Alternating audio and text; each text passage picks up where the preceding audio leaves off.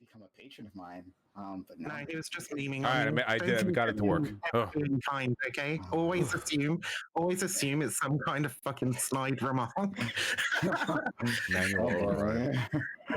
Assume malicious intent, all right? Yeah. Okay. Well, good to know. All right, but everyone else, you can, if you want to make me happy, want to cheer me up, you can maybe click on my Patreon link if I can type it right. In chat and maybe be a part, maybe a patron. All right. Show that you're better than Destiny. You can outclass him here by being a patron of mine. All right. He's giving me 0, so like all you have to do is give me $1. You've already surpassed him. All right. Thank you so much, every single one of you, for stopping by, to my audience and to the kind individuals who've come onto this panel. So as I was saying to my stream directly, is that we're going to have a discussion on responsible platforming.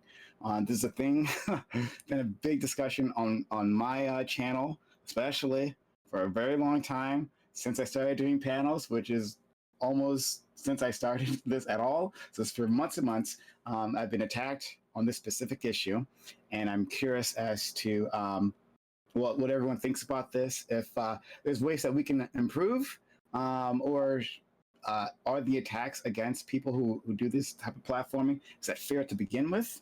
So we're going to explore all of that. All right, I'll introduce my guests. I'll start with Mix Vivian Wolf, who actually inspired all of this. Mix Vivian Wolf, thank you for being here, as always. Really appreciate you, friend.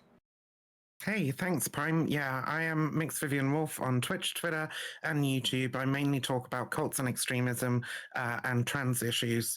And I do stuff around that area. Thanks very much for having me. Okay, thanks so much.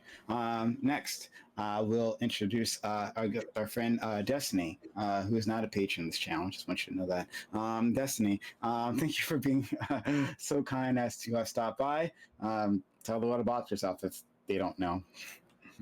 Hi, I'm Destiny. I have a far left, center left views on social issues and economics. Some people call me a sock dumb. Some people call me a Nazi. It is what it is. And I debate and do politics and philosophy online and play video games. Thanks so much. All right. Next, we'll go to Eris. Eris, thanks for being here as well, friend. Hey. Eris does a lot of work for this channel, and I thought she'd be a really good addition for this. Shout out to my producer, Spectre, for throwing her name into the pot. Eris, how are you doing? I am quite good. Thanks for having me here. Yeah. So basically, I'm Aristocracy on Twitch. You can actually my exact Twitch account right now is Aris on Discord, but it will be changing to Aristocracy soon. You can follow me on Twitter and everything. I first kind of, I guess, got into the debate world by debating Nazis in the Discord section, and I also created Calliopean Club. So you should definitely check out that server as well. I'm a history grad student, so I usually bring a historical perspective to things. But I guess like with this stuff, I've like owned a large platform for 3 years. So I've kind of like, had my ups and downs and gone through the same struggles. So I'm excited to get engaged with this topic. Okay, nice. Me too. All right, next, we will go to Fanatic. Fanatic, thanks for stopping by once again. How are you doing today? And tell me about yourself. Almost did not fix. I caught it before you said it. I'm doing absolutely freaking amazing. Let's see. I'm an ex-pro fighting game player, professional musician. I stream a lot of politics now, I guess, in video games. I probably have the best practical ear musically on Twitch. One of the best ears in the world. Wait, what? Oh, for sure. We can test it. It's quantum. Wait, what note is that? I don't know. Give me that. I'd have to play a note, and then after that, relative pitch, not even perfect. Careful, because there are some. I didn't say perfect on here. Oh, okay. I didn't say perfect, and then I also transpose very often, so it throws off my perfect pitch. But I actually, if you test me on it, I could like like literally with one note, I could probably have like literal perfect relative all pitch. right, That's okay, what it would be all perfect. right. But that's why I said that. I'm getting my hits in early. Sorry, go ahead. Perfect applicable ear on Twitch because I can like parrot things and play things back at like a professional level. Significantly. It's a really good pianist. I know, right? Anyway, my point being, so that's who I am. I'm a musician. I do politics and do all that stuff. Destiny's already coming for you, boy, bro. I'm a fan. Come on. I'm kidding. All right, yeah, that's me. You're kidding. You're not a fan. Oh, okay, I see. All right. I've lost more than one black friend over the N-word debate, so don't worry. I'm just kidding. I'm just kidding. I'm sorry. All right, Kit, what are we doing? Who's this? Okay. Well, that's the thing that's happening. Great. Last but certainly not least, we have Vaush. Vaush, thank you for stopping by once again to the channel so soon. Vaush, how are you doing today? Yeah, good. I guess I'm on Twitch now, so that's cool. Yeah, I'm Vaush. I'm currently the world record holder in the first to the finish Bloodborne playthrough. So far, I don't think anybody else has beaten Margot's Wet Nurse, so I'm at that level, and I guess other people are lagging behind. No deaths, of course. It's been fun. Every once in a while, I talk news. You know. Seriously? Oh, like from time to time. No. The Bloodborne thing, like. Yeah, nobody's beaten it. It's crazy, right? I'm so far below you. I don't even want to. Oh, I don't even want to talk about it. Oh God. Maybe I just need to put time in practice. Okay, I don't want to discuss it. All right. Use the dodge roll to roll out of the. They call them damage zones in the community when they do the attack. Ah, okay. Dodge rolls, thanks. Really? All right. I'm going to write this down. All right, moving forward. So once again, thank you all. So we'll start with like the basics, right? Like what is responsible platforming? What do you all think? Opening statements? I don't know. Well, it's less of an opening statement, but you can do it that way. Sure, go ahead. Mix them off. Awesome. Climate. Fuck yeah. Okay. So, in the anti-fascist community, it is almost a mantra that we do not debate fascists. We consider their views beneath contempt. But it's not just an emotional response. Deplatforming works. It works to curb the ability of hate mongers to recruit and organize. It tanks the followings of extremist internet celebrities, and it detoxifies community spaces and protects people from harm. In this space, there's a large social pressure to debate people from as far across the aisle as possible in order to create a spectacle which is popular for entertainment. Mainstream media has often fallen prey to these motives in platforming extremists like Richard Spencer and Milo Yiannopoulos. And the content creators here will tell you their work de-radicalizes or otherwise pulls people away from the far right. While I have my own problems with these claims of de-radicalization, there is no doubt that some people are dissuaded from further radicalization partially through what is effectively the countering of far-right propaganda, which the two larger content creators here engage in regularly. That is a social good and an integral part of anti-fascist work, but it does not need to include the far right to do it. They will tell you that a direct argument with an extremist personality gives access to their audience of that celebrity, and again, they're right. But it also gives their audience access to our communities, an incentive to enter into them and potentially recruit or do harm. Here in Twitch Politics, we are a massive interlocking communities with overlapping membership, and it is home to many marginalized people who have found a home among the major followers of major content creators like Destiny and Vaush, and who would be prime targets for the violence of far-right extremists. Also, an argument or debate with one of these extremist personalities encourages further from smaller streamers and community members, and the results of the wave of debates with hate peddlers are unpredictable and sometimes disastrous to the point that international investigations have taken place. A win for me, although unlikely, would be to convince either one of these large content creators or a majority of the Twitch community who can then place pressure on them that we ought not debate a person whom the broader community already accepts as trafficking in hate, or someone for which a good case can be made for their status as a hate peddler without their presence. Instead, I would like to see this community become aggressively anti-fascist and pursue the only path which is proven to reduce the harm that hate mongers can do within communities, that of being aggressively anti-fascist and so aggressively deplatforming any person who the broader community agrees traffics in hate. I'm not nearly that prepared. I'll make sure all of you. I'm nearly that prepared. I didn't know that we had to prepare opening statements. Well, you better start writing. Yeah, I wrote one down. Wait, you all didn't? Wait, you didn't bring your notes? God damn it. Okay, but Mixed Vivian Wolf impresses as always, even if I may disagree with you on some issues. But thank you, Mixed Vivian Wolf. All right, if you want to go next, Vaush, go ahead. And thank you for the support I'm seeing with Hype Train. If you could continue that support, that'd be awfully kind of you. All right, please. Yeah, so I think that platforming and deplatforming aren't exactly equal and opposite responses that people like us are capable of taking, because I can't deplatform anybody. Twitch can, YouTube can, Twitter can, but I don't have the ability to remove a person's platform. Now, deplatforming done selectively and for good reason, completely agree with it. I'm 100% in favor of that. But I don't think that there's some mutually exclusive dichotomy between wanting to deplatform X or Y, but also being willing to engage with those ideas. There are a lot of really weird fears that leftists have about engaging with our opposition, which is unfortunate because our opposition is stupid. If you're arguing with fascists, their arguments fall apart like this, like it's 30, 60 seconds. They make themselves look ridiculous almost immediately. Even the most intelligent fascists and neo-Nazis usually end up tripping over themselves if you can manage to talk with them for like 15 or 20 minutes, you know?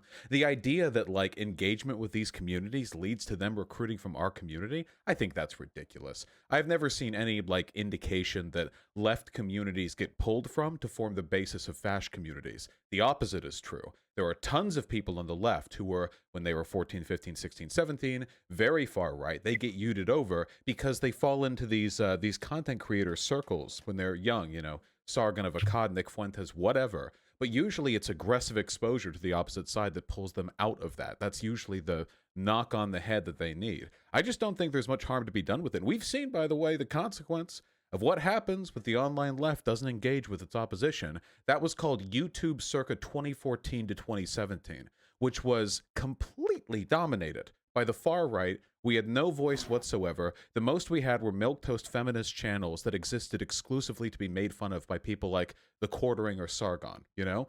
Getting into what we've been doing lately, aggressively challenging these ideas, has been to our benefit. And we've never enjoyed more powerful and, you know, prestigious influence in these communities. So I say we should take advantage of that while we can. Don't worry about platforming fascists. Worry about platforming them irresponsibly. If you're going to bring them on, make sure you've got a good argument, you know? If you can't debate too well, maybe don't have them on.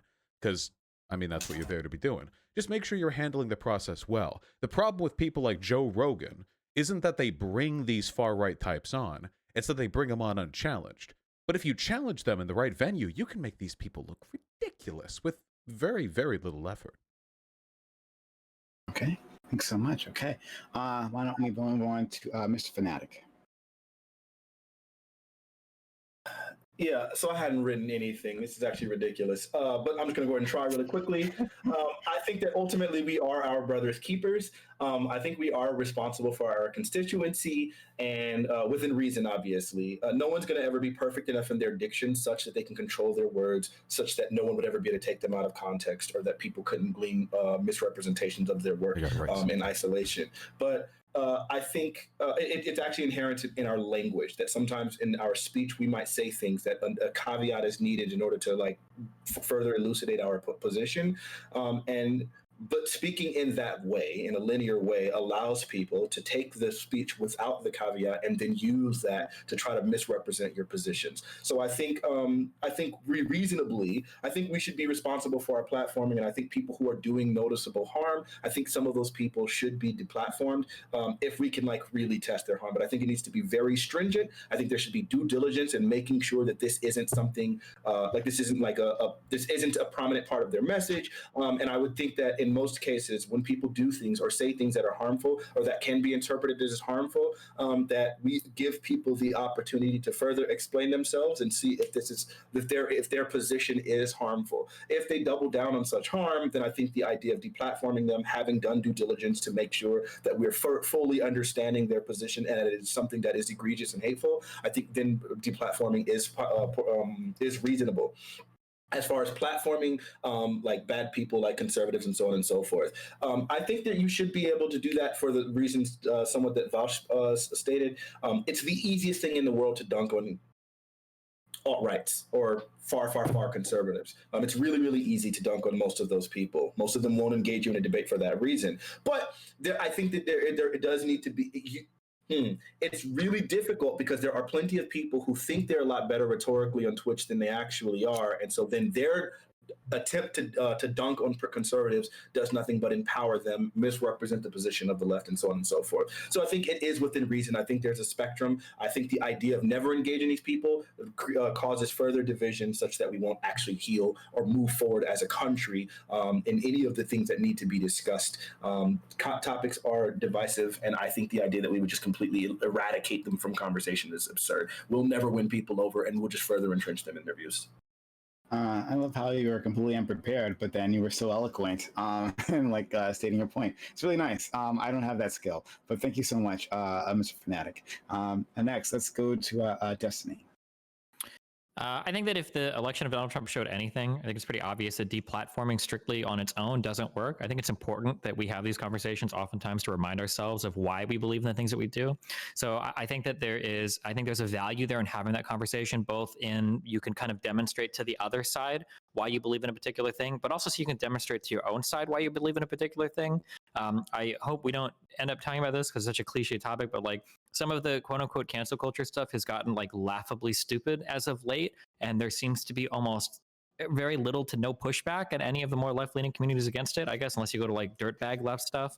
I'm thinking very specifically more recently about that Vogue editor that just got like kicked out of her job because of the dumb shit that she tweeted when she was like 17 years old. Yeah. So I think that the conversations are important because it's good to have that counterbalance there just to keep ourselves honest so that we understand the arguments. It's good because you can pull people over from the other side into your own arguments. And I think it's kind of been demonstrated that just strictly deplatforming people over and over again doesn't seem to work because a lot of this like kind of undercurrent of, you know, racist thought or hateful thought still seems to exist despite the fact that we've been like deplatforming it at record levels, that more than we ever have been able to in the past.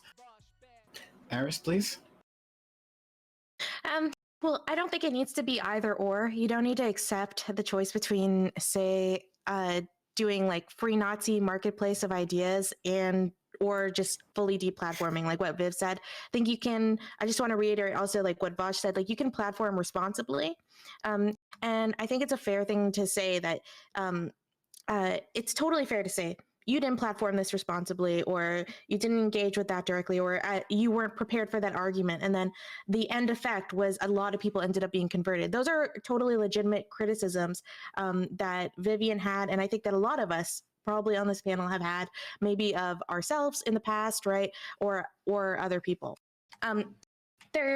But I've had like the both stories, and I'll be happy to get into it like in a bit. But there have been situations where, say, like I debated someone like JF and I didn't feel that good about it, or there were situations where I platformed on CC someone like Posey Parker, right? It's like a notorious TERF. I got so much hate about it. The end result of because I think we platformed her in a really responsible way, you know, like just making sure that the trans people in our community felt safe beforehand, doing a lot of trans educational content beforehand, preparing people on how to engage with TERF narratives. The end result was that almost all the TERFs I had met on the server got their mind changed. It was pretty fucking fantastic.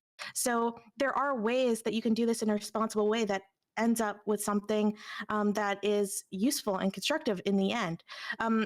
However, the other side of that is that you need to also be honest with yourself when you don't have that ability to be able to platform responsibility, because it's really, really hard, especially with complex issues like Holocaust denial. It's one of the reasons why I don't always allow Holocaust denial. I don't allow things like race realism, because to battle those things, you actually often really need to be very educated on those issues. And it's just, I don't want to just leave that up to like the mob or just me on a random day to be able to counter, because you might not do that in a responsible kind of way. So I guess I'll state my piece on this. So I didn't start Twitch with the idea of doing panel shows, which is what I do constantly. Not at all. I just started Twitch, and I took the most interesting news stories of the day, talked about them, gave my opinion on them, and then I turned off the camera because that was it. I kind of just fell into this. But when I did, I figured the best way to do this, right, was simply to let everyone be able to state their case, make it so that everyone felt comfortable in my channel, and just try to create an open environment. What that attracted, especially in the early days, was definitely a very, very wide range of opinions. Not so much now. It's not as wide as I would like it to be, but still, like I'll stay with the same mission goal of creating an open environment because I think there's value in it. Hearing all these different voices when people don't agree with you, because we get trapped within these echo chambers, right? Every so often, we have people who come onto this platform who are problematic would be the the least of what we could say about them. But what I'm very proud about is that when that does happen, since we have such a wide array of voices and so many different minds here, that we can tackle pretty much anything. Right, pretty much anything that's thrown at us, we can handle it on spot. Or I can just DM someone who I know can handle an argument that maybe I can't, or and whoever's on the screen can't, and they can come in and they can directly counter irresponsible narratives. So I think that's the best way of handling this. I like what some of what Eris said there, and that, like, making sure that you have people around, you have the tools around to be able to make sure that your platform isn't being used to spread misinformation or hate or whatever. So that's what I try to do here. However, not everyone agrees with this mission. Right? I'm told that having open forum is amazing, and people will congratulate me on this, right? But that's only when there's 10 liberals or leftists against one conservative, and we're really destroying that person, right? Like making them look like a fool, right? But when you have more than that, more conservative, more of an honest mix there, right? And you have people who simply won't back down, who won't be intimidated by a bunch of leftists, right? Then that person, well, it's clearly irresponsible. Why is this person here, right? I've literally lost friends over the way I've run my channel. And so, I wanted to just have a deeper dive in this conversation, find out, well, maybe I am doing something wrong. That's a possibility. Or maybe it's that people don't actually want an open forum. Some people don't actually want an open forum, and simply want to have their ideas confirmed. And when there's foreign ideas that come to the mix, they want them squashed, and the people who spread those ideas completely embarrassed. So, okay, so let's just get into this. So a couple of points that I noted there. First off, Destiny said something about Trump being an example that deplatforming doesn't work because he got elected, but he got it supports my argument because he got something like $5 billion worth of free advertising from the media constantly covering him. And although that was in a negative light, although that was constantly mocking him and making him look fucking stupid, he still wrote that free advertising to the White House. To be clear, my argument wasn't that necessarily that Trump got elected. My argument was that undercurrent of thought that would allow him to get elected seemed my problem is that I don't think I will speak for myself, and I will speak for every other left-leaning person in this country. I don't think anybody thought that somebody like that could win an election in 2016 in the USA. There was no way. Yeah. That seemed like impossible. I did. And the fact that he just, I'm sure, the fact that he soared through that with untouchable problems, I think demonstrated that okay, well, maybe it's not just enough to screech racism, bad racism, bad race, bad over and over again. Maybe you have to take these discussions a little bit more seriously. That was kind of the point. Not obviously Trump got a lot of free publicity and everything, sure. And I agree with you about not just you but other people who mentioned it on the panel about frivolous calls for deplatforming, right? You mentioned the lady that was getting fucking fired for some thing she tweeted while she was a fucking teenager. I think that's fucking I think that's fucking bullshit, obviously. I'm talking about people who the broader community has agreed are literally peddling in hate, trafficking in hate, right? And that they're currently doing it, not that they said the N-word playing fucking Fortnite 20 years ago or whatever the fuck they would have been playing 20 years ago. That's somewhat nebulous, though, right? Because like the second you start saying, like, for example, the terminology you use the thing that the broader community accepted is someone is trafficking in hate. That's going to be very, very different for different people. Like I feel like there's a lot of times, even when it comes to like trans issues, where specific people are deplatformed for saying things that are responsible and reasonable, like in a given field, and then like the trans community reacts in a specific way. And typically, just on Twitter in general, you'll find that there's a lot of stuff that's really pushed here that's so absolutely ridiculous that it's like, wait a minute, this isn't a genuine conversation here, and it would never be had in anywhere besides Twitter and online Twitch spaces, right? Or Discord, right? Like it's only online, only from these like young children who don't. I think to be clear on this, I think you should really qualify that with an example, just to be clear on that. Okay, so for an example of that, there's this like going around position where people say things like, if you're a straight man who won't date a trans person, or a straight man who won't date a trans woman, you're a transphobe. And I think that in and of itself sounds a little bit ridiculous. Now, will I say that's not a broad consensus among the trans community at all. And in fact, like, that's a very hotly contested issue. There's only really being discussed because of a turf conspiracy theory about a Planned Parenthood meeting like fucking 6 years ago or some shit, right? Like, the conversation's only being had in reaction to propaganda, hate propaganda being spread about trans people. But I agree with you in general, right? Like, that where the line is drawn and understanding what the broader community defines as like somebody who is, somebody who makes their profession trafficking hate, like that's something that can definitely be discussed, like as to where the line is. But I think that the easiest way to work out who ought to be deplatformed and who ought not be deplatformed is to have this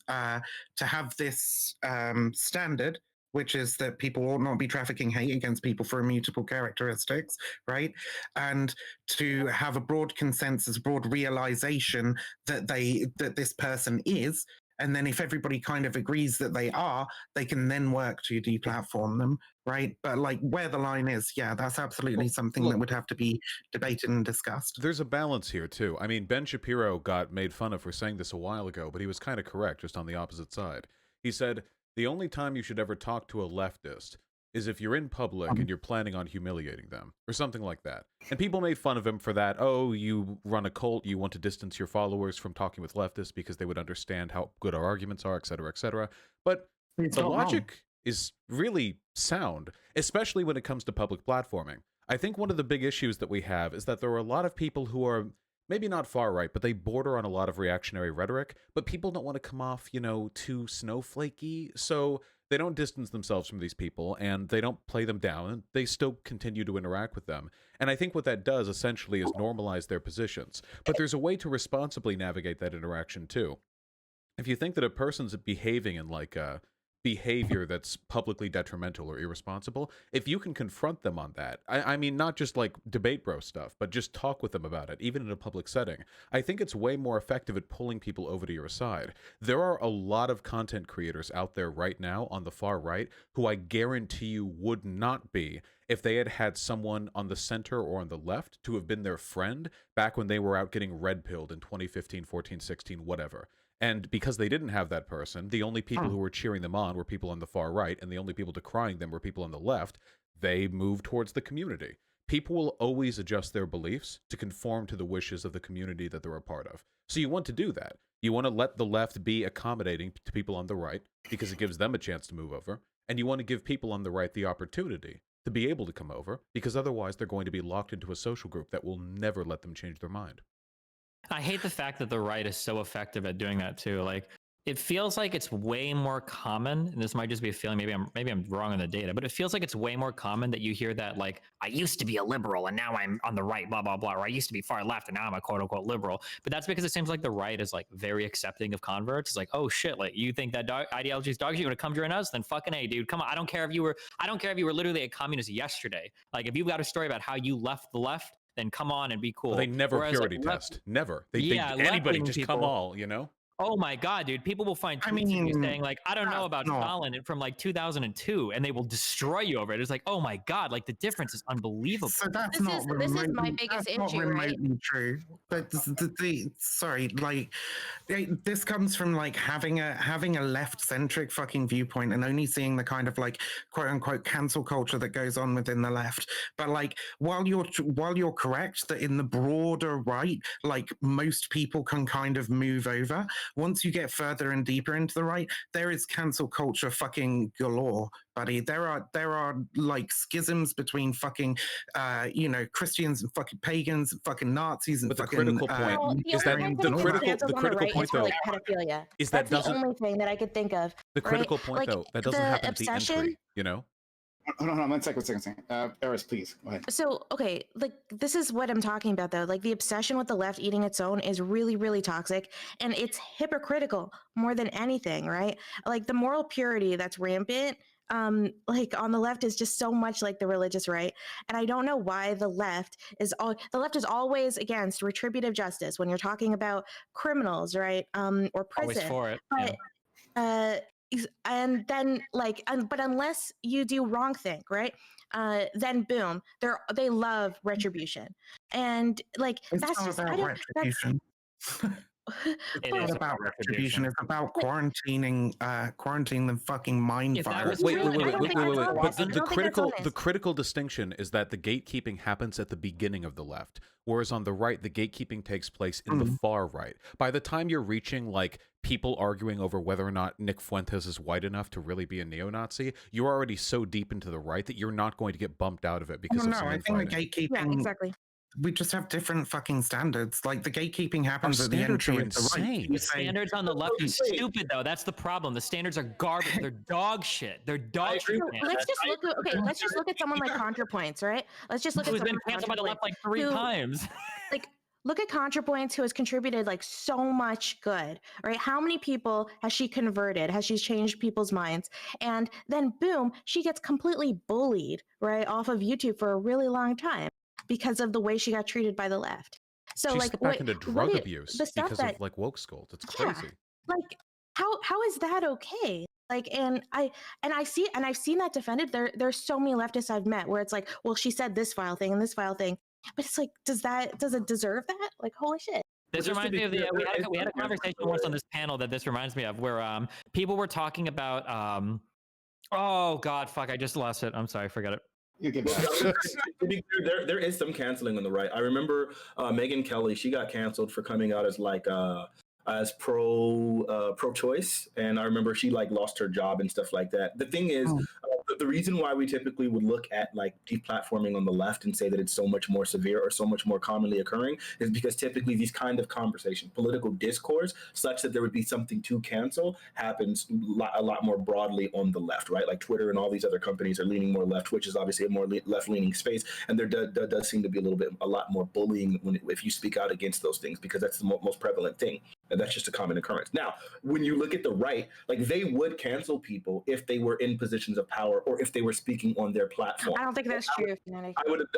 For example, if you were to go on to go onto Parler or something, things like that, yeah, you would get canceled pretty hard. They would let you on there. That's not true, though.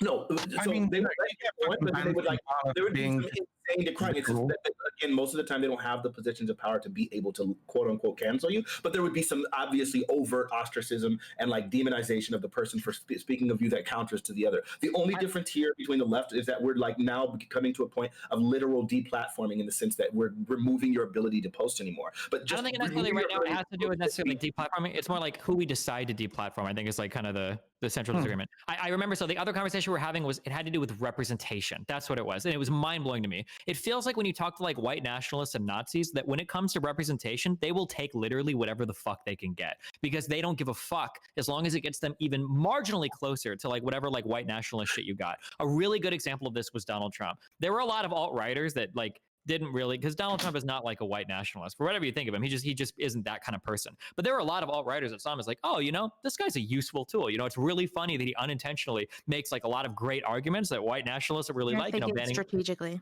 Yeah, yes. And then there's a whole load never thinks and strategically. and people on the right are so much more strategic about who they support. And then meanwhile, on the left, people will argue that like we need to delete like fucking Pocahontas from everything because it's too offensive. And it's like Joe Biden is like a literal fucking Hitler. And it's like, oh my God, like the dichotomy. I spent so much time in right-leaning communities where they are so crafty and they're so strategic on who they support. But on the left, people will just like cancel you over the. Well, the dichotomy is social spaces versus advocacy spaces. Okay, one time. Go ahead, Vivian. The further you go into the left, the more I would say responsible people get with their fucking platforming. It's when you're fucking talking about like the vast majority of people you would consider to be vaguely on the left, right? Like liberals or Democrat voters in the United States who like basically will just fucking champ at the bit to like cancel fucking anything for like almost any infraction. You're absolutely right. Like at the fucking entry level to the left, there's a real fucking problem with extremely frivolous attempts to deplatform. Yeah, the distinction is social spaces versus advocacy spaces. I feel like a lot of people on the left, they only want people to be added to the left if they could be friends with them. It can't just be that they have shared political goals or that they're traveling in the same direction or there's some kind of broader ideological objective they're trying to achieve. They have to be comfy. They have to be someone they could be friends with. But that's not how political movements work. You can hate people that you are political allies with. You can find them uncomfortable in certain respects. You can find them problematic. But if they're pushing in the same direction, that's what does it for you.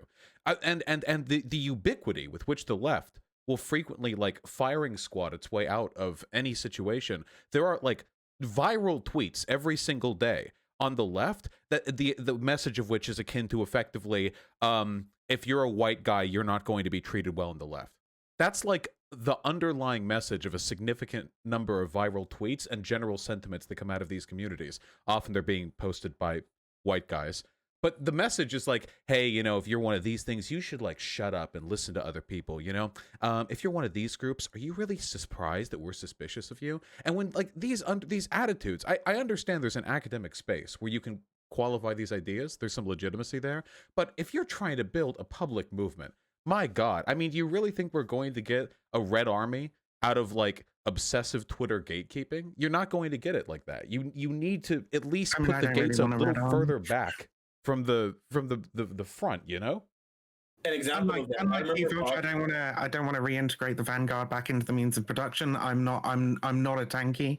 I don't want a fucking red army. Okay, it was a euphemism. I mean a popular political movement to achieve change. You're right. Like fucking idiots on Twitter and shit are fucking idiots on Twitter and trying to communicate complicated academic discussions about like responsible platforming, about like critical race theory and race relations and so on. Like that shit, they take it in really, really fucking stupid directions, and like they shouldn't. I don't know what you want me to say. I'm not advocating. I'm just saying, like, we can work on that. We should improve on that. Yeah, we should. What I'm confused about, though, is that, like, I actually agree with you, right? That a lot of things should be deplatformed. I believe in that concept, at least in certain instances, right? It's just, I guess, like, the way I've seen you do it, like, you're talking about, like, this Twitter left as if it's, like, such a far thing. But I feel like you've participated in that in the past. Right. Like, I mean, even the other, like a few weeks ago when I was talking to you about being put on a unicorn riot list, right? You like defended it because I was like Nazi adjacent or something, or I was like Nazi adjacent to someone who's Nazi adjacent. Because you were talking about it as a list, like some kind of fucking hit list that you were going to get some kind of like really horrible shit happen to you from, when actually all that was happening is people who investigate extremism were fucking drawing up like a list of contacts between like essentially Doobie's server, which has contacts to like actual fucking extremist groups and shit, and the other kind of contacts that server had, and you happened to be in that sphere, and you reached out to them, and you went, "No, I'm adjacent to someone who's adjacent, who's adjacent to someone who's adjacent," and nothing happened. It was like a fucking investigative thing, as far as I can work out. I get death threats from tankies all the time. Happens to be friends with somebody who happens to be friends with a lot of fucking Nazis. Are they maybe a Nazi? We don't know. Let's have a look.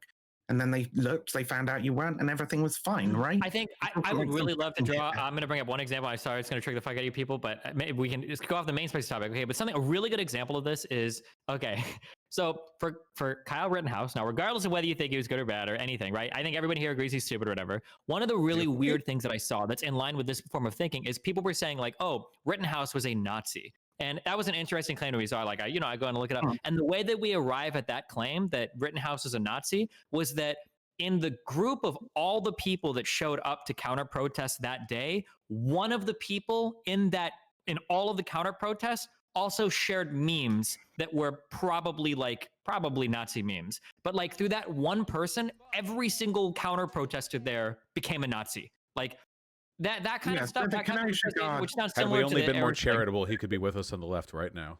I don't think hold on. No.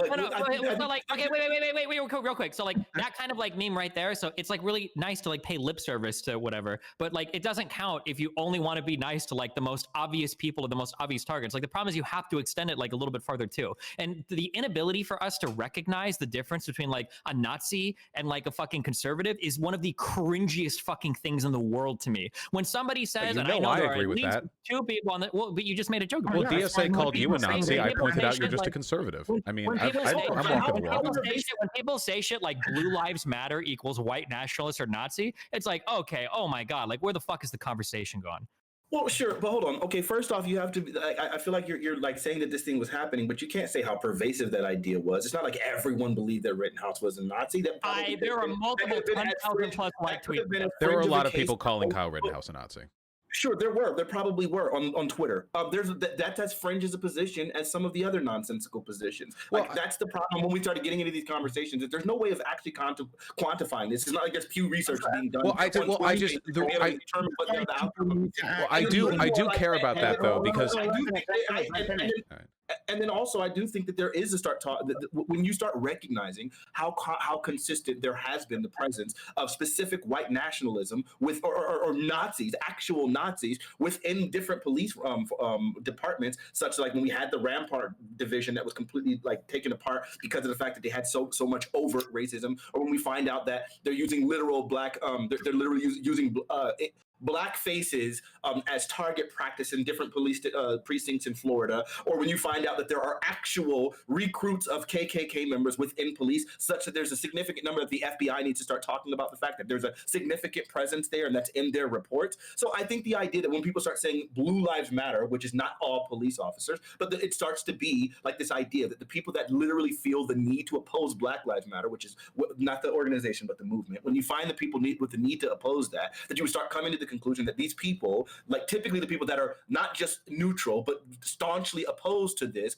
would probably be more likely to be akin to some of these other groups. I'm not going to make the statement that anyone that says that phrase is automatically a Nazi. I think that's ridiculous. But I don't think that's probably the argument that people are saying in the first place. I think that's we just have to be careful with the labels, because if we go nuclear with every label, then I think like a third of the American population is a neo-Nazi, and at that point it doesn't mean anything to the people we're trying to dissuade.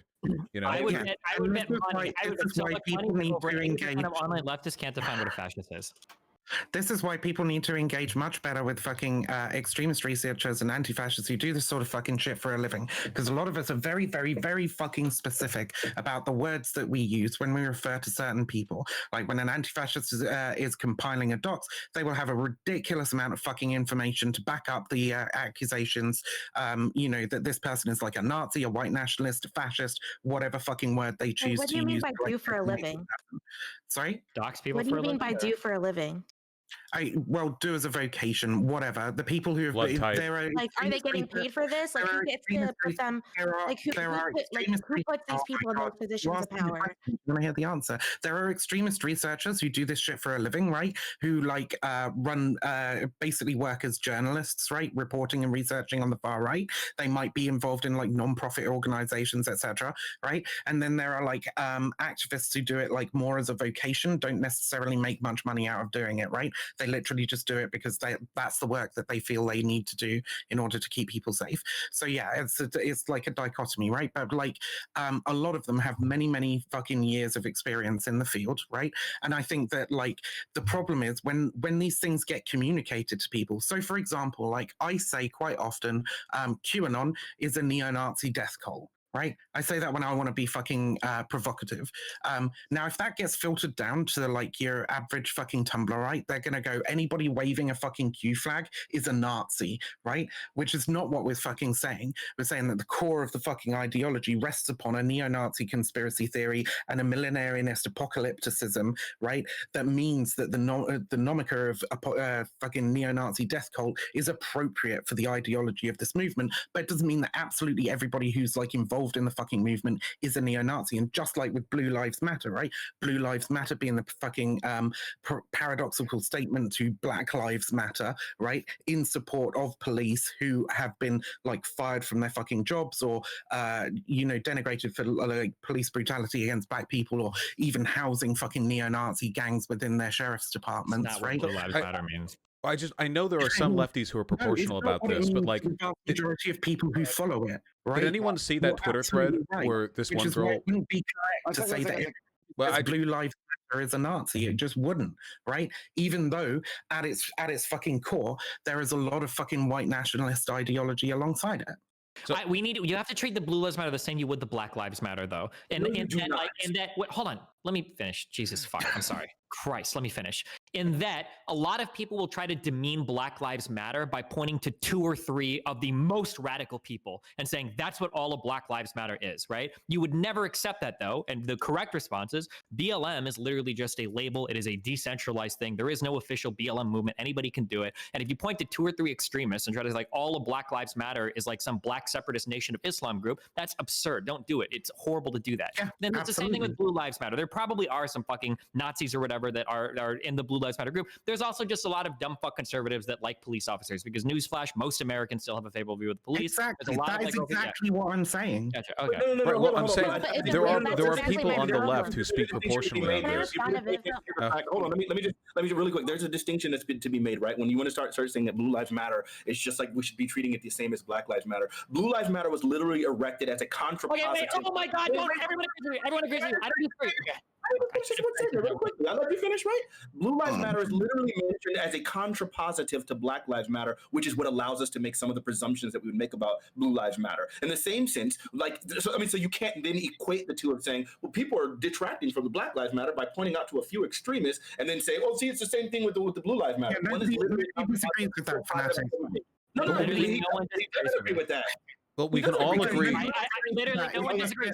Obviously, Destiny, response quickly. I'm sorry, I shouldn't have phrased it correctly. I phrased it incorrectly right now, the optics or whatever. I understand. Nobody thinks that Blue Lives Matter start off the same as Black Lives Matter. The purpose of nobility or whatever, both groups, is obviously completely and totally different. Everybody obviously agrees with that. I'm just saying that we don't paint every single person in a particular group as broad as Black Lives Matter or Blue Lives Matter with the same brush. Not every single person that joined Blue Lives Matter is thinking like, I want to go protest BLM and I hate fucking BLM. A lot of people are just like, oh, well, I like and support cops, so sure. Just like the people that slap the fucking I support. This is literally what I just said. I want to get on Eris, then Vaush, please. Okay, but Viv, exactly what you were saying, right? About the fact that this was like this wasn't an official organization, it's a larger movement. Okay, and I think the words that you used earlier before was that it was from the ground up, and but that's exactly my problem with it, is that who are those people? Like you said that they were journalists, right? And I think you consider yourself a part of that. Like there's no like oversight of who gets to be a part of that. So why is it okay that they have so much power in their hands like that? They can do things like, collect lists about people, which you said was investigative. It was a doxing list, right? And the list I got put on, it had nothing to do with being friends with Doobie. I got put on that because I had to ban someone from my server, and they used the fact that they were in a power position in Unicorn Riot to give me shit. So and that's exactly my point, because they're not like this proper organization. Wait. If that happened the way that you're saying it happened, it shouldn't have fucking happened. And whoever fucking did that is a fucking asshole, all right? If they did it like as personal revenge to you for getting booted off their fucking Discord server, that's a fucking dick move, okay? And you're absolutely right. But like when somebody produces a fucking docs, like the evidence is fucking there for anybody to look at to determine whether or not this person actually is a fucking white nationalist or whatever, right? Like this isn't like, oh, we just say this. But who gets to decide if that evidence is legitimate? Who gets to decide if that? It's like there's just no oversight there. It's just mob rules. Whoever gets to fucking look at it gets to decide whether or not that evidence is legitimate, and you can investigate evidence. That's the kind of knowledge that has led to so many people believing the Holocaust didn't happen, right? Like I don't trust those people to just like look at that evidence and somehow come to some the right conclusion. Okay, We wait, should wait, really wait, find please, out. please, This hold is on. the Nobody. ultimate dishonest tactic is when you bring up like, well, here's a massive list. You can do the research on your own. Check out my pastebin with 72 links. Like nobody looks at it. Everybody just Nobody looks at the. Please, Vaush. Nobody looks at the evidence. There are maybe a select group of lefties who actually care about that. The vast majority of them do not, okay? The vast majority of people form their political opinions and others and their affiliations by reading 1 or 2 Twitter headlines and then running off on them for the rest of their lives. I mean, for God's sake, did any of you see that it was that youth staffer for Kamala Harris's political campaign, and it was some TikTok dance or something, and people quote tweeted it calling her a war criminal. This girl, like this kid who worked with the campaign, these lefties were calling her a war criminal. She was like 19 or some shit. Yeah. Like nothing. No, No, people do not engage. You're just making my point for me. And well, people don't engage in a proportional. Huh? You're just making my point for me that like the the profession or vocation, whatever the fuck you want to call it, of doing this kind of anti-fascist work, of categorizing, following, and reporting on far-right extremism ought to be something that, especially you as a fucking lefty, should be pushing more to your fucking leftward audience, right? Wait, hold on. The consequences of pushing categorization and definitions. So just to be perfectly clear, fucking liberals on Twitter aren't the consequences, Vivian. Calling them Nazi. The consequences. Wait, holy shit. The consequences of telling my audience of hundreds of thousands of people to go form Doxx lists on people they think are Nazis would not be positive. Okay? No, stop. Hold on. There are different places for different groups of people, okay? You can do what you do. That's good. That's great. But for larger audiences, the fact remains that generally speaking, engagement with these ideas is going to be limited to performative social media shitposting at best. And if you're actually doing that, you should probably do it in a responsible way. Now, a lot of people on the left don't engage in it in a responsible way. I get called a Nazi from these people, for fuck's sake. I don't even know what these words mean anymore. The more I do this and the more I engage with these people, I feel like it's actually much better to completely ignore labels and identifiers and focus exclusively on actions and ideas that individuals hold. Because the fact of the matter is, you talked about people waving a QAnon flag. Let's talk about storming the Capitol, you know? A good portion of the people who stormed the Capitol, probably legit neo-Nazis. If they could have put a bullet in Pelosi's head, they probably would have. A lot of them were probably just LARPing dipshits who were running along for the ride. If you had the opportunity... We've got to be really careful about how we classify them. Wait. Then if we're not disagreeing, then you don't need to interject to tell me we're not disagreeing, Vivian. So, wait, chill. Vivian, let me finish, please. So, if you're actually engaging with an individual from this group, or you're trying to take down their ideas, or God forbid, if you're trying to platform them, I think it's probably easier to ditch the identifiers and just stick to whatever it is they personally believe or what they personally do. And I think that would fix a lot of the problems that we're having right now, both with platforming and with appropriately assigning identifiers and labels to people. Yes, true. I'm glad we all agree. Thank you. So my point is right, that by engaging with professionals who actually do fucking research this shit, and some who have been doing it for fucking actual decades, right? We can gain a better understanding of what they believe, right? Because these signifiers, these labels, as you're talking about, actually signify sets of beliefs, right? When we say somebody is like a fucking civic nationalist or a Western chauvinist or a fascist or a Nazi, I don't disagree with the validity of these terms in a vacuum. I'm just saying that most people don't engage with that. Nobody has ever been canceled online or offline because of the dedicated research of a collection of Antifa super soldiers. Okay, I love you, I love the work you do, but it's not how these things play out. Regularly. They have and are regularly. People lose their fucking jobs. They get fucking driven out of their fucking communities, right? People get fucking removed from positions of power within the police and the military on a regular fucking basis because of the research of anti-fascists, right? This happens on a regular thing. I'm not discrediting it. Just nobody was talking about the individual research of anti-fascists. From power because of the fucking leaks from Iron March forums, right?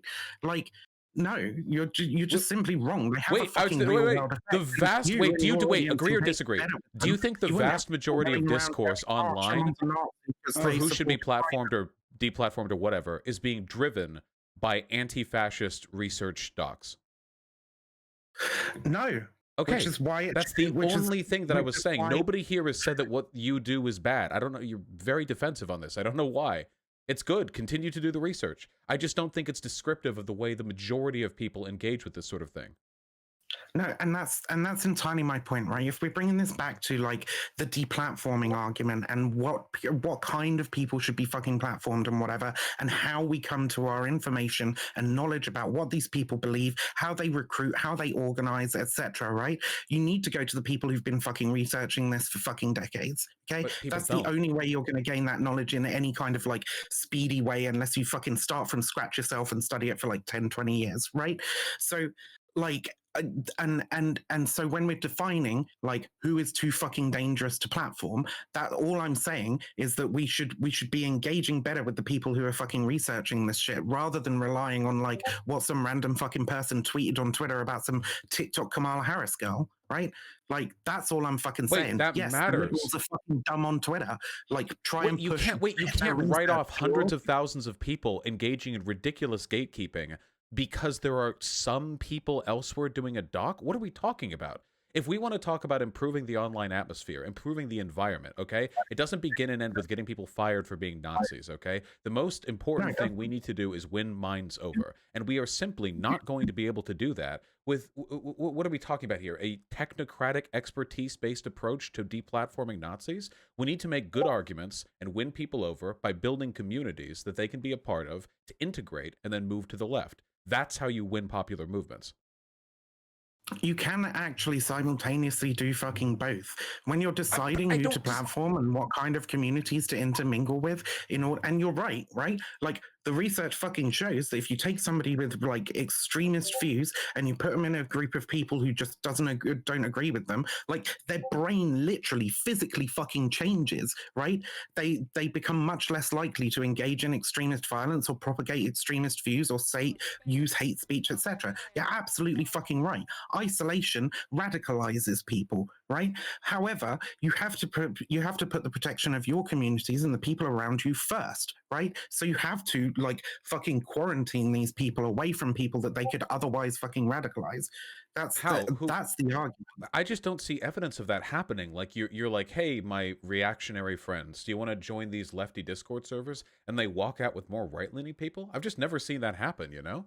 I really do think that once you see that happen, this seems like complete fucking speculation. It can happen. I don't know. I've been a part of this community for years. I'm loud online. What do you mean? It's anecdotal. I just don't see it happen that much. I think that we have a much more we're much better at pulling people over in our spaces. You have some random moderate people in your fucking Discord who you don't speak to, who've never spoken to you, right? Who sit in one channel in your Discord for a few hours a day with a couple of Nazis, and eventually they leave your community. You've never spoken to any of these fucking people. What? You don't even know who they are. Wait, so you I don't know what we're referring to right now. Statement. I think it's absolutely possible that some people do end up going the other way. It really just depends on the type of the debate. I think that if you kind of dive into the online discourse, I think you can kind of get a feel for how people will go based on the conversation you see. You have to watch like your own forums, and then you've got to watch like the adversarial forums or the opposition forums. And you just have to see like the general gist of it. If you have a conversation with somebody and you're seeing a lot of doubt on the other side, and this doubt is in the form of like saying like, oh, well, for some reason my debater was a cuck this debate, blah, blah, blah, blah, blah. Like that generally bodes well for you. If you see like a lot of doubt expressed on your side, then that generally bodes not well for you. So it just depends really on your performance time and time. Also, the right does not worry about this. The right never worries about this. I'm sure that some of Nick Fuentes' fans probably came from me at some point. Some of Mike from PA's fans probably came from me at some point. Like I'm sure that there have been other extremists that have blood fans. The two Nazi, streamers. Yeah, but I mean, like you have to do your best. But like one general trend of this conversation too, and I know that the response is going to be like, oh well, we can do both, which I agree. But it feels like right-leaning movements are so much more constructive, and left-leaning movements are so much more destructive. Like in my idea, like a right-leaning movement is people going out and finding out how many people they can radicalize, and left-leaning people are just like, how many people can I go out and destroy and keep from being de-radicalized? Yeah. And I feel like you're always one step behind when your focus is on destroying other groups. Yeah, no, we absolutely have to do both. Absolutely. And the right never worries about the inverse either. I consistently advocate for like community organizing, community outreach, and all that sort of fucking shit, right? And not fucking like just shitting on random liberals because like your mum and dad are probably fucking liberals. 90% of the fucking country is some dipshit fucking liberal, right? Like I completely fucking agree. I just think it's important to remember that right-leaning people are not saying, hey, make sure not to let any lefties in our Discord servers or they'll convert people, you know? They don't do it. They have a way more laissez-faire attitude towards this, and they're able to recruit way more effectively. I think in large part because they don't worry about it so much. They don't have a stick up their ass. Bullied the fuck out. Well, they don't have a stick up their ass about this. Too. But that happens in right spaces all the time too. There's plenty of right-leaning people. Yeah, that's what I would say. Specifically, won't come into these conversations specifically because of the fact that they feel like they're just going to get bullied. And what the argument is whether or not that's beneficial, whether or not that's harmful. But like simply pointing out that left people going to the right, that doesn't like actually benefit your argument at all. Furthermore, the way someone said it in my chat, which I thought made a lot of sense, is they were saying that the right, the left does purity tests and then the right does impurity tests. And it's pretty gross. If you really look at it, like it's almost impossible to line up with the exact definition of what some leftists feel is like appropriate. And then no matter what, you end up getting canceling just like for literally having even a small disagreement on a specific issue. And I think that the left is significantly more hard-lined in this. Like you believe the way we believe here, or if not, there's a label thrown at you, and then that's it. And they're like Nazis. Right, you're either a Nazi or a transphobe or a racist or a homophobe or whatever other label, right? Or whatever. So like, there's always a very cute label that we just have for any person on the right that disagrees with us that just literally kills the conversation. There's no engagement. And then furthermore, I think there's literally the other part that's so toxic about the left's cancel culture and like deplatforming status is that most of the time there's literally no way, like there's no path for reconciliation. There's no path for like rehabilitation. It's always just, nope, this person said this, they believe this, and that's it. They will never reach out again. It's over. And so then there's like actually, so then what it causes is people just to feel like, yo, this is just toxic. And so now people just hide a lot of their views while still maintaining them. And the conversation isn't moving forward. And we're just hoping that the left is more powerful. If they're hiding their views and sitting in a community that does not agree with those views, the research shows that they would be like swayed towards our position simply by existing in that fucking space, right? If they're just sitting there not fucking saying anything. So like we need to make more friends with right-leaning people.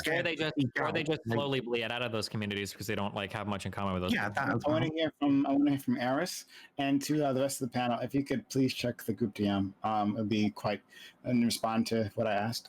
Thank you. Go ahead. Okay. Well, if we look at like say an issue like Holocaust denial, right? One of Vaush, I think you mentioned that when you bring up a lot of these people's arguments, they're very easy to break down, but it totally depends on who you're engaging with. Like I have met some Holocaust deniers that are incredibly effective at using their rhetoric skills, argumentation skills, like all of that stuff to make their point seem incredibly effective and really, really smart. I've met them on Politics Server, plenty of places. And if you're not armed with like the right tools, with the right amount of evidence, and you're not prepared to engage in those arguments, it's very easy to fail in them. And I wouldn't even think that someone was being stupid. Yeah, so they always know like, something, that's why... some little fact, some piece of information. Exactly. Yeah, and they could make it up too. If they just make something up on the spot, you have to be like, I didn't heard about that. I guess I'll look. It's like they can completely throw you for a loop on that one. Yeah, and this is why I've like, it's one of the few issues that I have, I guess, quote unquote, deplatformed on CC because of how much I just don't trust the average person. No fault to them. I just don't trust the average person to be able to engage with it. I know historians that have challenges engaging with it unless like they specifically have focused on Holocaust denial itself. So the solution that I found with this, and Viv, like this is what I wish more anti-fascist groups would do, is I created like an entire doc and resources on how to engage with Holocaust deniers and how to defeat their arguments. And it's something that I just spread amongst CC. And I just like wish that the anti-fascist movement, and maybe they are doing this and I just haven't received it, but I think that would be a super effective way to send it to content creators, to send it to anyone who has platforms, right? So that they can engage with that stuff in a responsible way. Yeah, countering anti-fascist propaganda is an incredibly, countering fascist propaganda is an incredibly important part of anti-fascist action, and it's a good thing that most of the people on this platform, on this panel, already do. And I'm no way like denouncing our ability to talk about these issues and to like explain why these fucking opinions are stupid. Like that's something we should absolutely be doing. Yeah. Well, that's awesome. So we're all in agreement then that platforming is okay if you do it responsibly, and that the left really needs to take the stick out of its ass when it comes to bringing Well, I people mean, over. the point is, right, like when you have somebody onto your stream, right, and you argue with them and they're like fucking neo-Nazi or whatever, the results are incredibly unpredictable. You think that like responsible platforming means being able to just like make them look like a fucking idiot, right? But just because you think you made them look like a fucking idiot, that doesn't mean that other people think that they look You got to like be a good at fucking what idiot. you do. You got to be cool like me, and then it works. It's simply engaging with like a big fucking name content creator or whatever can give like somebody prominence and fucking notoriety within their own fucking movement. It doesn't matter whether they win or lose the argument at all. It also allows their community to come into contact with your community, the results of which are extremely fucking unpredictable, right? Okay, but I would have. Wait, what? How is it unpredictable? I feel like there's a pretty predictable result when I argue with fascists. And sometimes have actually resulted in international fucking like investigations into neo-Nazi terror groups who have tried to fucking dox like mods of people's fucking discords and shit. I've been a member of like 2-3 de-radicalization fucking discords that were set up during my period where I was like, maybe we can somehow set up like this kind of like safe space for de-radicalization without any of the experts being fucking involved. That did eventually devolve into international fucking like investigations done against responsibly, like neo-Nazi terror groups. I mean, we know they're scared of this stuff. Like, most people aren't capable. Just so that we're clear here, most people aren't going to be as rhetorically proficient as you are. So the idea that like we can already pretty much assume if you get in a conversation with a Nazi that we know the outcome, that's I believe that in almost every case. I believe the exact same thing about Destiny, but. I would say 85% of Twitch streamers outside of YouTube. I don't feel that same way. I'm not going to go ahead and just. Well, yeah, but the thing is, and this is what's important to remember: there will always be lefties for people on the right to debate.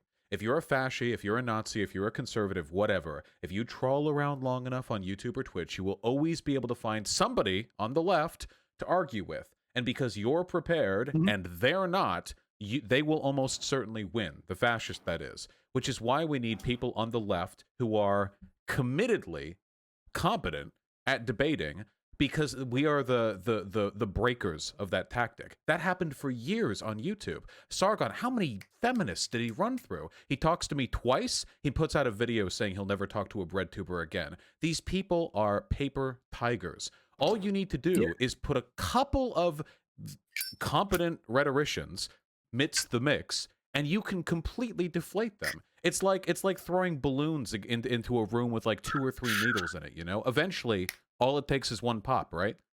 That's what I'm advocating for here. And if you're not that competent, then maybe step aside, do your video essays or whatever, and let people like, I don't know, Destiny or myself handle those. I mean, that's not going to happen, right? Like, everybody is going to be trying to follow those footsteps. Everybody will take a leaf out of your book and be like, yeah, I can fucking debate a Nazi. I can debate like whatever, right? Well, you can teach them how to debate better. I'd like to think that my audience benefits from some of that. You know, you try to, you show it, you know, give them some rhetorical skills, give them some pertinent info, give them a research doc or two. I think the average person can do pretty okay against a Nazi. These people are not sending their best. Even if they get dumpstered in debate, there are factors beyond like whether or not you won the argument. That, well, you want to win to everyone involved, not just to yourself, you know. I mean, you want their side to think like, oh God, that was embarrassing. But that's the goal, right? Your audience likes the debate. That's fine. They were going to donate anyway. But their reaction to that embarrassment might not be like, oh my God, I don't like this guy. It might be, oh shit, this guy is actually a fucking threat to us and our community and the things that we want to push, right? And that might result in fucking attacks against your mod team, against your community, and so on. Wait, you can't not. Until you see like somebody like me or Vaush get like assassinated in real life, I think most other people are okay. Wait. Also, you can make that argument with anything. Don't make video essays debunking these people, because then they'll talk. That happens. There are YouTubers who have had their accounts taken down because of false flagging from neo-Nazis because they didn't like the 12-minute hit piece video on 6 Hexenhammer or whatever. That's going to happen because the right is out there. Works and they use it all the fucking time. Well, but then I'm saying that's not a unique. I don't think that there's another solution. Debate. I don't think that there's another solution to de-radicalization besides like what the people right now, like in this room, are actively doing. and participating in. Like, Viv, didn't you like create a few de-radicalization servers? And I've created one myself, but I've been like or admin maybe you in a participate in them. Like Yeah. I've participated in a few of them, and what ends up happening is like they just get infiltrated by Nazis, and it never actually de-radicalizes anyone, because no Nazi or no person that is, you know, Nazi adjacent, as you guys call them, right, is going to just like sit in a server that's dedicated to changing their mind actively. Yeah. That's just not what's going to happen. They're going to go to a place like politics. They want to go to a and place that's that's just fun. the truth.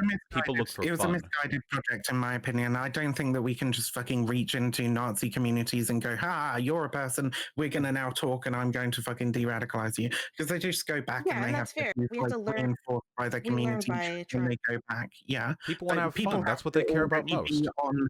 people have to already be on, not on the fence, but like in some way doubting, to be willing to engage enough to leave.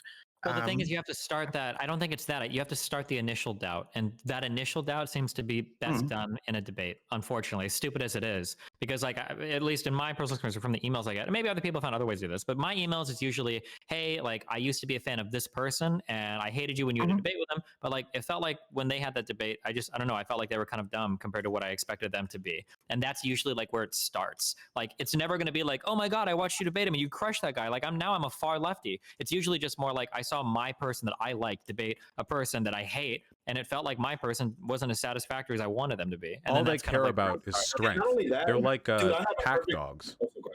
I have a perfect example of that. Like, this is really, really hyper embarrassing to admit. I was a huge fan of Steven Crowder, Ben Shapiro, Jordan Peterson, all of those people on the right, like for quite a while ago. And the very first time where I finally saw through like the nonsense that all of them spew was the first time when there was this kid named Yusuf who got on there and just absolutely destroyed Steven Crowder, and it was just like, whoa. And I saw all of his debate tactics he was doing to get past the kid, and he was like just literally schooling him. And then I went back and watched some of the other videos and saw like, oh my God, he's doing that. And he also happened to talk about a topic that I happen to like be very familiar with. And I saw like a lot of the tactics he was doing, and it was like, oh, this guy's a scumbag. He's not genuinely arguing, right? And like, so it took a debate from a competent person, but I would say, to Vivian's point, the fact that I had been watching so many of his videos and I had never seen it because he had just been plowing through all of these really uninformed college kids who can't really formulate their ideas or don't even have a good foundation for it. Like, that was like the whole time, it was just reinforcing all of my bias and all of those things. And I'm just like, yo, this dude is base. He really is arguing for me. Same with Ben Shapiro, dunking on these college kids. And then you finally, like, it took me watching a bunch of Destiny content and like just learning a lot myself. And then it was like, when I'm listening now, it's like, oh my God, you're so feckless and dishonest and disingenuous. It's disgusting.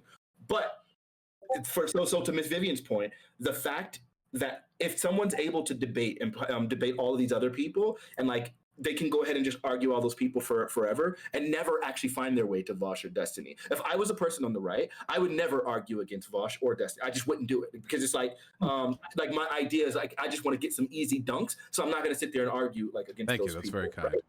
You might not even watch their videos if you're on the right? But it's hard to guess. They're pretty popular. But their videos and their debates will almost certainly inspire other people, less competent people, to have those debates, and those will be the ones that you'll fucking see as a member of the right who's cheering for your stan, right? I don't know if that happens. I had another I'm going to make the more extremist argument. I think everybody in the world should be a Nazi if it's that powerful of an ideology. If your ideology is so absolutely fragile that like exposing other people to conversations with combating ideologies like makes it flop that hard, then I don't think it deserves to exist that long. I think we better learn how to live in the new Nazi paradigm. Maybe get Nazis to like black people or Jewish people or whatever and move in that. Maybe that's a more positive direction. I just think the idea that like just having conversations with these people on the far right is just so absolutely destructive to your ideology. I don't buy that. The whole reason why I got into doing these debates is similar to what Vaush said earlier. Lefties and liberals are so fucking scared of Nazis, but like 95% of what they say is just so patently fucking absurd. And it feels like I was the first person, it sounds stupid to say this, but I really feel like I was the first person on the internet to realize that. Like, wait a second, why are you guys running away from all these incredibly fucking stupid arguments and like being scared and deplatforming? Like just have the conversation and show how stupid they are. And instead you get losing a debate isn't the be all and end all. But Destiny, you're incredibly skilled at rhetoric, right?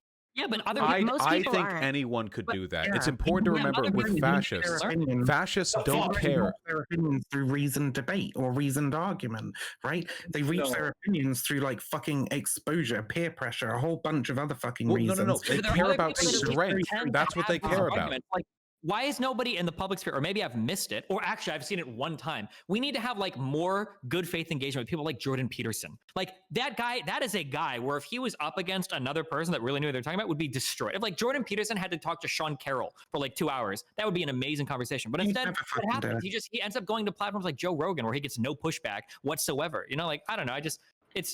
With regards to broadly debating these groups, it's really important to remember that fascists really do just care about strength. When you take a look at these big online fascist communities, they are not jerking off over the sanctity of their ideas. They care about owning the libs. They care about making trans people cry. They care about pain and suffering and how much damage they can inflict, which means all the video essays in the world are not going to change their mind. They will write off anything that is thrown their way, except for public humiliation of the person they idealize. The only way to do that's in a debate format. You can't really humiliate a person in a video essay. And I sincerely believe that all it would take, unless you're like really anxious or a super shy person, I mean, if you're like a reasonably social person, all it would take is a couple months brushing up on the issues, a little bit of rhetorical, know-how, and you'd be able to crush pretty much every online conservative content creator, with the possible exception of some extremely talented ones or ones that rely on conspiracy.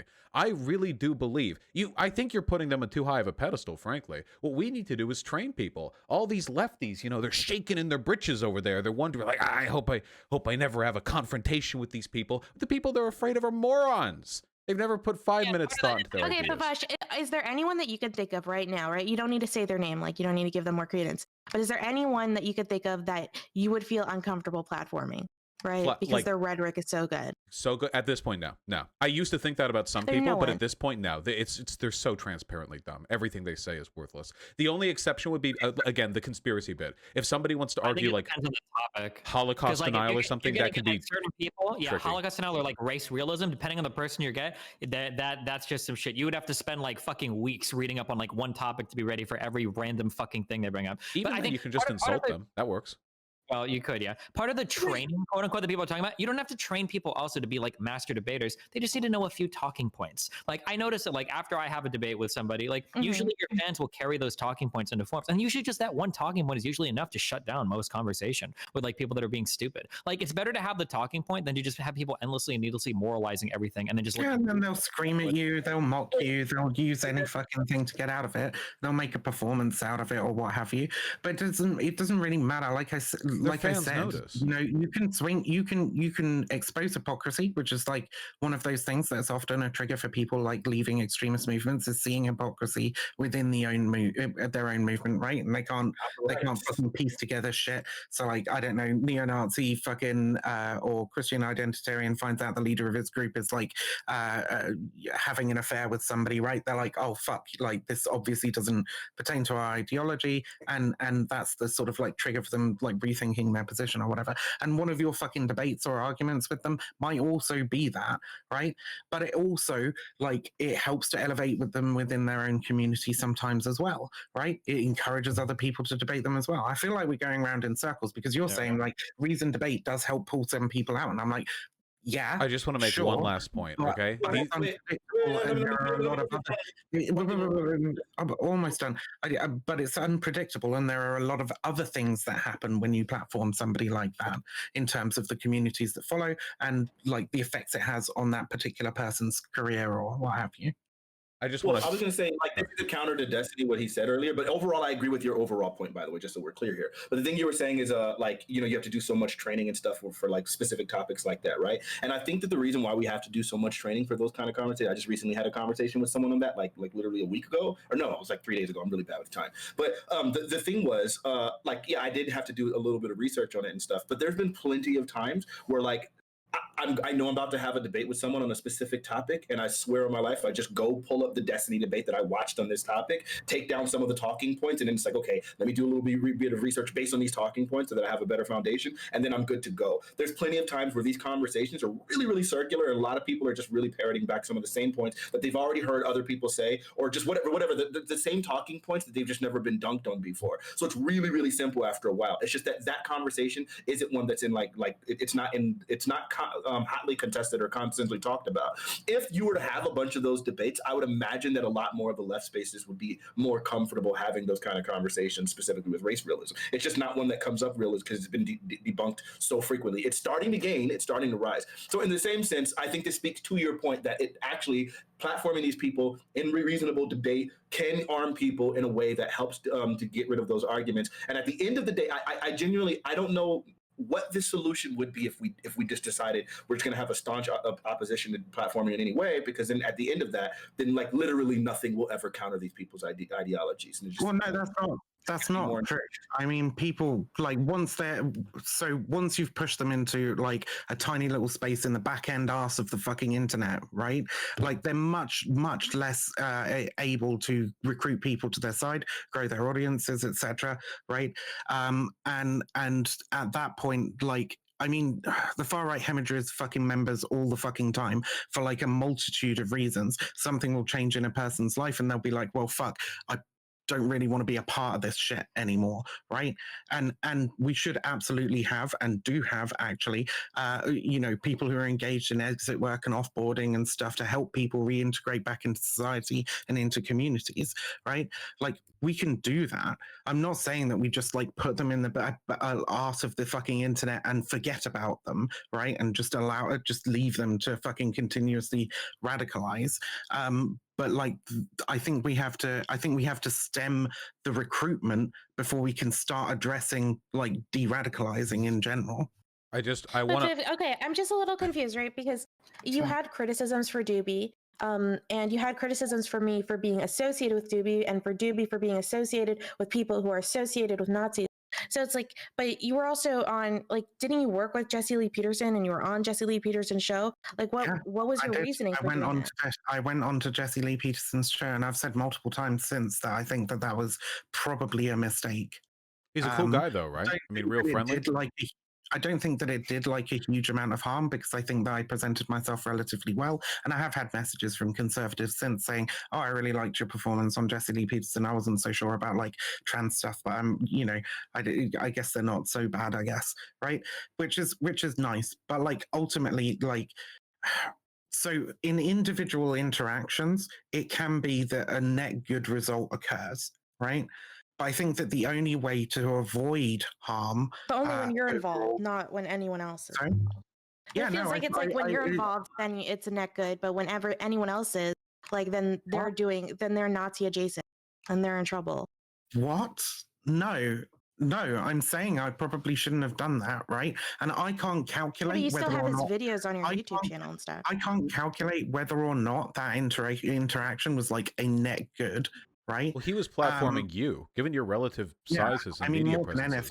Yeah, you were the one being platformed. I think it's highly unlikely that it was like a net bad. The very worst thing that I could have done there is provide Jesse Lee Peterson some kind of propaganda he could show to his audience. And if it hadn't been me, it'd probably be somebody else, right? I bought his T-shirts. I gave him money. Hey, no, I you can't do that, Vivian. Miss Vivian, you can't keep going like you can't say, well, like, yeah, overall I qualified it as a net good, so I'm still maintaining his stuff on the YouTube channel. Wait, hold on, real quick. This is being talked about a lot. What Vivian is saying, hold on, real quick, Vivian. What Vivian is saying is that in her particular case, it might have been good one time, or in Vaush's or my particular case, it might have been good one time. But what she's saying is that overall, there is undoubtedly some kind of harm that's committed there. So it's hard to make a general rule saying like it's okay.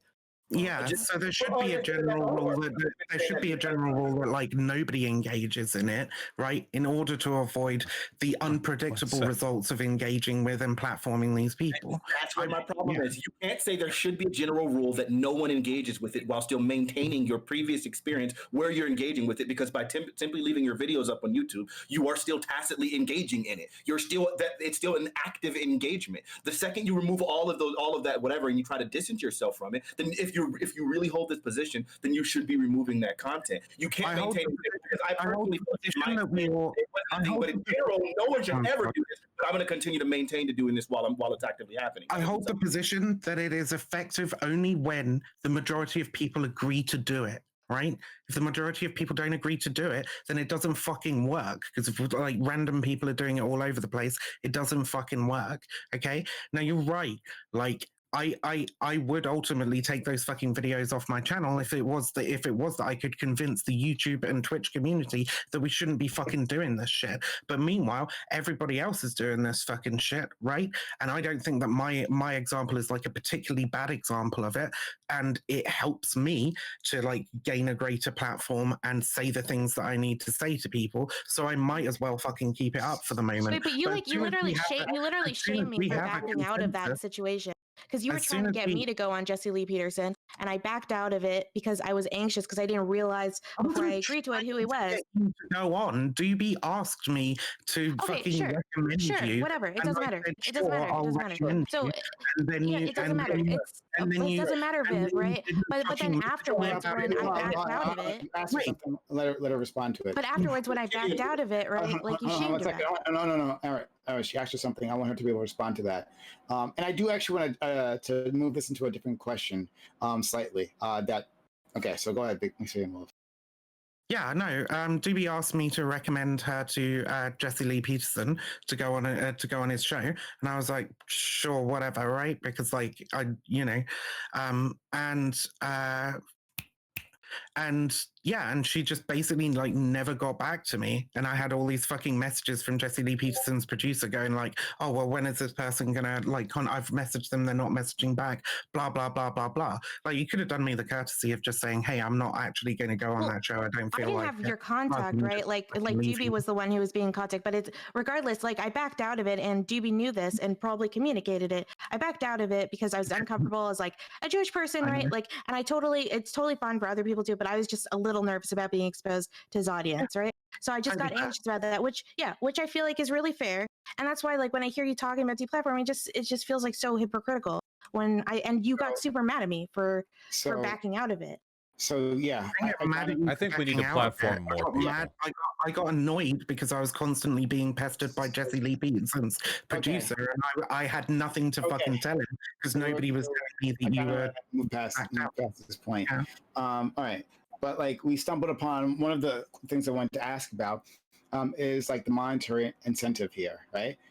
So no matter if you think you are engaging in responsible platforming or not, right? Mm-hmm. The response will be for people who disagree with you or whatever it is you're doing, is that you're doing it for the money. That you're making these choices and not with any eye to how you can engage with these topics, right? How you can counter toxic narratives, right? It's only because like you're doing it for the views, you're doing it for the donations, for the hype trains, for the what's that on YouTube when you send the messages and the money you get super chat. Super chat. Yeah, super chat. Yeah, super chat. Yeah, you're doing it for the super chats, right? Chat. Okay, which are very lucrative. Make sure to super chat. Oh, how much truth do you think there is to that? Because, well, I'll state my opinion on this. It's like, well, I really do. Me, honestly, I really do like engaging with these ideas. Like, I actually really do. I think it's a lot of fun, and I think we can actually get something out of it. I think we can actually have some valuable conversations, like I said before. However, also, we live in capitalism. And it's true. Yeah, it's definitely a happy profit motive. And audience members, content warning. Don't remind me like that. And audience members like you, yes, you at home, right? You seem to love it, right? You love the drama. Oh, it's a pitch. I didn't realize it was a pitch. I thought we were still talking. Go. No. It's not a pitch. No, I'm sorry. See, this is it, right? This is literally it. I'm just trying to engage with the audience here. You think it's a pitch? No, I'm saying yes. You at home. You love the drama, right? This is what like you ask for, right? The numbers go up when people are yelling at each other for anything. It literally doesn't matter what it is. As long as people are yelling at each other, as long as there's disagreement, and the number goes up. So, is there, I mean, without actually literally giving away all the money you make and like not making any sort of a living doing this, right, which takes up a lot of time, as you understand, Mixed Vivian and Wolf, and as everyone else here understands, like, can we actually, is there ever a way we can actually engage with this, right?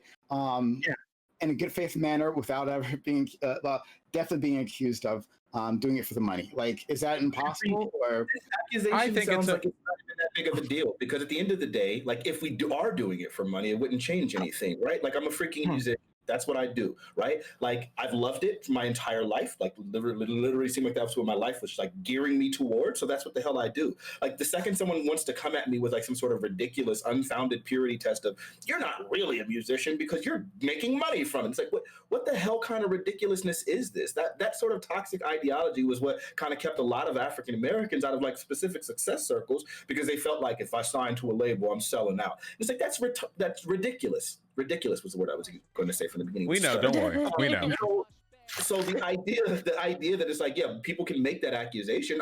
I would think it. I would think that a lot of the reason why Destiny gets in some of the debates he is, I would think it's a combination. Most of the time, the way you become successful is to find something that comes more natural to you than it does to other people. You're more than likely excel in that kind of thing. I would imagine for people like Destiny, Vaush, me, like people who love debating, people who are good with their words, you're going to start debating. Like, that's what you do. Like, I do it in my real life all the time, whether or not like before I even started streaming as a kid, I debated a lot with my parents. So, like, yeah, if I'm making money from it, like, that's not a detraction. I don't understand how that would even be, like, how is that a criticism? Yeah, it's usually like thrown out in bad faith. Go ahead. We'll get to you. Got it a microsecond faster. Yeah, it's normally thrown out in bad faith. That's actually the stated reason why Sargon said he wouldn't debate me anymore, because I make money off of debating him. He's been doing this longer than I have. I'm not sure how that tracks exactly, but at the end of the day, whatever the reasons we do the things we do, I think we should just talk about the things we do. Trying to speculate on like, well, you're just in it for the money, I think it's dumb. I honestly think the whole grifter discourse, I engage in it too. I think it's kind of worthless, because to the audience of a grifter, they don't care or know, or if they know about it, then they don't care. And if you're outside of that audience, it doesn't, knowing that they're grifting doesn't affect the harm or good their beliefs hold. At the end of the day, you kind of have to hold everyone to account for what they say they believe, whether or not they actually believe it, unless you making evidence some hypocrisy is part of some 4D chess strategy to make them look ridiculous publicly. But generally, like, what? So people make money doing this?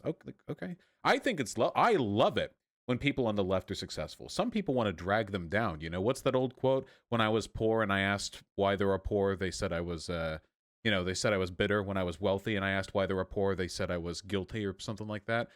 If lefties are succeeding, if we're in a position to even debate whether or not people are leftist for their own good or not, we're doing better than we used to. I think that's cool.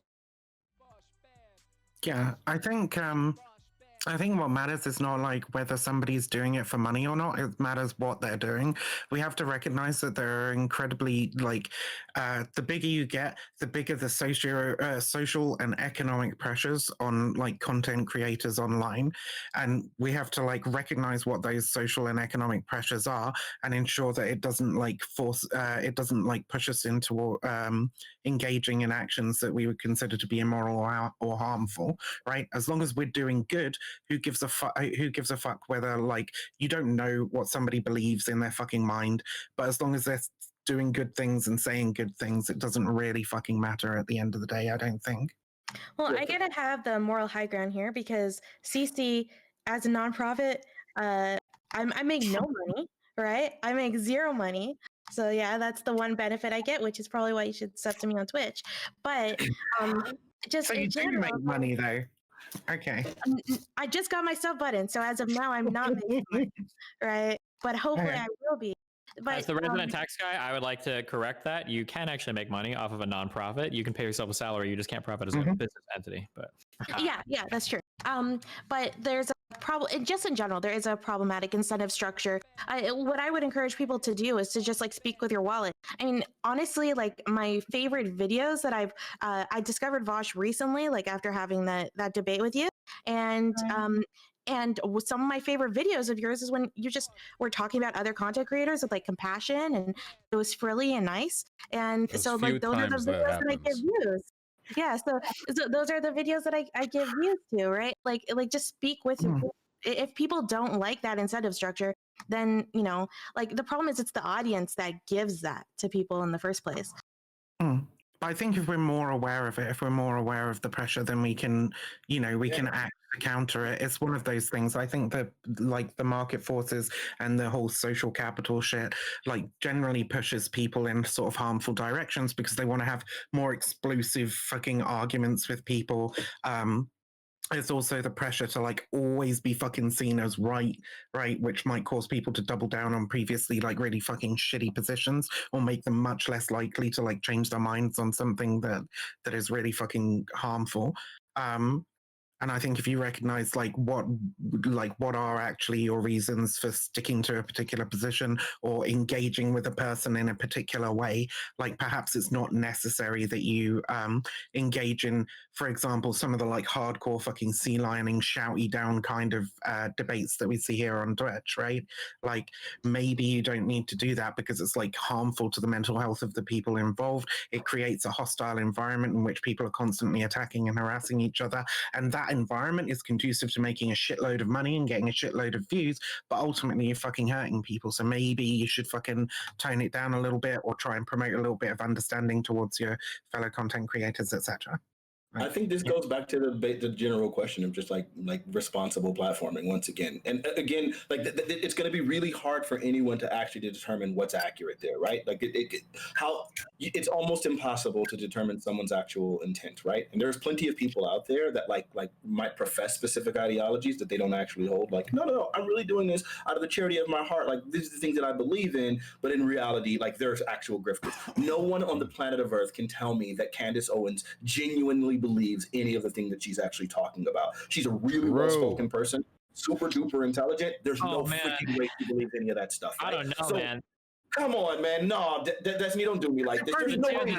The two people that make me wonder about that is Jesse Lee Peterson is real. That dude is 100% authentic. Yeah, he's real. And also, have you ever watched a YouTube guy called Anthony Brian Logan? Oh my God! Yeah, I watched your debate with him. That's how I know about him. That guy is real too. And man, these people are a stone's throw away from Candace Owens. I don't know, man. Now, well, Candace Owens specifically has done a lot of back and forth, like real obvious back and forth. I think maybe those two are true believers. Yeah, and Jesse Lee Peterson, like his whole thing, like this is not trying to sound ableist, like because you're able to do whatever the frick you are, but I think there are like some pretty obvious like indications of like cognitive decline in certain ways, which is a terrible thing. My grandmother. He's a massive dumb fuck that's being manipulated by a bunch of right wing like white nationalists. Yeah, he owns it though. He'll be like, "Yeah, I'm pretty dumb. I'm kind of stupid." Can you repeat that? I mean, he's doing that because that's part of the Uncle Tom. Like, I'm not going to say that phrase. The Uncle Tom. You can say it. We can't say it. Yeah, no. But I'm going to try my best to be. Destiny converted me. So I'm trying, but you can tell very much like he's tokenization, and we'll use that word, right? That's very much his Uncle Tom tokenization, where he's like literally saying all of the stuff that we know that Republicans want to say that he can't, and he knows that it's lining his pockets. So he there's no way, as much as there's some cognitive decline there, the decline there, there's no way he doesn't recognize when he's doing that he's playing into specific stereotypes. He's doing it on purpose, and he literally starts using those and weaponizing those same things. Like it's one thing when you're doing like you're self-effacing, but there's a total different thing when you're like weaponizing it against other Black people, and he does that on a regular basis too. So it's like, I think my point is, I mean, without getting too long with it, there's just a very obvious difference between, not obvious, but very big difference between grifting and someone making profit from something that they happen to be very skilled at. There are plenty of people who can't formulate their words really easily, and they probably shouldn't be in these spaces trying to debate Republicans. There are people who can. So whether you make money should never be a defining factor. Yeah, and doing something for money doesn't make you, even if you say you're doing it for money, is Elon Musk a grifter at being a CEO? It's nice to get paid for the things you like doing. Well, I think grifting means that you're misrepresenting your viewpoints just to get paid. Is what people. Right. I'm just saying, like, Like a just Joe doing Rubin, it for right? money doesn't make you a grifter. Exactly. Yeah. Well, like Joe Rubin's like a good example of this, right? Like he was on the Young Turks. He was like a leftist, and then he got like sponsored by the Koch brothers or something like that. Wait, Dave Rubin? Rubin. Dave Rubin. Yeah, Oh, Dave not Rubin. him. The Rubin Report, whatever. Yeah, Dave Rubin. Yeah. Dave Rubin. Yeah. The Dave Rogan report. Gay MMA superstar.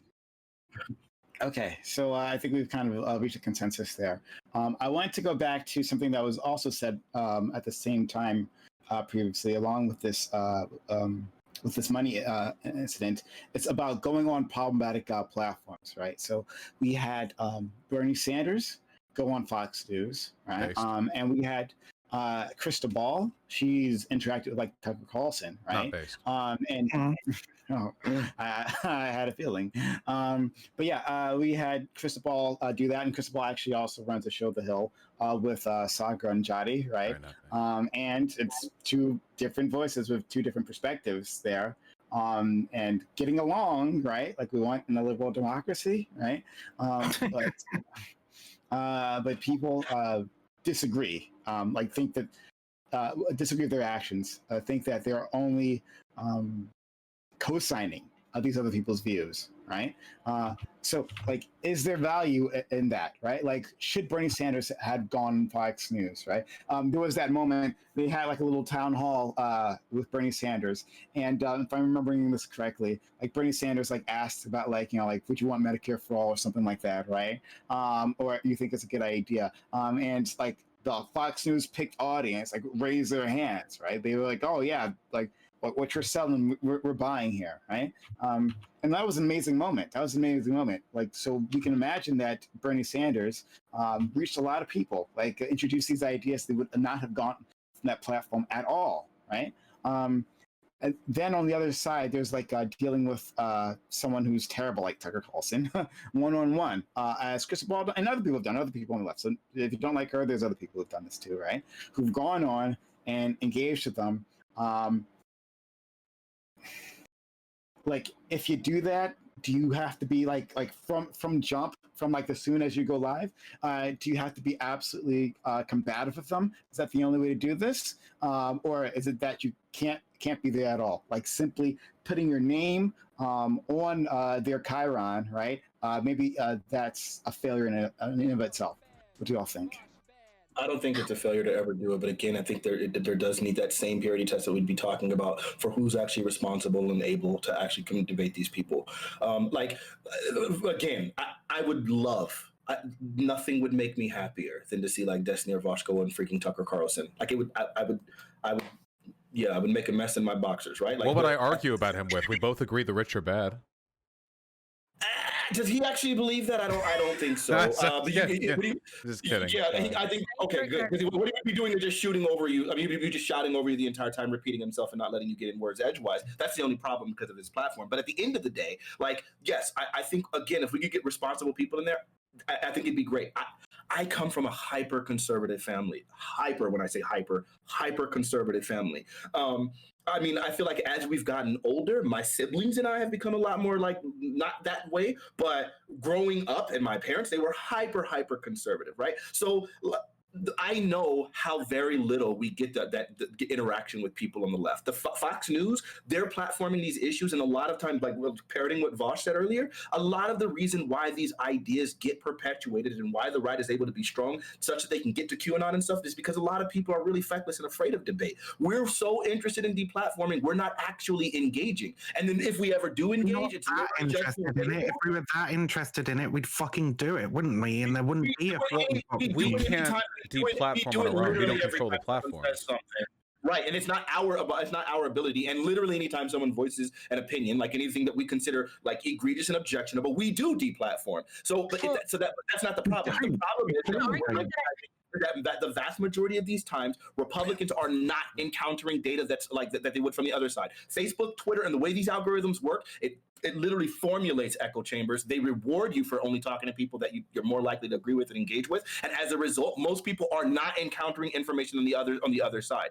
Notice Destiny's not debating a whole bunch of people on the right anymore. Them niggas aren't that interested. What they really want to do, they really want. So now you got to kind of start, if you ever want any like reasonable or explosive conversations, you're going to have to find specific distinctions of people on the left, because at the end of the day, Republicans don't really want to debate, and most Democrats don't want to debate Republicans either. They'd rather just cancel them. Okay, but the argument that I've heard against this, right, is that you're giving like legitimacy to those platforms or to those debates. So they'll say like there are some things that are just not up for debate, like human rights, trans rights, women's rights, something like that. The only people that say this are delusional people that think that these sites have no legitimacy, but they do because they're popular. Like also, those things are absolutely up for debate, and if we don't take our positions in that debate, we'll lose the debate. I.e., we get sent to camps. I think we can all agree that what Bernie did. I'm sorry. Do you think everything's up to debate? Up to the debate in the sense that it can be brought to debate. Yeah, sure. And if it is brought to debate, that we need to be willing to debate it, sure. Now me personally, do I think that a person can debate whether or not gay people are human and be a good person? Like, is that a subject that I think is worthy of real discourse? I obviously don't. But if a person, or let's say a massive Fox News host, is holding that conversation, if nobody's willing to take them up on it, then that idea is just going to spread unchallenged. It doesn't spread unchallenged if you deplatform them. Wait, hold on. You can't. Wait, hold on. You can't. Wait, stop. I said Fox News host. You can't deplatform Tucker Carlson by pointing out that he's homophobic. We know. Everybody knows what he is. We already know what he is. Yeah, everybody knows what he is. You can't deplatform him. We all have this fucking idea that, like, in our lovely liberal democracy, we should just allow these ideas to be fucking spouted on these wait, stop. Please don't. Wait, hold on. Wait, please don't try to out-lefty me, okay?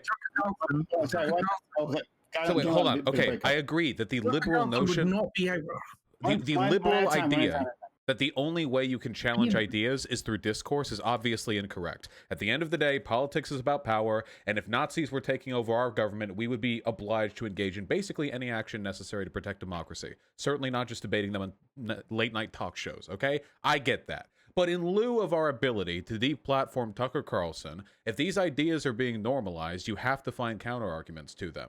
Now, when Bernie Sanders goes on Fox News, I think that's double-based. Because Bernie Sanders is stone cold. He's not going to go up there and start affirming Republican talking points. He's going to go up there and say the exact same thing he's been saying for 40 consecutive years. Okay, he's going to talk about healthcare, students, what have you.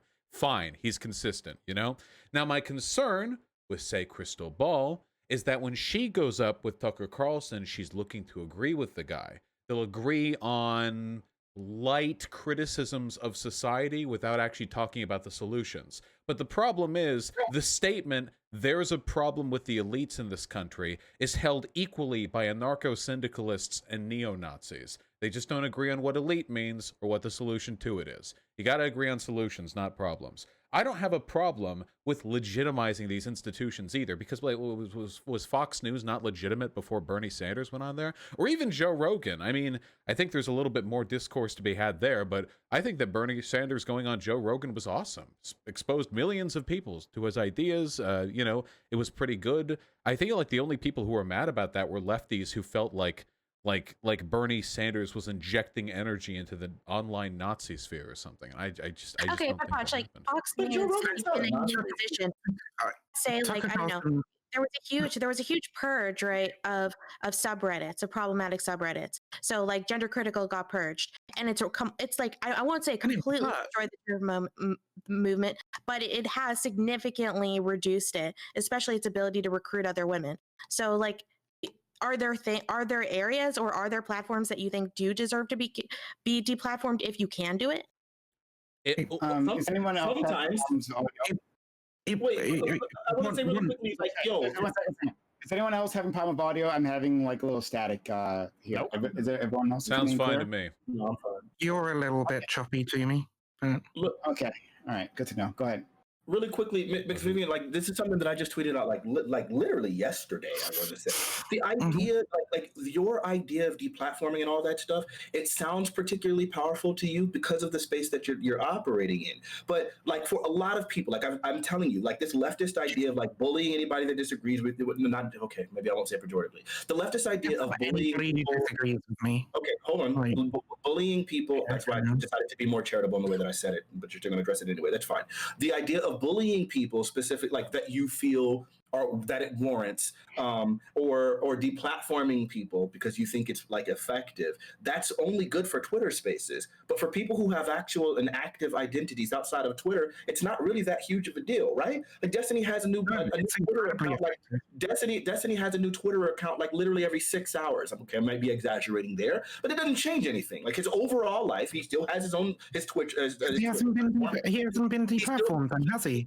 He has been deplatformed on Twitter, but that's my point is that's the extent of it because of the fact that he has obviously his following on Twitch. He obviously has his YouTube channel. He has other means. He has a real life where he's doing active work in actual political spaces. Then your bullying stops there. Like people keep trying to threaten me on Twitter, and I'm like, y'all niggas know that like, this is not my life, right?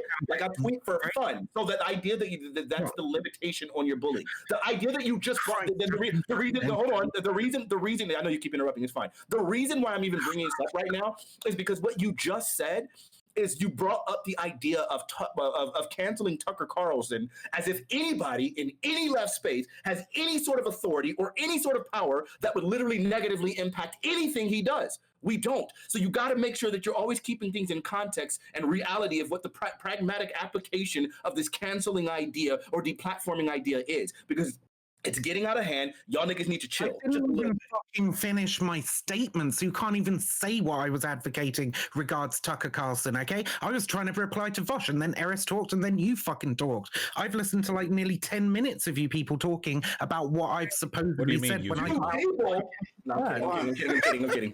I apologize, Viv. I'm sorry. Vivian, please. Fuck me. So yeah, one, Eris is really right to bring up the fucking subreddit thing, right?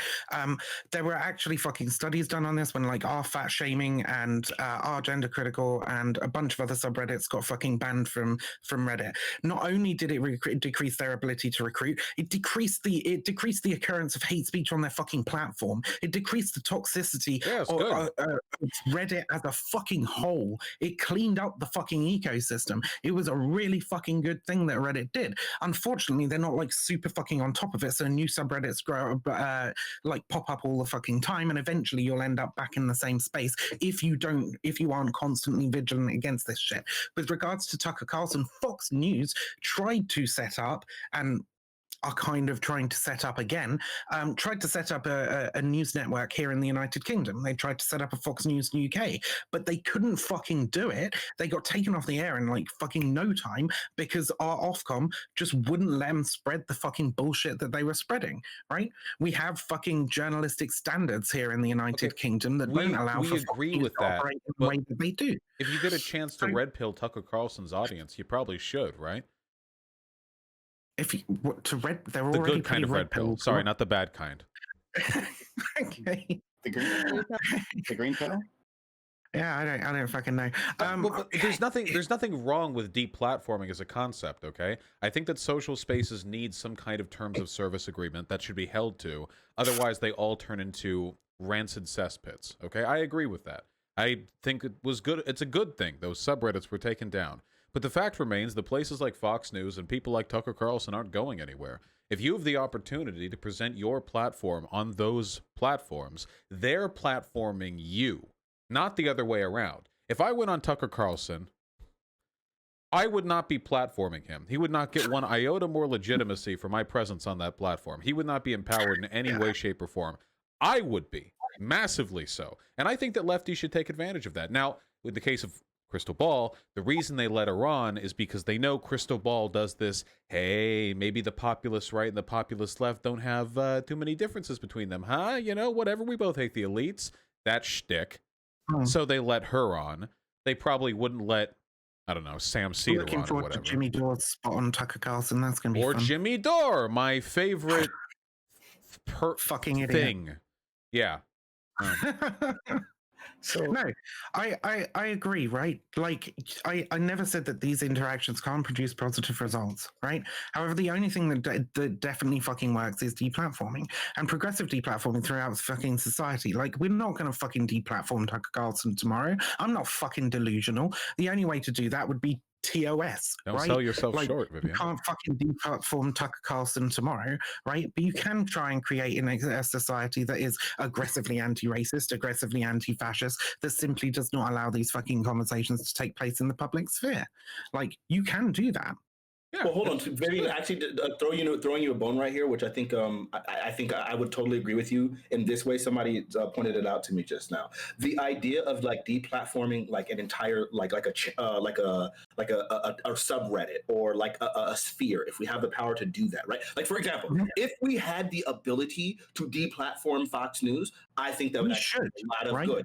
I totally agree with you. If we had the ability to do that, I'd be 100% on board with that. I know we don't have that ability. People are going to deplatform me. Oh God. I think we ultimately there's a very big difference. Ultimately, we do. But talking about what we're going to be able to do over centuries of time, that's literally not centuries. Not centuries. Okay, fine. I wasn't being literal, right? But I'm saying talking about what we can do over like a hyper elongated experience or hyper elongated period. I think that's that's outside of the purview of this conversation, because this conversation is specifically talking about like canceling platforms, like specific people, the specific streamers, so on and so forth. For me, this conversation is about the health and. For me, this conversation is about the health of this particular community, the Twitch politics community, right? And advocating for what streamers and people who watch and participate in this community ought to hold as like the standard for like who ought to be platformed and who ought not to be.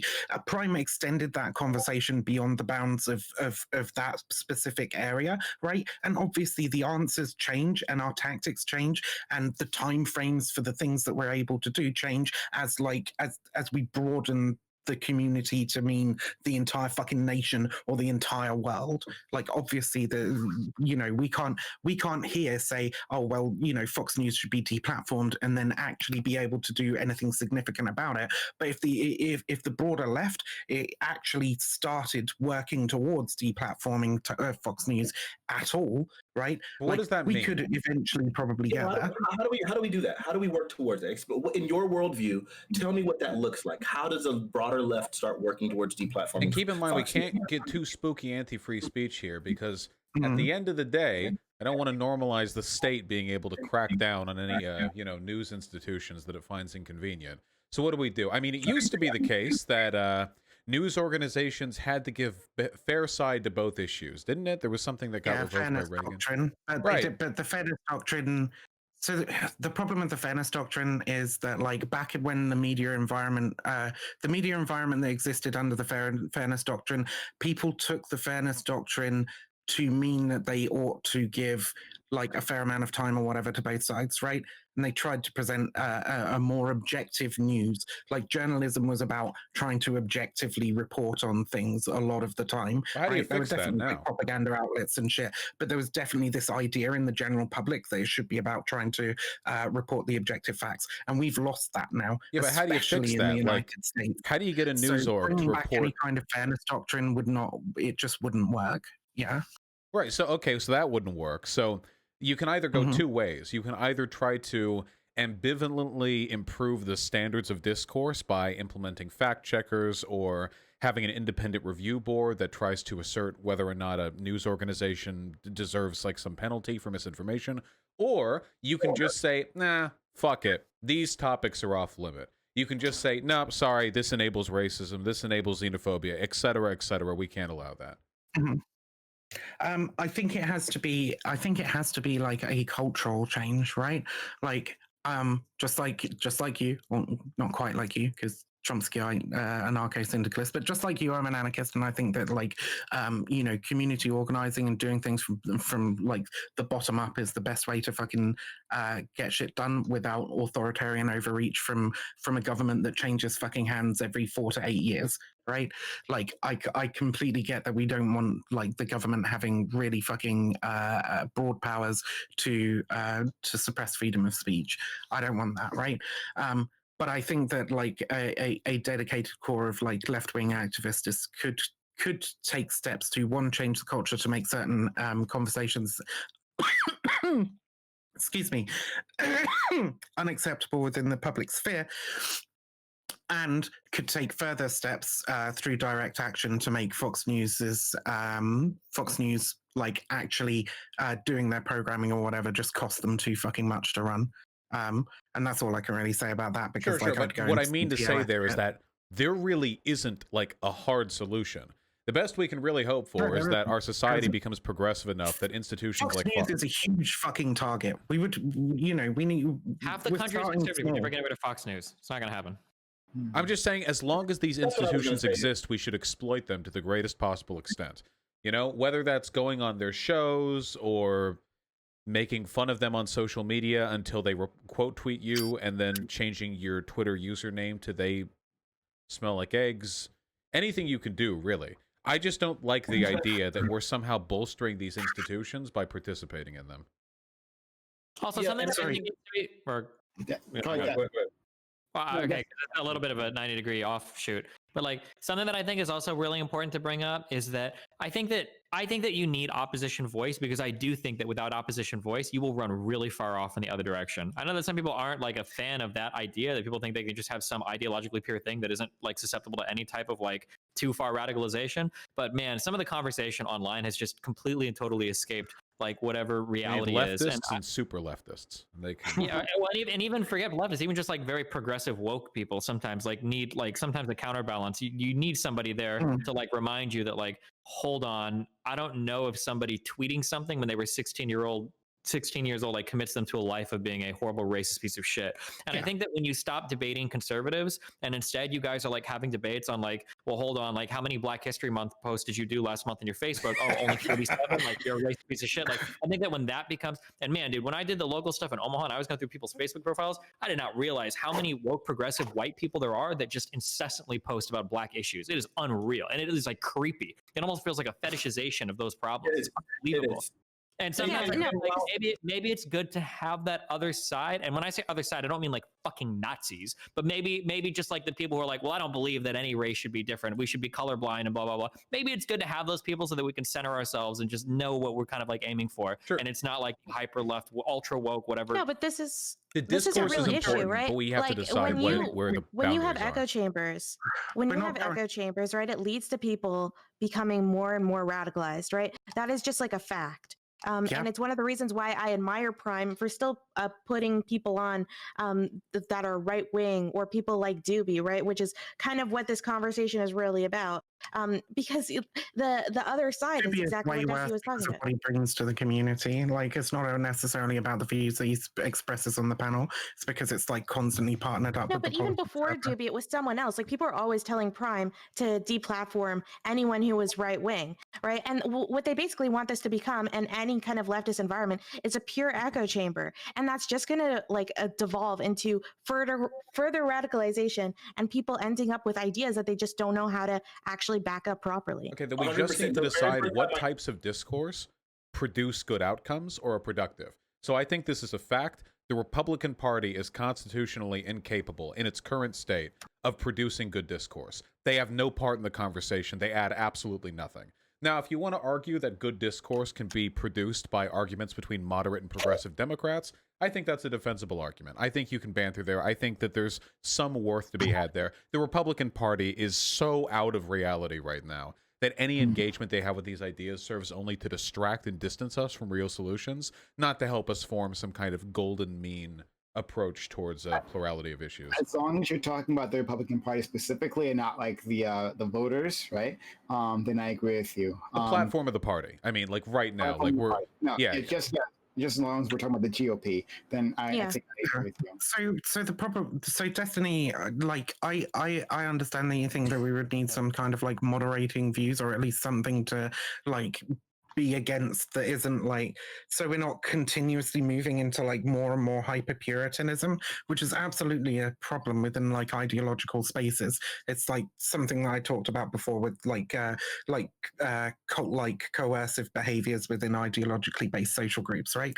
But I don't think that we live currently in a space in which we're just we're just up against people who are like, oh well, I just don't think we should see color, right? Like we have like Lauren Boebert and Marjorie Taylor Greene in Congress. We have Fox News being like fucking huge, basically. Fox News and OAN and having been elevated by the president. Like we live in a media and social ecosystem in which like much worse opinions than like, oh well, we should just not see color are commonplace. And I would like to see the Overton window shift a little bit, that way before we start saying, oh shit, maybe we've gone too far into hyper puritanism.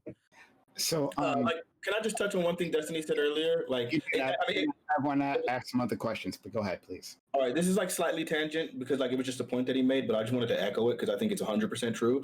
And then this person, Joe, the silly serious, she made this point also that is absolutely absurd. Like the frequency at which like Twitter left is like engaging, Twitter and Twitch, all of them are engaging in like conversation, even about trans issues. She like pointed out to me that like there's literally never ever a conversation in which the conversation like in whatever that if that goes on for like 2 hours that doesn't devolve into trans bodies, right? Like this one happens to be somewhat of an exception for the most part, but like since she had made that statement, every single conversation, any open panel is going to get to that. And in the same sense, the amount of people obsessing over Black issues specifically, but the thing is, it seems like it's such a superficial engagement. It's absolutely ridiculous. Even even when we were having like the N-word conversation, like a couple days ago, it felt like I remember Demon Mama at one point, she was like literally going to burst at the seams. If you watch the video, she was like literally like, it seemed like she was like going to have a heart attack if she didn't get a word in. And it was like, I felt like I was perfectly capable of like voicing my opinion, but a lot of people felt the need to speak for me.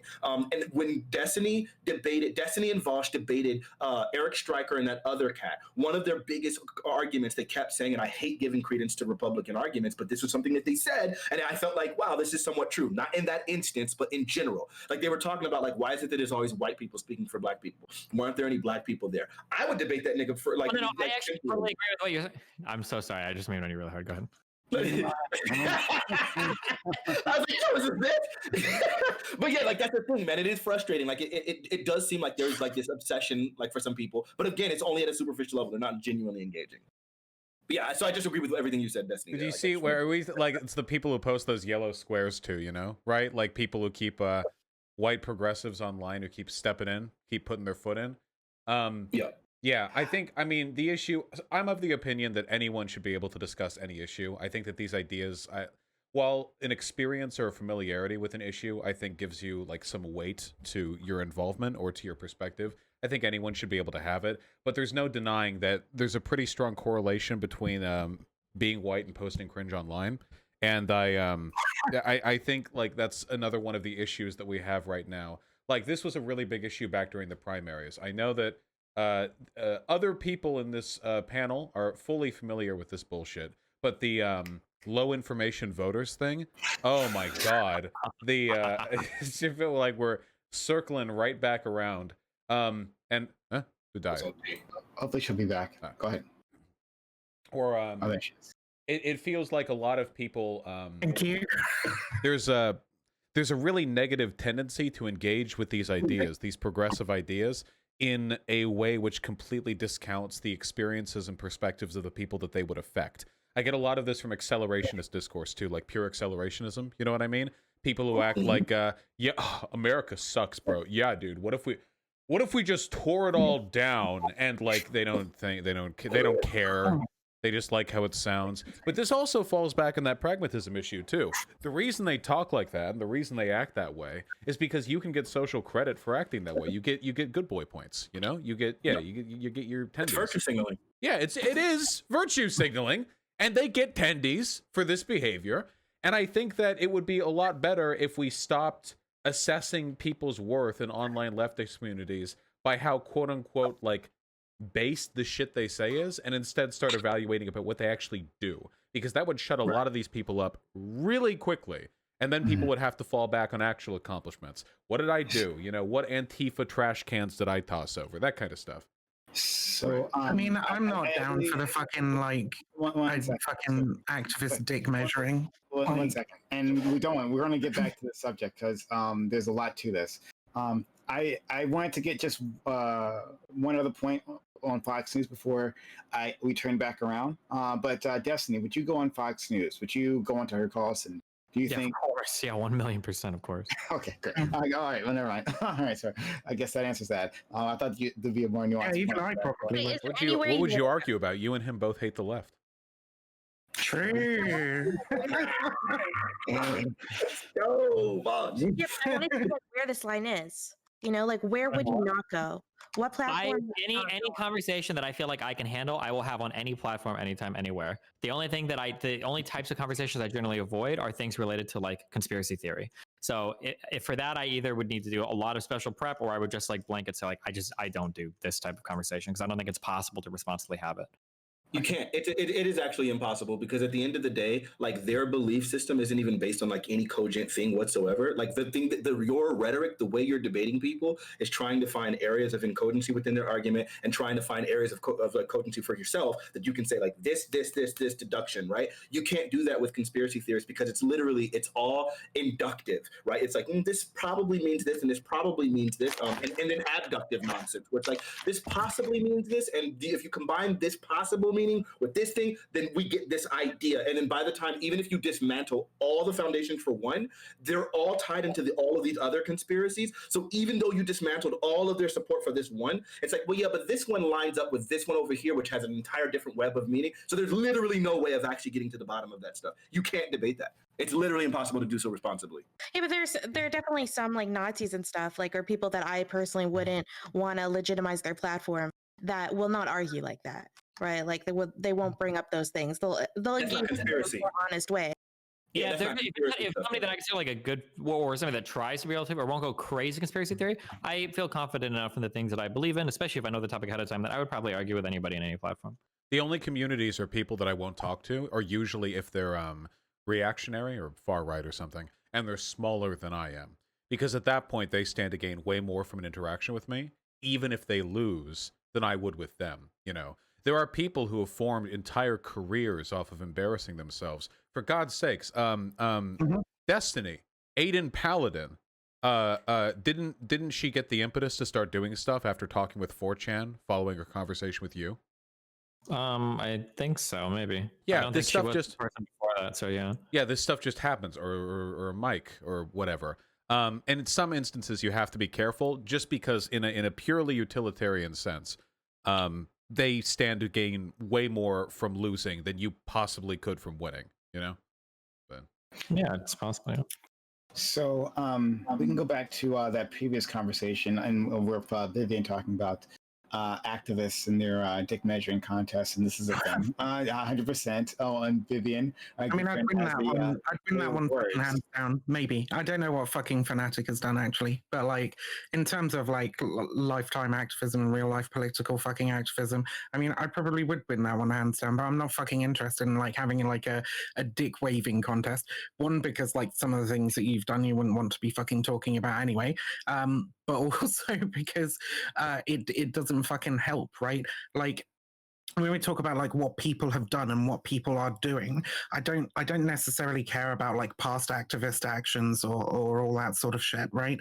I care about like what their effect is currently, and not everybody has to be doing like not everybody has to be out at the streets on every fucking protest or trying to get every fucking leftist politician into office or what have you.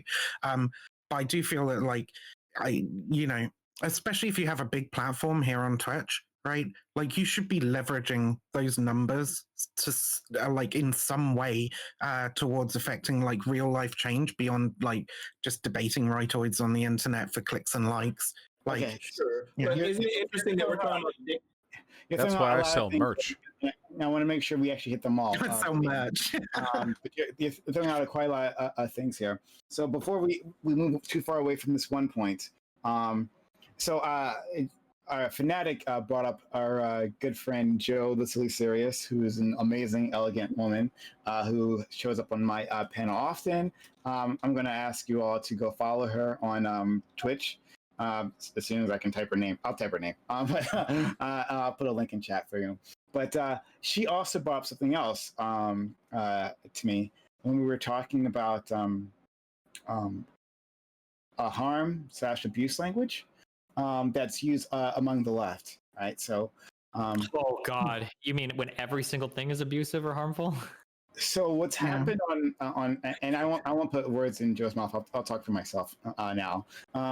What's happened on my platform is that certain individuals will come on, interact with others, like not even like the right, like on the left, but maybe not as far left as they are, right? And then they will use abuse language, like this hurts, like I feel unsafe, and I need to.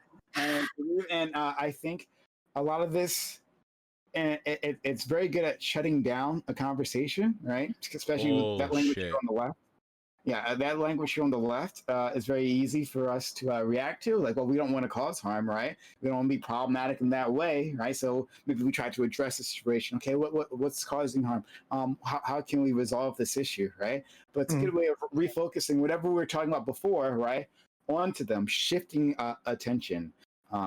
And stifling us, or labeling someone else who may be making some relatively benign point, right? And all of a sudden, that benign point becomes, well, is this possibly toxic, right? Did something wrong? Did a wrong just take place in front of us that we're not actually realizing, right?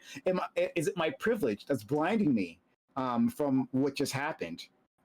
Or maybe is it like this kind of bullshit, and people are just kind of using to shut everyone else down. Okay, I want to take the hard stance on this. I think that people that do that excessively are abusive themselves. Okay, because using extremely emotionally emotive language to control discourse online, where people are not your friends, the online, unless we're talking private chat rooms, a public space where people can do whatever the fuck they want. If you're going to go in there and try to control discourse by using your emotions like a weapon, I think you're way more culpable for the abuse you're causing than you could ever like possibly assign to them.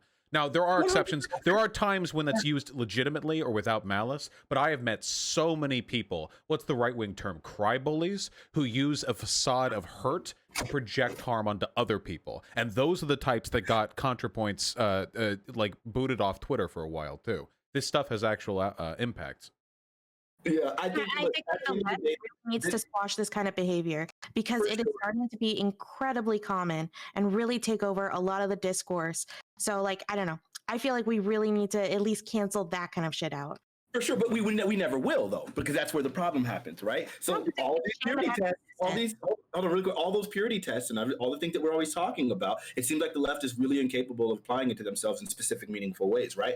So, like, yes, the idea that there's these people that are like always intimidated, always whatever. I'm not going to even say this person's names, but there's a specific person in mind. I'm pretty sure some of you guys know who this person is. Every time they come into a space, if there's any kind of pushback against literally anything they say, their response is to hold up their hand to the camera and say, "I'm actually shaking right now. I don't know if I can have this conversation." But they inject themselves into panels and different discourse all the time where they know that they're whatever, and then instead of us actually being able to gain any meaningful traction, now we're all just on the back foot of like, well, I don't want to like re-traumatize this person. Like, we're like, Twitter spaces are not your therapy. Get some actual freaking help so that you can actually be part of these conversations, or stay the hell out of it, because we can't even make progress, number one.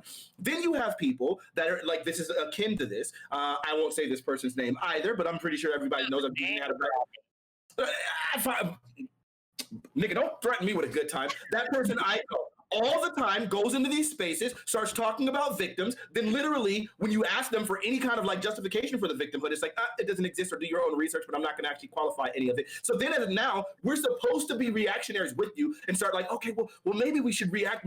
Maybe, I don't know. Is this okay? But we don't even have anything to go off of. And now we got to just take your freaking word for it. Like, sometimes certain things aren't actual victimhood. Sometimes you can actually question the merits of specific things to determine whether or not there's an actual problem taking place. And the idea that we all have to be walking around on our freaking feelings and like tiptoeing around your sensitivities, literally it's crippling to actually all of the work that we're talking about. TERFs do this all the time too. Yeah. We can do. No, I agree to a certain extent.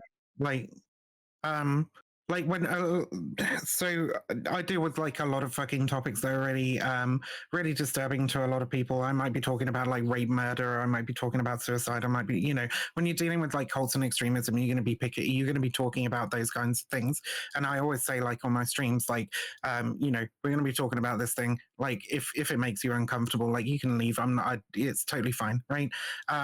But when you get into like debate panels and shit like this, right, you've got to expect that like some of that stuff is going to come up, and you've got to like take responsibility for your own mental health. We had a topic on here about which was about like euthanasia or something a little while ago, that I asked Prime if I could just step out for this topic, because it wasn't like super long after one of my friends had lost their life to suicide, and I was just like not mentally prepared to be dealing with that conversation at the time.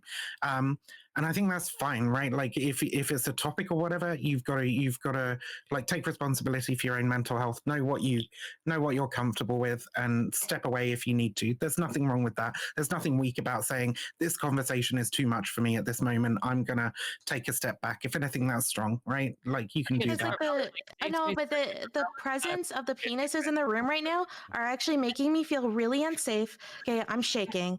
No, like I'm Okay, so actually fuck off. shaking. No, but TERFs do this all the time too. This is their go-to. TERFs will Destiny, and then we'll go to you, Vaush. Sorry, yeah, for the third time. I think that it's super valid to recognize that like safe spaces have value, and we can have safe spaces for certain conversations, but not every single place needs to be a safe space. Yeah.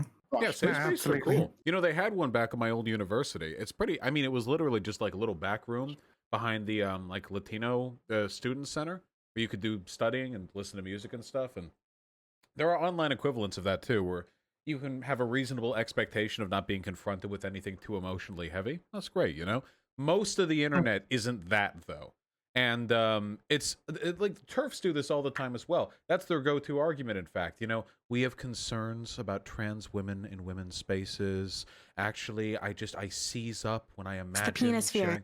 Yeah. It's you know, no matter how evocative you want to be with it, usually the arguments boil down to like, I am triggered by the existence of trans women, which, you know, hot take, not a great argument. Fucking, what was it Fanatic said about anytime trans people get brought up, it's like no time at all before we start talking about their bodies.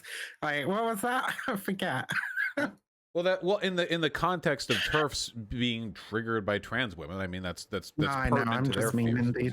I'm just memeing. Well, whatever the case may be, yeah, I just think it's really disingenuous, especially when it's used as a substitute for an argument. But it seems like everybody here agrees on this. I mean, if you're online long enough, you're going to find some dipshit who tries to essentially bully you out of holding a position because they're upset by you holding that position. Well, everybody should know what the space they're sort of entering into is, and I think people can make an informed, you know, you only have to watch Prime for a little while to know that, like, there's going to be a variety of fucking topics come up. I don't want to, like, force anybody into having, like conversations they're super uncomfortable with, but, like, yeah, of like course, I said, you 100%. have to take responsibility for that mostly. So when people start springing shit on people, like, unexpectedly, you know, like, I don't know, you're in a fucking conversation with someone and they just come out with like the most transphobic fucking rant ever. At that point, I'd be like, Prime, maybe, you know, kind of irresponsible platforming this fucking person. Maybe we should just get them off the fucking panel, right? Like, I think I've only ever done that like a couple of times, and it's mostly been for chatters who are sitting there repeatedly saying transphobic shit.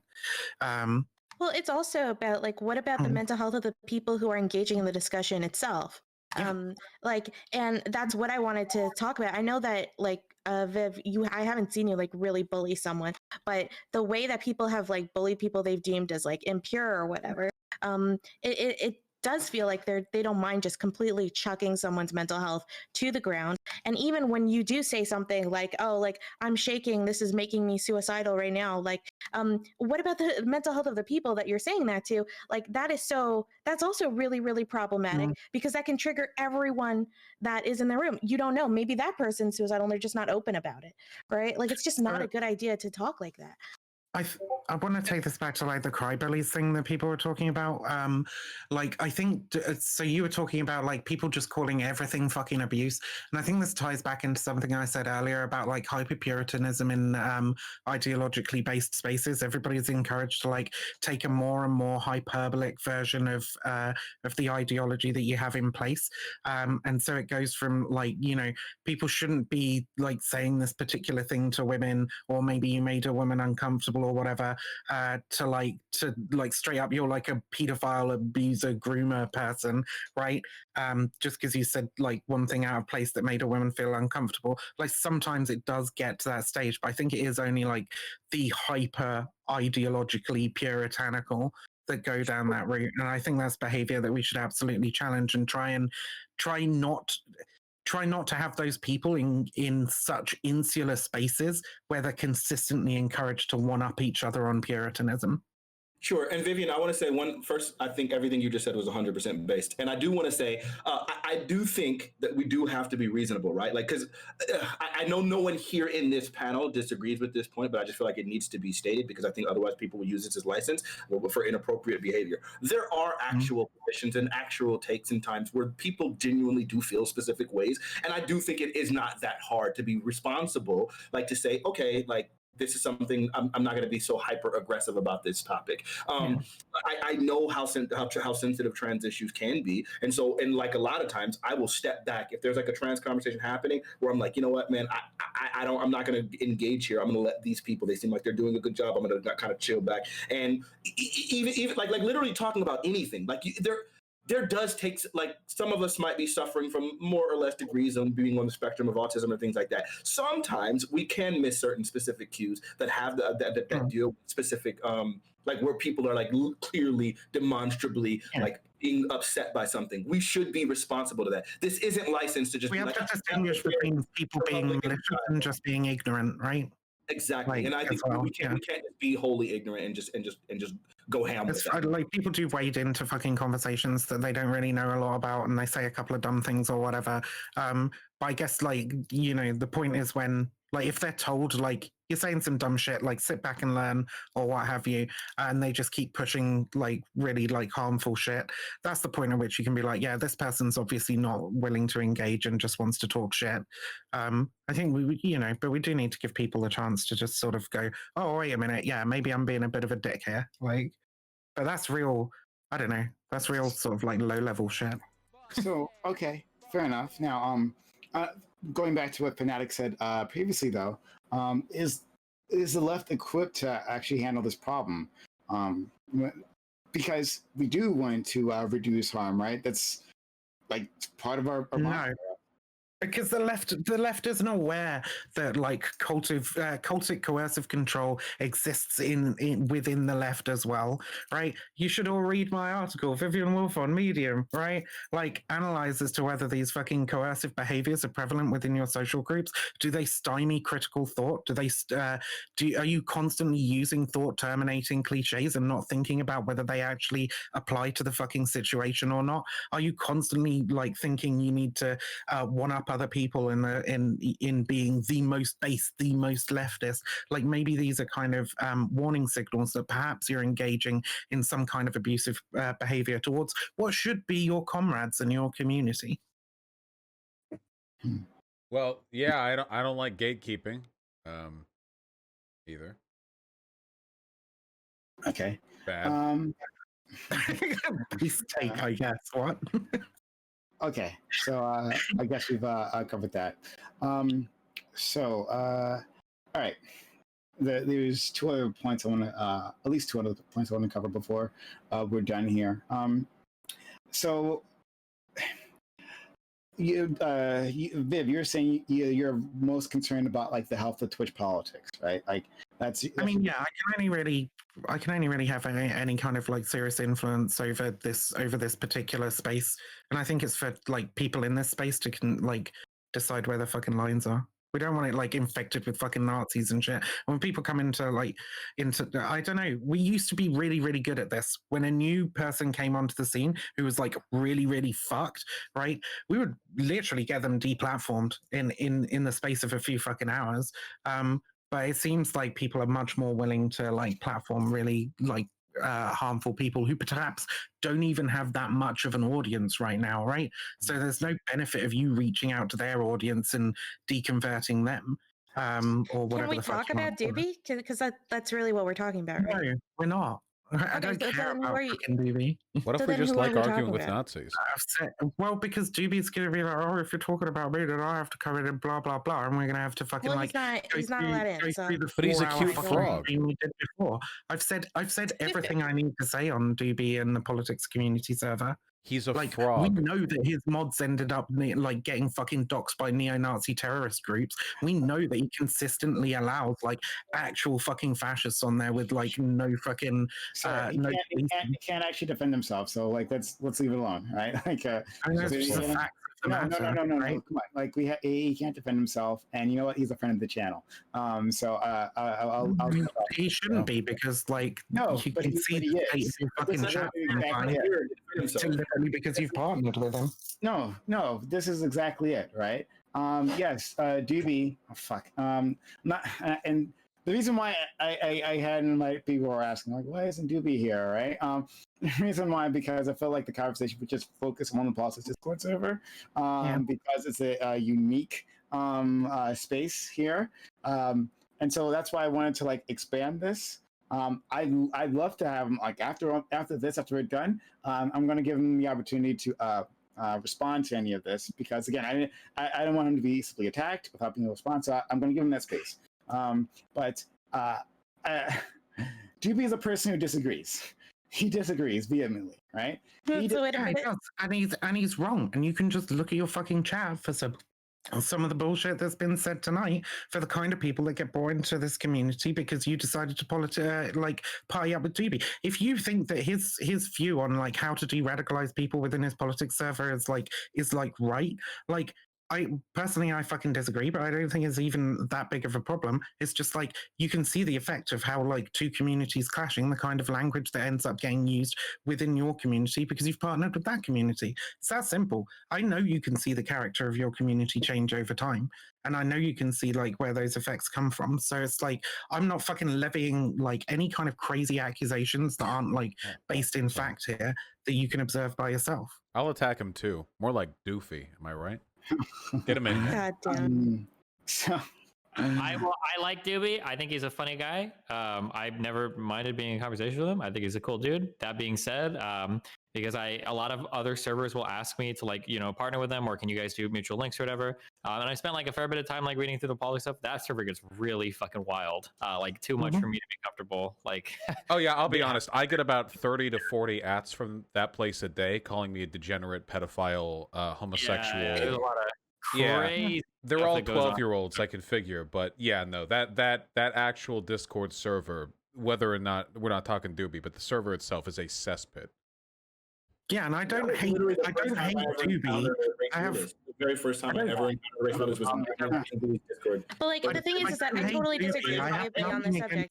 I have nothing against. I'm gonna have to bring him in now, because yeah, bring in the frogs. I'm friends with Doobie, right? So I can give his argument, right? Like I disagree with him, even though I disagree with him. Like his argument here is that he feels like when you create an open environment, he agrees with Vaush that a lot of these like Nazi arguments and problematic arguments are really, really faulty. And when you put them up to scratch, especially in an environment where Nazis are willing to go, right? Or I guess not Nazis, but they'll call them fascists, are willing to go, then it is a place that they can get de-radicalized and leave their echo chambers. And so like, even if you disagree with him, which I do, right? That doesn't mean that he deserves to get canceled. And it doesn't mean that Prime deserves to get canceled.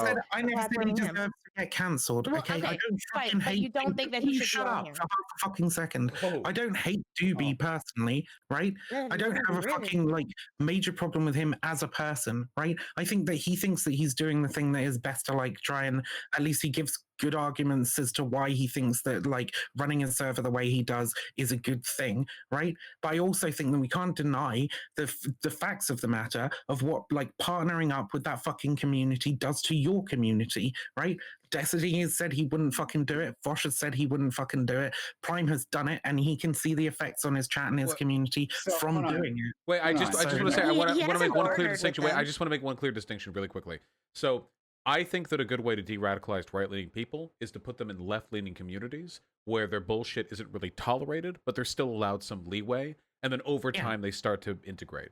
But in Doobie's server, I don't see that. It's more of just a grab bag where all ideas, as reprehensible as like Holocaust, not none of that bad, but like outright racism and anti-racism just sort of bubble together in some like irreverent pot. It feels like the Discord server equivalent of an Hearts of Iron 4 game, where people just like they slap on their LARP hats and everyone like jousts with each other. I don't know how much that does to actually de-radicalize people. I'll admit though, haven't spent much time in the server, but I like Doobie as a person. But he hasn't. Prime hasn't partnered with politics. Literally, if you look in the about section, like Prime's not advertising politics like all the time. So I just don't get it. Doobie, if you can hear me, I'm not sure. I'm DMing you. So if you are ready, let me know. I don't want to just drag you in here. Then your avatar sits here. You're not even ready. So Doobie, if you're ready, if you want to do this right now, let me know. DM me. So that, we already did this for like 3-4 hours before. Like the whole fucking stream of us going through the various fucking ways in which, like, I think that he's mismanaged that space and opened people up to harm. No. I just think I would rather bring someone like Doobie into a leftist space where he can hear good arguments, like he heard tonight, against like deplatforming and platforming responsibly, right? Because he has such a big platform, I would rather like include him in that kind of conversation, right? And so we can convince him to be more responsible with it, rather than just saying, okay, don't go on this platform. Yeah, Vivian, you did that. It was repeatedly asked, like, not to name drop him if you didn't want this to happen. Like, Eris fucking brought him up. Him. You literally drew the pentagram. Eris brought him up. What the fuck are you talking about? Eris said his name. Repeatedly, Prime was like, no, let's stop. It's not fair. He's not here. You're like, well, it doesn't matter if he's here. They're like, hey, he's not here. Don't do that. Well, it doesn't. You literally repeatedly. I'm the big bad. I'm sorry. So Eris brought him up here in a few minutes. He's gonna let me know, and then it's gonna be here. And he'll sit here and he'll lie and obfuscate about the state of things, and you'll let him in. There's no way to prove either way, like what anybody is saying. So look, you're saying that so I'll respond to the things that I can respond to. You're saying, well, the character of your chat has changed, but my stream has also grown. It's like just a lot, right? Since you first found me, my stream has grown just in general, right? A lot because you partnered up with Doobie, right? Hold on. First of all, how do you know that? How do you know that? How do you know that Doobie is like the source of all evil in my chat? Look, I'm not saying he's the source of all. People came in here and called me the N-word, right? When I had like an average of 10 viewers, right? People did that like on the regular basis. That's the thing that happened long before I met Doobie. I only met Doobie like it was in November or something, right? So hold on, I'm gonna pull in, but I'm gonna finish my point after I do. Sorry. Who are some of the worst Nazis you think you've had on this show, by the way? Do you think Ankar was like particularly bad? No, but I think it is okay. Viv, I think it is really fucked up though that you've like kind of attributed a bit of you've attributed like a bunch of Prime success to. I wonder how Ankar became aware of your channel and your community. So stuff I'm not aware of. Sorry, yeah, I'm gonna respond. Yeah, it's bullshit. No, hold on, Viv. I've given you plenty of time to talk. You're gonna give me time to talk, right? I'm gonna respond to you. All right. My channel, my Discord, everything has grown a lot, right? Over the past, and it's thanks to a lot of people's help, right? It's thanks to just like hard work. It's thanks to my team who's been along with me the entire way, right? And some of it, yes, is thanks to Doobie, because Doobie will shout me out on his Discord server, and people are like, oh, hey, let's take a look at whatever's happening here, right? So certainly, but to imply that like the source of all evil in my chat is from him. No, I'm sorry. Like just like in other chats, right? No, Vivian, seriously, I will mute you. Let me finish. Please. So, just like in other chats here, especially in Twitch politics, right? And people get continuous harassment happens here. It happens within my community. And it's been like that from the very fucking beginning. From the very beginning, it's been like that. And it's continued on, right? And I have a bunch of transigenders. So you're talking about the transphobic statements that happen in chat. Yeah, that happens. The more trans individuals I get, the more transphobes come in here, right? I'm proud to be able to platform wonderful trans individuals like yourself and like many others, like we did the other day, right? I'm happy to do that, but that comes with abuse. It comes with abuse just being black, just having opinion and not being a white male on the internet, right? Yes, you're going to attract toxic attention. That's the fucking internet, right? Are you saying white privilege exists? And it doesn't all. It doesn't. It doesn't all stem from like this source of all evil that the politics Discord server is. Now, if you're asking me to simply defend the whole existence of politics, I will not, right? Like I'm not going to defend some other organization. I'm gonna let Doobie do that himself, right? If you're going to say that problematic shit happens there, yeah, I know, I'm aware, right? But for me, like I am open to I am dedicated to open discourse, right? Could they be doing better work on managing that in the politics Discord? Absolutely. Could I be doing it? Absolutely. Could anyone here be doing that? Absolutely, right? But I refuse to, and this is to anyone, right? So don't fucking ask me ever again. I'm not going to drop these people. I'm not going to toss these people out because you happen to think they're problematic, right? Okay, I'm not going to. Was I still talking? I think I was. Thank you.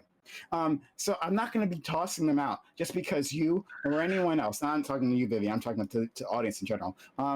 You or anyone else just happen to think that they're problematic, right? Like I'll make that judgment for myself if I want someone within my community, right? DB has treated me with kindness, treated me with respect, and treated members of my audience that way, or members of my panel that way as well, right? And he's had a lot of fucking spicy takes. But yeah. Other people have as well. And I don't simply drop people because they disagree. It's fine if people disagree and sometimes vehemently. So I'll never do that. So you can save your tweets, right? You can save your @s at me because I don't give a shit. I never will. So fuck you. Doobie, go ahead.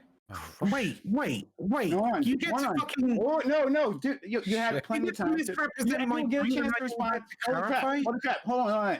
You'll get a chance to respond. I always let you respond. You will get a chance to respond. We just had a long debate where you had plenty of chances to say all this I just stuff. want to say one thing, 10 seconds. Okay, if that's fine. Okay. Cool. I did not say that Doobie was the source of all evil for your channel. Okay. Discord server. I simply said it had no, or the politics Discord server, right? Or your partnership with him or anything like that. I said it was a net negative impact on your community, basically, right? I did not say that he is the only source of bad shit that happens in your channel. So please don't try and make it out like I did. All right. I would say that you implied that, but that's okay. We're gonna have disagreement with that. That's okay. All right. Doobie. Hi. So I think that like I've had this argument like a billion times before, right? Responsible platforming. How are you letting these ethno-nats on your server? They're racists on your server. There are transphobes on my server. They're racist, Holocaust deniers, everything. And the reason for that, Vaush, is because I agree with you. I'm not afraid of these people's arguments. I think their arguments are shit. Vast majority of these people, their positions are supported by memes and infographics. It takes 10 seconds to debunk this shit. There are some people that I think are dangerous, right? That I wouldn't platform, right? That when they come on, they know every single fucking Nazi Holocaust denier talking point. And unless you're really prepared, they will make you look stupid in an argument unless you know what the fuck you're talking about. So those people I ban, right? I don't feel comfortable platforming those specific people. But the average, I think the average white nationalist or ethno-nat or quote unquote Nazi on the internet is just a stupid fucking kid who got into 4chan poll, and they just need someone to make them look stupid to realize that they're just spouting nonsense that they can't support. And I don't think that getting these people into a leftist space I know that there are some of them that are maybe on the fence. That can be won over that way. You get them to a leftist space, so they hang out there. They wanna trigger the lefties and shit. And you get them to an argument, they lose, they start to feel bad. You start talking to them more. They start seeing black people as human beings and not as fucking caricatures. And over time, those people can be de-radicalized. I've seen that happen before. But I think most of these people are just not going to go into those spaces.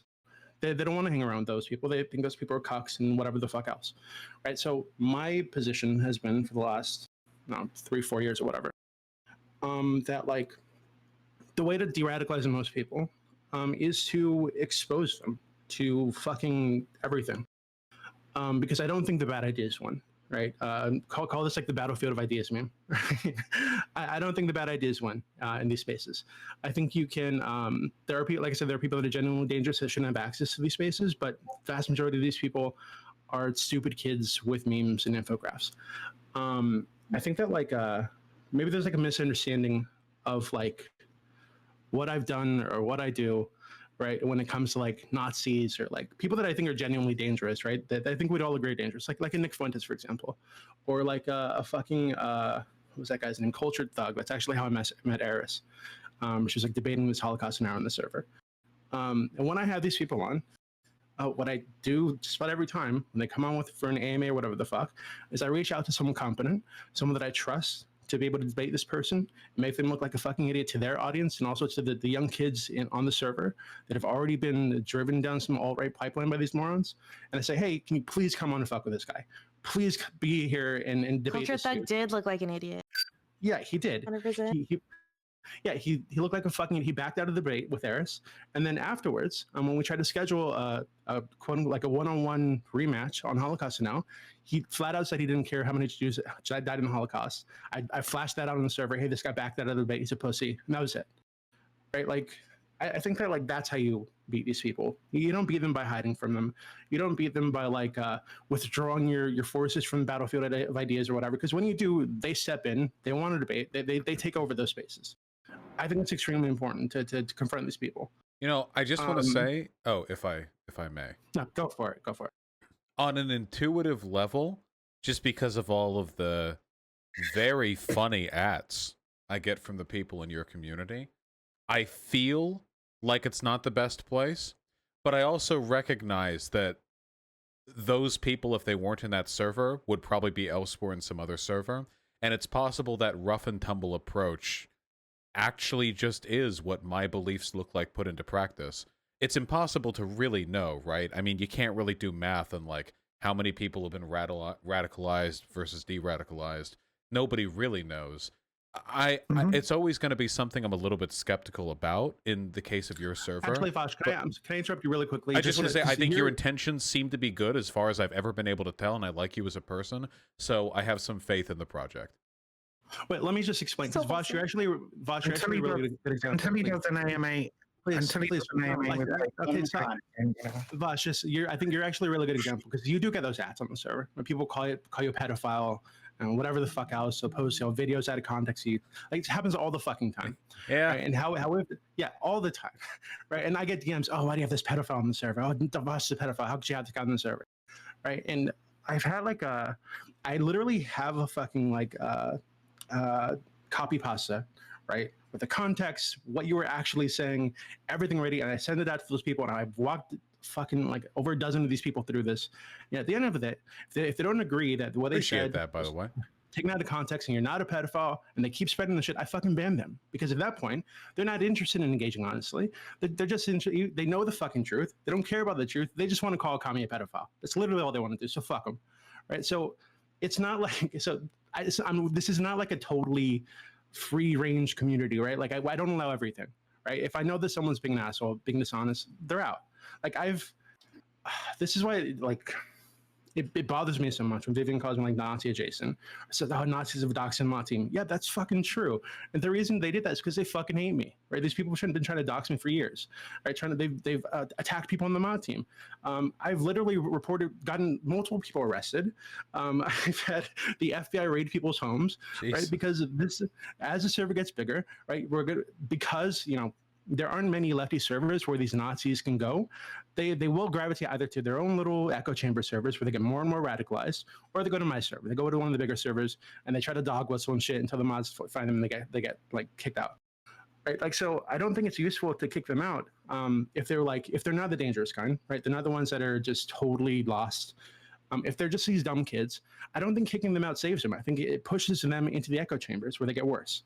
Right? I don't want them in the echo chambers. I want them in my chamber so that I can bombard them from all over, from every fucking position with how stupid they are for saying this shit. And hopefully it saves them. I've seen so many people change. I've seen people come into my server as flat out fucking racist white nationalists.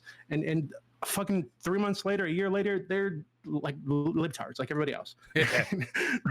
Like I've seen it happen so many times. How many people are in your server, Doobie? Right now, I think there's about 43,000 or a little over 43,000. So your anecdotes of like 100, maybe 200 people the fuck do they matter in the scale of like what's actually going on in that server?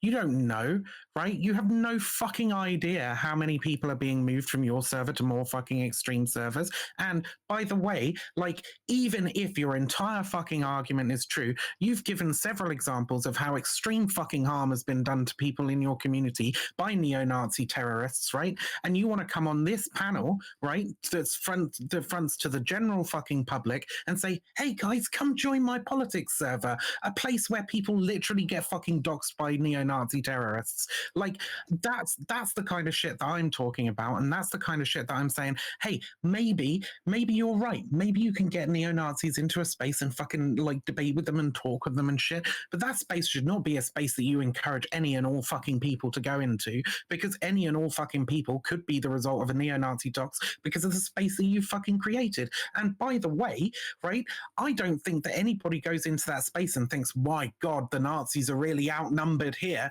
Like, there's that old fucking like anti-fascist story about like there's a bar in the town, right? And like one Nazi comes in and the bartender's like, oh, well, you know, it's just one Nazi, it's fine. And then like a couple of his mates come in and it's like, oh, it's just, and before you know it, what you have is a Nazi fucking bar, right? And before you know it, what you have is a Nazi fucking server. I'm not convinced that No, the Nazis I actually Wait, can I completely wait, can I ask Nazis a are the cockroaches question of Vivian? Discord. What? Can I ask a question?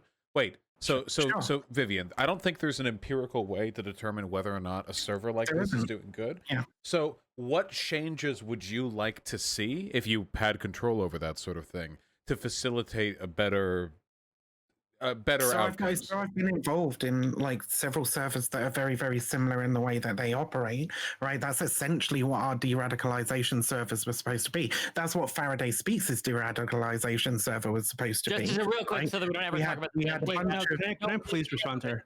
the deregulation servers. That can't be a real thing. I don't believe that like actual Nazis go into these servers. There's no possible way. Okay, Wait, hold look, on. Wait, hold on. But they did. Wait, please. They did. servers. Oh my God. We didn't Please, call them they- DRAD servers, right? Yeah. But like the idea of the project was to set up a space in which there were like a bunch of lefties who knew what the fuck they were talking about, right? And we would let Nazis trickle in like a couple at a time or what have you, that wanted to like debate the left and shit. And they would just fucking sit there and hopefully we would be able to move them towards the left or disabuse them of some of these like shitty ideas. And it worked for some, because some people just need that engagement because they're already thinking of leaving extremist movements. But ultimately it ended up in a shit show that resulted in like international fucking investigations into terror groups. But what Because as soon as changes? the Nazis catch on to what you're fucking doing, right, they want almost done. As soon as the Nazis catch on to what you're doing, they want to fucking hurt you. They want to hurt you, they want to hurt your mod team, and they want to fuck up whatever the fuck you're doing in they're that. cucks. But what changes would you want to respond? make? I'm not convinced that these projects. I'm not convinced that these projects can be done in a safe manner. And I think that everybody who is involved in one of those projects should at least be aware and consenting to like and knowing like how bad it can fucking get. I don't think you should be like dragging random people off the street into one of these servers where they could potentially end up on a fucking atom off and kill list or whatever, right? That's my position. Like, sure, get a bunch of dedicated leftists to preach to Nazis or whatever. Sure, maybe that works, right? But like just coming on here on Prime's panel saying, "Hey, everybody, come into my server," like I think that's a really, really fucking unsafe way to do things. Okay, can I please respond to this really quickly? 5 seconds. It really does sound like, Vivian, the more this conversation goes on, that you want to be the arbiter that decides who's actually righteous enough to have these conversations, and you platform all the people that you don't feel like should be able to have this conversation. Like, you just want the total control here. That sounds a little absurd. Like you're the real Nazi. Yeah, No, please, can I, this is going to okay. I'm saying that people should enter into this with informed consent. That's what I'm saying. Okay, So Vivian, so Vivian, you said that there are people on my server being doxxed by Nazis, right? And Vaush asked you, what you would do, right? And you gave the example of these de-radicalization servers, quote unquote, that you've been involved in. But those servers, 3 of them that I know of, literally fell apart because they were infiltrated and people were being doxxed by Nazis. Right? So the thing that you were involved in, that you're presenting as an alternative, it literally fell apart. The exact same shit. Wait, hold on, no, please. Listen.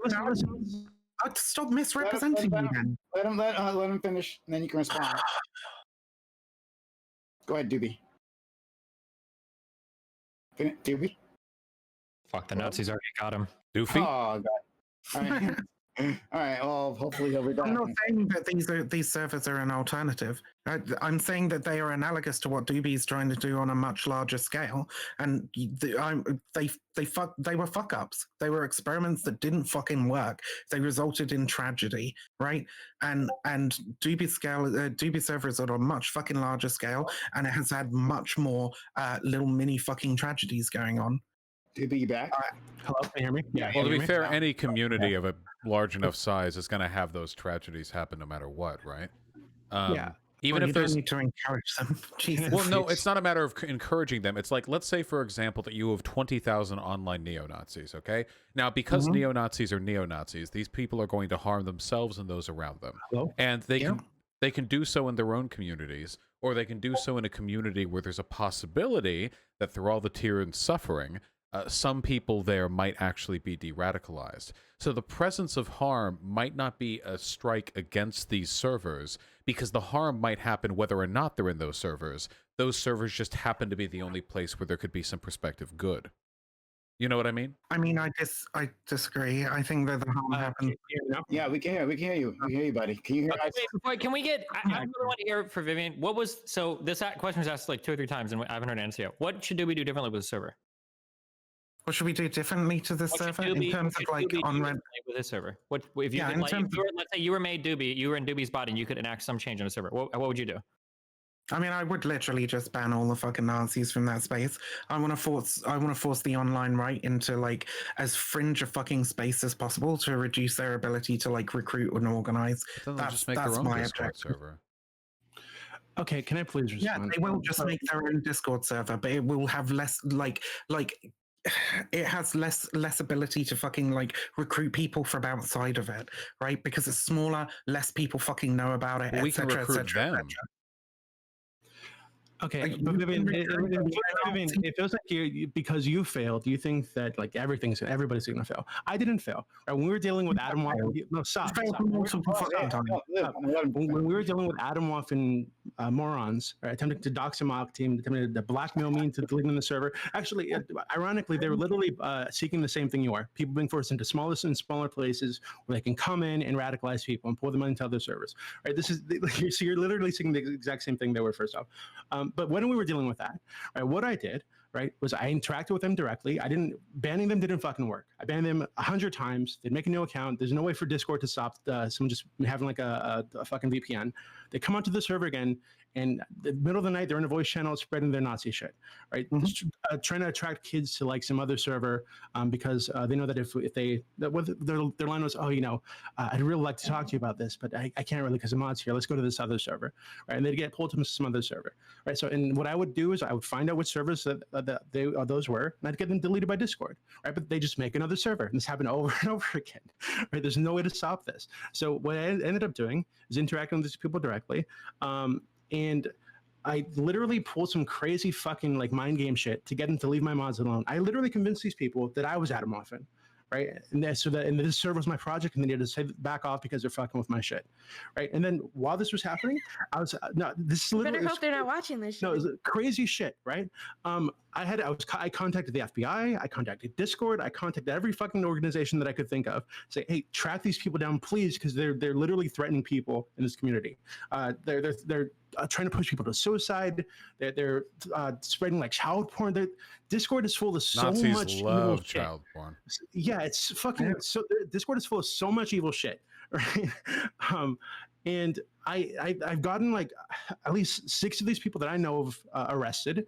Like I said, I've had people raided by the FBI, right? I've done so much crazy shit to deal with these people directly, right? That I think has gone far beyond just banning these people, because banning them doesn't work, right? If you're telling me to like delete the server, I'll kill the community server. It is in smaller servers. Well, hey, those Nazis still exist. They're just gonna go into those smaller communities. The radicalized people there, or the pull people from there. That happens all the time. Right? Please, now listen. So I want to be very clear. We don't allow open Nazis on my server. Someone posts Hitler shit. Actual bullshit. Listen. If someone posts like Hitler shit or swastikas or anything that could be considered pro like Nazi, they're banned. right? Yeah, but you will allow. Listen. No, I'm gonna get there. I'm gonna get there. Now we will allow Holocaust to know. We will allow ethno-nationalist discussions, the race IQ shit. But that's because I think all these things are really stupid positions, and I'm not afraid of them, right? But the moment someone says, "Hey, I'm a Nazi," here I am, they're banned. They're gone. This is fucking just like the dumbest fucking way to deal with Nazis ever. Because if they know they'll get banned if they say I'm a Nazi, but you're going to allow all the fucking talking points that Nazis engage in. Yes, you still have a server full of Nazis. They're just not saying, "Hey, I'm a Nazi." Massively overstating how many Nazis are in my community. And let me just overstating how many white nationalists are in my community. I let you speak. People are literally dogpiled every time they say wish. Let her finish, please, Vivian. Let me just ask, right? Like how, like you get that shit all the fucking time. I bet if I went into your fucking server right now, I could probably pull up a shitload of fucking posts that were like absolutely fucking horrific, right? That would like demonstrate almost without a doubt that the people who posted them were like at the least Nazis, if not fucking like genuinely considering doing violence to people. How much of that shit do you think, like Destiny, you have pretty big fucking server, but you've got like pretty strong rules around the kind of language that can be used and the kind of shit that people can say, right? Like how much of that shit do you get? Do you have a constant problem with Nazis in your server? We don't allow advocating for violence. What the fuck you talk? We don't allow people to say, "Oh, we're going to go shoot these people up," or "We should take care of these people." We don't allow any of that shit. I never said advocating for violence. What the fuck are you getting this from? I personally stopped two mass shootings that I fucking know from. Right, so I'm aware that these people exist. They exist all over the fucking internet. Right, so to say that like we just allow these people to go into the server and make calls for violence is fucking ridiculous. Why would you say that? Fucking said? Not what I fucking said. Okay, then clarify. It sounded a lot like what you said. That's not what I fucking said. So shut the fuck up. Let Destiny answer the question. You have a big server. You've got strict rules on the server about language and kind of things people can say. To be fair, his server is a Kyle Rittenhouse stan fan club, so I don't know. Wait, what's the question, Vivian? Sorry? What's the question? I wasn't asked. The question is, you have a pretty pretty decent sized server, right? I don't think it's quite as big as politics, maybe. I think it's similar in size. I think we have around 43,000 members, I think. 43,000. Yeah, so I guess it's like near enough the same, right? Like, and you have some pretty strict rules around like the kind of language that can be used and the kind of things that people can advocate for within the Discord server, right? Now, people probably do get banned fairly regularly for like saying the R word and shit, right? But like, do you think you have a particularly huge problem with people preaching neo-Nazi bullshit in your server? Not particularly, no. It's not a fair comparison. One, Destiny's platform isn't like specifically and only politics, right? Like it's a huge portion of his platform at this point, but it's not literally the politics Discord. If you start searching, gaming where we never find neo-Nazis. Wait, I don't know if this means. I don't know if this means anything. What I was going to say is that the reason why these two things are not analogous, if I can finish it, then you'll see why it means something. The reason why these two things are not analogous is because if you look at like the politics Discord, like if you search politics and Discord together, that's the Discord that came up. I found it by happenstance right before I found Prime Kai's channel, because I was just looking for political discussion on Discord. So the likelihood that if a neo-Nazi or a Nazi was going to be looking for this kind of information, they would probably, the likelihood that they're going to have that presence there is going to be, they're more likely to find it on Doobie server. But it's not like, but that doesn't speak to the issue that the idea of policing something such that you can completely eradicate it from your platform is absolutely ridiculous. We ran into this problem with Wall Street Bets when they were like trying to take down the Wall Street Bets Discord. They were like, yo, we have like literally 1,000 bots that are like all like meant to track this thing. We like hyper sensitive to any of like these like ridiculous slurs and all that stuff. They still got taken down by Discord, because at the end of the day, there's literally nothing you can do to prevent any of this thing from absolutely happening. But so simply saying that there is a presence here of a minority of people that say something is absolutely ridiculous. And also a point that you made earlier that I didn't get a chance to respond to, because I'm just letting Doobie do this for the most part. When you're like actually like attacking him and like, well, yeah, you're doing the minority of people here, right? Like how many people do we know that are actual like Nazis or whatever, yada yada yada? Like you're saying you only converted X amount of people, but you don't know the actual presence of Nazi, like you can't quantify the actual presence of Nazism on his actual server. So I mean on his server. So then at the end of the day, at the end of the day, trying to say you only got this many people, but this many more people there when you don't even have a base number to base it off to be able to determine how many people are actually converted and how many people are actually there. It's literally groundless. It's literally vacuous. What I can do is I can use the Discord leak scrape of Doobie's server along with a bunch of other servers that it was connected to and look at the prevalence of hate speech within those communities and compare it to the hate speech in other communities. And like, I could bring up the fucking Discord leaks page right now and we could go through all Doobie's community is, of course, going to have more hate speech because one of the explicit purposes. I think it's very reasonable to assert that actually Doobie's community has a much higher prevalence of that than like your average fucking Discord server. Of course it does, because Doobie's community is oriented around the idea that you can change these people's minds. It's deliberately, it's a honeypot. So the fact that there's more hate speech there doesn't necessarily mean that the broader project of de-radicalization isn't taking place. Okay, that's fine, right? And like my entire argument so far, like personally, I don't think that this works on a scale that is reasonable enough for the kind of risks and harms that people are taking, right? But maybe it works. Maybe you fucking de-radicalize some people in the server, and it's like a net good somehow. Okay, my argument has never been that this doesn't fucking work. My argument has been that we shouldn't be fucking partnering up with random front-facing platforms where anybody can go into it and potentially meet up with these people who and may be fucking harmed by them or recruited by them. That's my position, right? Okay. It's not that like this server, this space shouldn't exist. Okay, well, I think I could make a case for that eventually. The thing is, I don't agree with your latter point, but I agree with the former point. I agree with the former point. I went through this exact same change. Like, I used to platform people that had way more controversial views that they allow on politics. And I now don't allow that on CC because I personally felt, especially with CC being focused on quality discourse, it felt particularly dishonest and harmful. And exactly what I was talking about, where I was very concerned about people who had really good rhetoric skills and people with really good debate skills and all that stuff. And there were just not... I was scared about them being able to just go into voice chat, and I didn't know who else was going to be countering them in that voice chat.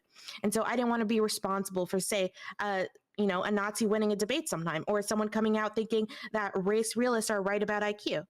So, like, I do think that there's some legit criticisms to give Doobie. I just think that the way to do that is, I mean, the way I've been doing it with Doobie for a long period of time, where I think I have convinced him to reduce like the harm in some parts of his Discord, rather than just saying, oh, anyone who associates with Doobie, you deserve to be put on lists. You also deserve to be canceled, and you shouldn't. What the fuck have I said that?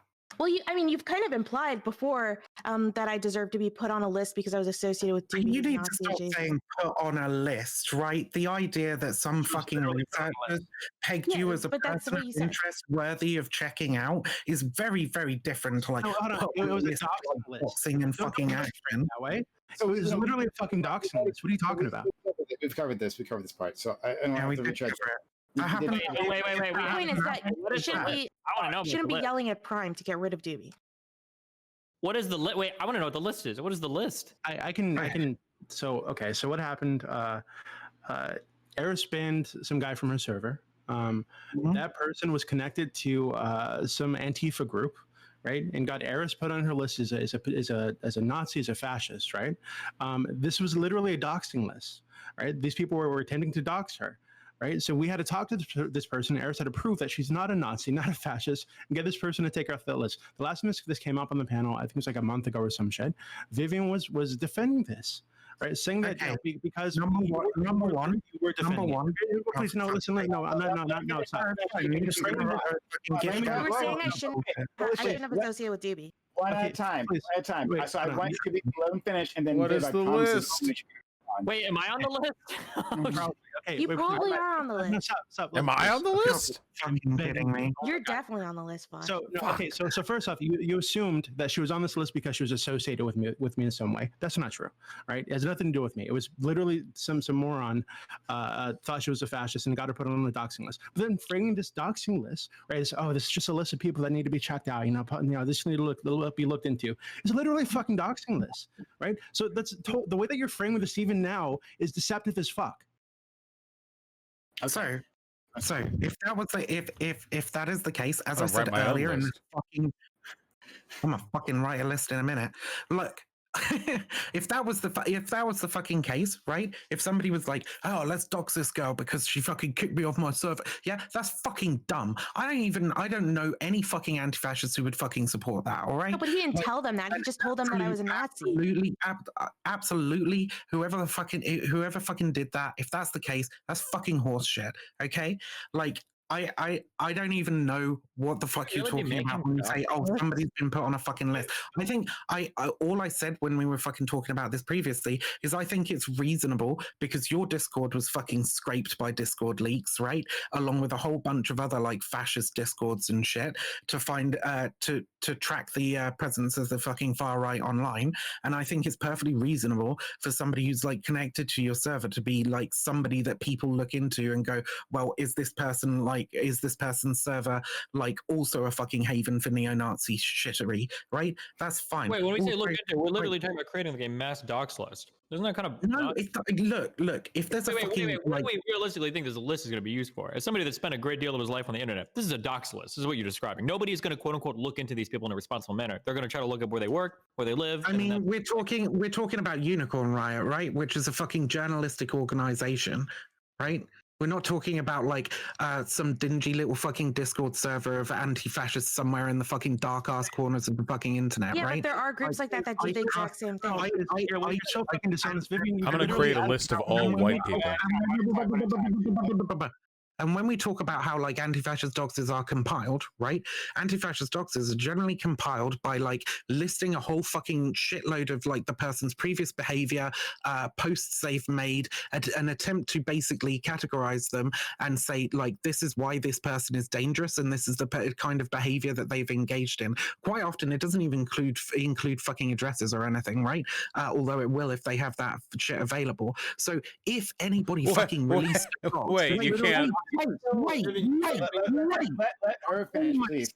I think you all If anybody released a dox with somebody's fucking address and name and shit on it without a good fucking justification as to why this person's like a fucking neo-Nazi or whatever, they would be instantly fucking condemned by the anti-fascist community as being somebody who's just dangerous and in it for themselves and trying to fuck over people who've hurt them. What is the justification? I really want to hear this. What's my justification for Well, for being a neo-Nazi, that's what she just said. No, shut the fuck up. What is it? I haven't talked in a long time, so now I'm going to interrupt people. I just want to know what the justification is for putting someone on the list. Is it just they're a Nazi? Well, I don't know what they mean by a list, right? Like, you seem very familiar with the list. Like when we you didn't know. I fucking talked about it with her before, and I got the impression that what had happened was she was put on some fucking list because she had a connection to Doobie's server, right? Which would be like, people going, well, here's a fucking shitty server, blah, blah, blah. Here's some of the people involved in it. We want to report on this. Who are some of the other people involved in it? It's perfectly fucking reasonable that they would look into people, right? But if she's saying that, like, actually what happened is somebody got kicked off her server and put her on some kind of dox list. I don't know anything about that, but if that's the case, then that's fucking reprehensible and shouldn't have been done. But the idea that like just because a list exists somewhere, this fucking like random fucking list that I haven't seen, I don't know shit about, right? Like that like its nefarious purpose is to like dox and destroy people. I just have no idea. To be fair, the only reason you would ever collect addresses of people because of their political views is to threaten them. So you can make an argument for names and you can make an argument for employment. But if you're going to, you said there were fucking addresses now, Vaush. Wait, you said what? On, please, Vaush, finish your plan. I do want to hear from Destiny because Destiny was trying to make a No, point. I just want to say, like, regardless of your opinion on this matter or the other, like, to be perfectly clear, if you're compiling addresses, the only reason you're doing that is to threaten people. Cool. Yeah, absolutely. You're right. Yeah. Okay, right. So, because hold on, because you're playing both. Wait, Vivian, hold on. You're playing. Look, I'm also an Antifa super soldier. Okay, it's all good. But I just want to say, earlier you were saying like you were saying like, oh, we don't. It's just a journalistic organization. We don't even collect addresses unless they're there. And now you're acknowledging that the reason you put the address is there to threaten them, which kind of flies in the face of the journalistic explanation earlier. Unicorn Riot, by the way. The language you're using here is suggesting that I'm somehow a fucking part of this. I'm not. I'm not a part. How many of Unicorn lists Riot. are there? I read their fucking shit that they put out, but that's about it, right? Like, I'm not a part of this fucking organization. I don't know.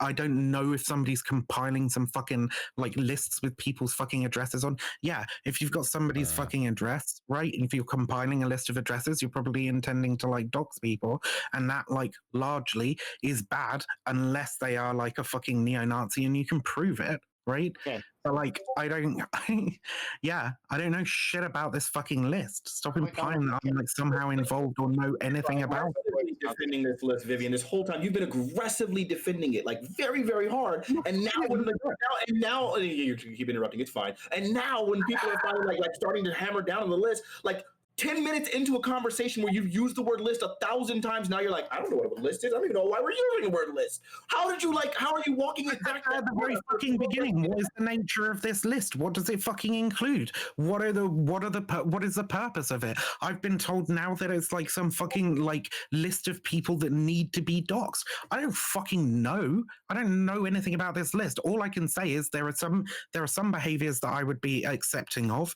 right? Which is like, it is perfectly reasonable to investigate people who are connected to proven fucking fascists, right? But that's like, very ambiguous. But Viv, you have advocated for the doxing of Nazis online, right? You're about to misrepresent me again. I would not advocate for randomly collecting the addresses of people, putting them on a list just because they pissed off one of your mates. That's not my stance at all. So this is it's starting to get so I've been called a fascist. What I want to do is let No, wait. I don't think this is getting circular. I think we're actually getting somewhere. Wait, so Vivian, do you think that if somebody's a fascist, their address should be posted publicly online for everybody to see? Name, address, occupation?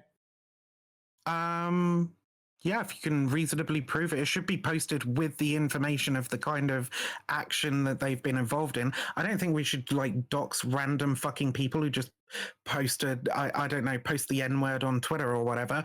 But if they're actually affiliated with any kind of like fascist organization or engaged in recruitment or trying to push people towards action, then yeah, I mean, like, because there's a big gulf between like Twitter Nazi and Atomwaffen division. Two or three follow-ups on this, and then I'll stop talking. I swear to God. What happens if people on that list start getting harmed? Would you still defend the existence of that list, or do you think that the list would be a bad idea? If people start getting harmed? Yeah. That'd be the point of publishing the address. In what way? I mean, the point is... Okay, I can real quick. Okay, somebody shows up at somebody's work that's a fascist, because if you posted the name, the address, and where they work, they show up at their work and they start like throwing eggs at their car. Do you think that you would defend the existence of the list still? Yeah. Okay, does that ever extend to a point where people are getting harmed? So let's say somebody's tires get slashed, or let's say somebody's like windows get broken, or let's say somebody gets assaulted. Is there a line at some point where you stop defending the existence of the list? So with anti-fascist doxes, this basically doesn't fucking happen, right? I'm not asking if I'm saying if it did happen, because that is the ultimate goal of creating lists like this. That's what ultimately happens. What? To get people fucking like assaulted or killed? No, it's not. Well, at some Post point, their yeah. address. I mean, no, it's not. Literally not. Anti-fascist agree. Like clearly you guys like have no fucking understanding of like the broad fucking like history of anti-fascist work in general. Okay, you're probably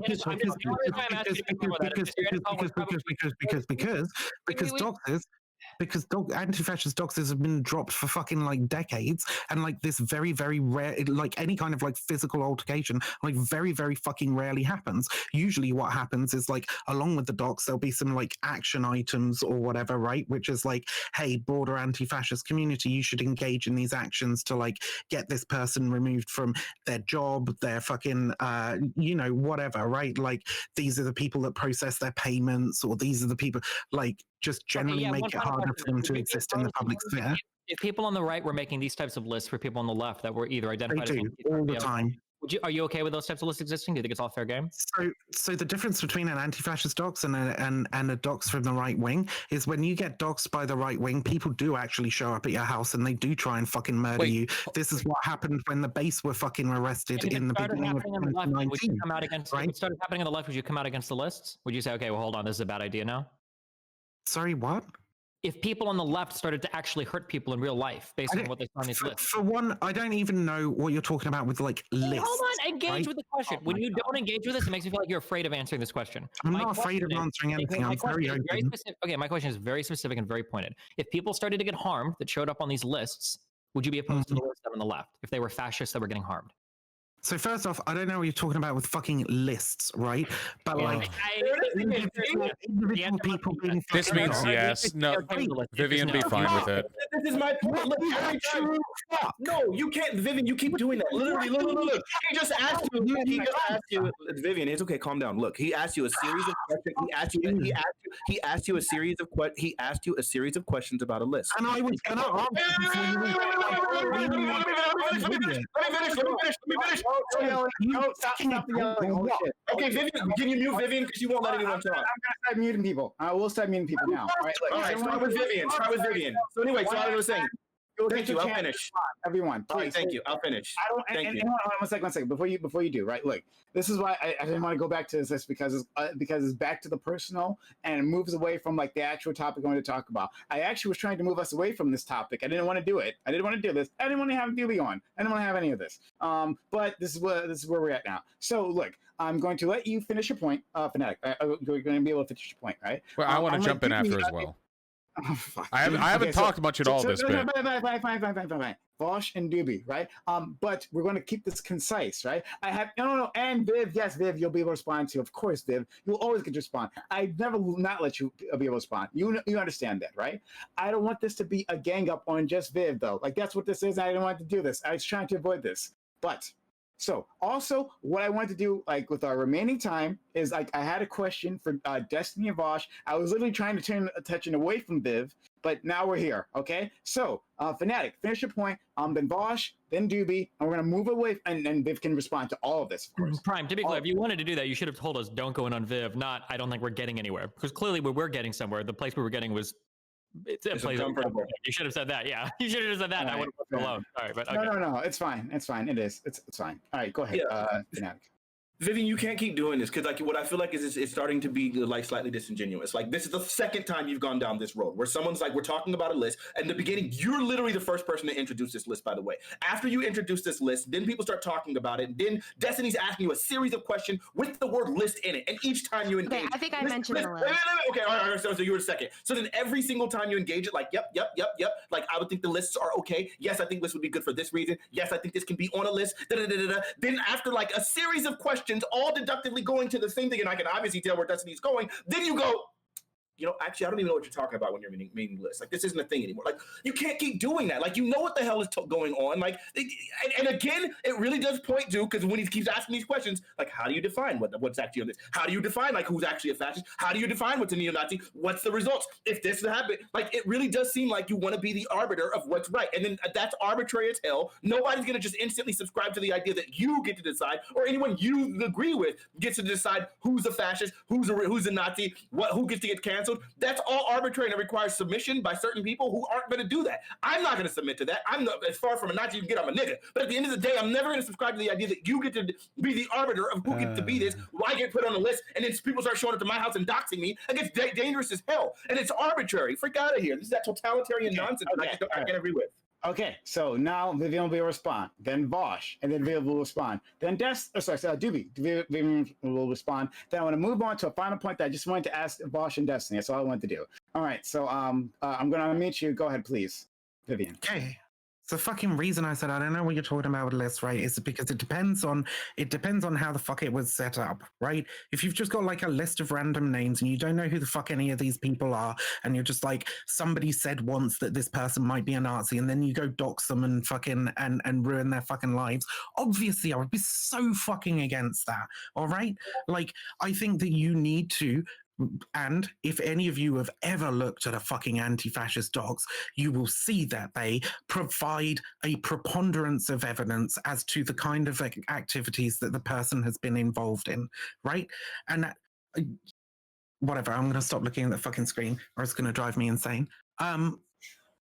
You would need to have a preponderance of evidence to suggest that this person has been doing harm, right? Recruiting for fucking white nationalist organizations, whatever, right? And basically every fucking anti-fascist docs includes this, and usually includes like some kind of action items with like, you know, you should get them fucking deplatformed or stop them from receiving payments through this fucking thing, or phone up where they're working and say, hey, you know, you got a fucking Nazi working for you, whatever, right? I don't know. I don't know why you're saying that like I'm being fucking disingenuous. I'm not being disingenuous. I'm trying to be really, really fucking accurate, right? If you just talk about like like random fucking lists that like pop up out of nowhere, like I can't really fucking address it. Like obviously that seems kind of fucking shitty. But if there's some kind of fucking evidence behind this that can then be presented to the general public, right? And then people can make that judgment as to whether they want to engage with those action items or not. I think that's fine. Okay, so I want to give Vaush a chance. Please, Vivian, let him get it out. Okay. Then you'll be able to spot. Yeah, right? okay. So look, as a fellow Antifa super soldier, I'm very amenable to the idea of being aggressively anti-fascist, okay? That's very cool to me. The problem that I have is that when we're irresponsible with stuff like this, look, all I'm saying is I have flashbacks to tankies on Twitter who are trying to dox me because they were calling me a fascist, okay? I don't know if I... Exactly. The problem is that back in the day, anti-fascist action was usually done by a dedicated group of individuals who worked together with a common cause. But nowadays, the internet makes it so that literally anybody can do this and get involved. There's and... no oversight. That's right. the Well, problem. it's not as committed as it used to be, and the less committed it is, the more variance there's going to be in the outcome of this type of behavior. Now, if you're talking about if they're like Nazi doxers, and then you're counter doxing the dox, like, okay, whatever, fire with fire, okay. And if we're talking about like Adam Waffen chapter leaders, okay, they're involved. But the problem is, like, and I'm going to be real, like, you were talking about lists earlier, and I guarantee you that if I looked through them, I would probably find the addresses of people that don't have any actual organization. Show them to me and I'll denounce them. Like, I don't well, I don't know, but I don't have a list. Fucking... I don't list. I don't do Eris a list. Is just bringing up the specter of a list, and I'm like, wait, I don't Vivian, know wait, what this Vivian, stop. You brought it up. You mentioned lists. No, you I didn't. defended the existence of the lists. You described their contents. You explained how you felt about different ways in which they could operate. Said, if it is this, then I'm okay with it. If it is not this, if it is another thing, then I am not okay with it. Right? That's what I said. You began this by saying, like, yeah, you know, sometimes they don't collect addresses unless they can get a hold of them, and they try to find them on fascists. Yeah, I'm okay with them publishing them if it's fascist. Wait, do you think journalism is collecting dox lists on like random Twitter Nazis? No fucking dox lists. Vaush, please, look, this is what I'm fucking saying, right? Like, I don't know what Eris means when she says a list, okay? She says that you were talking about a list.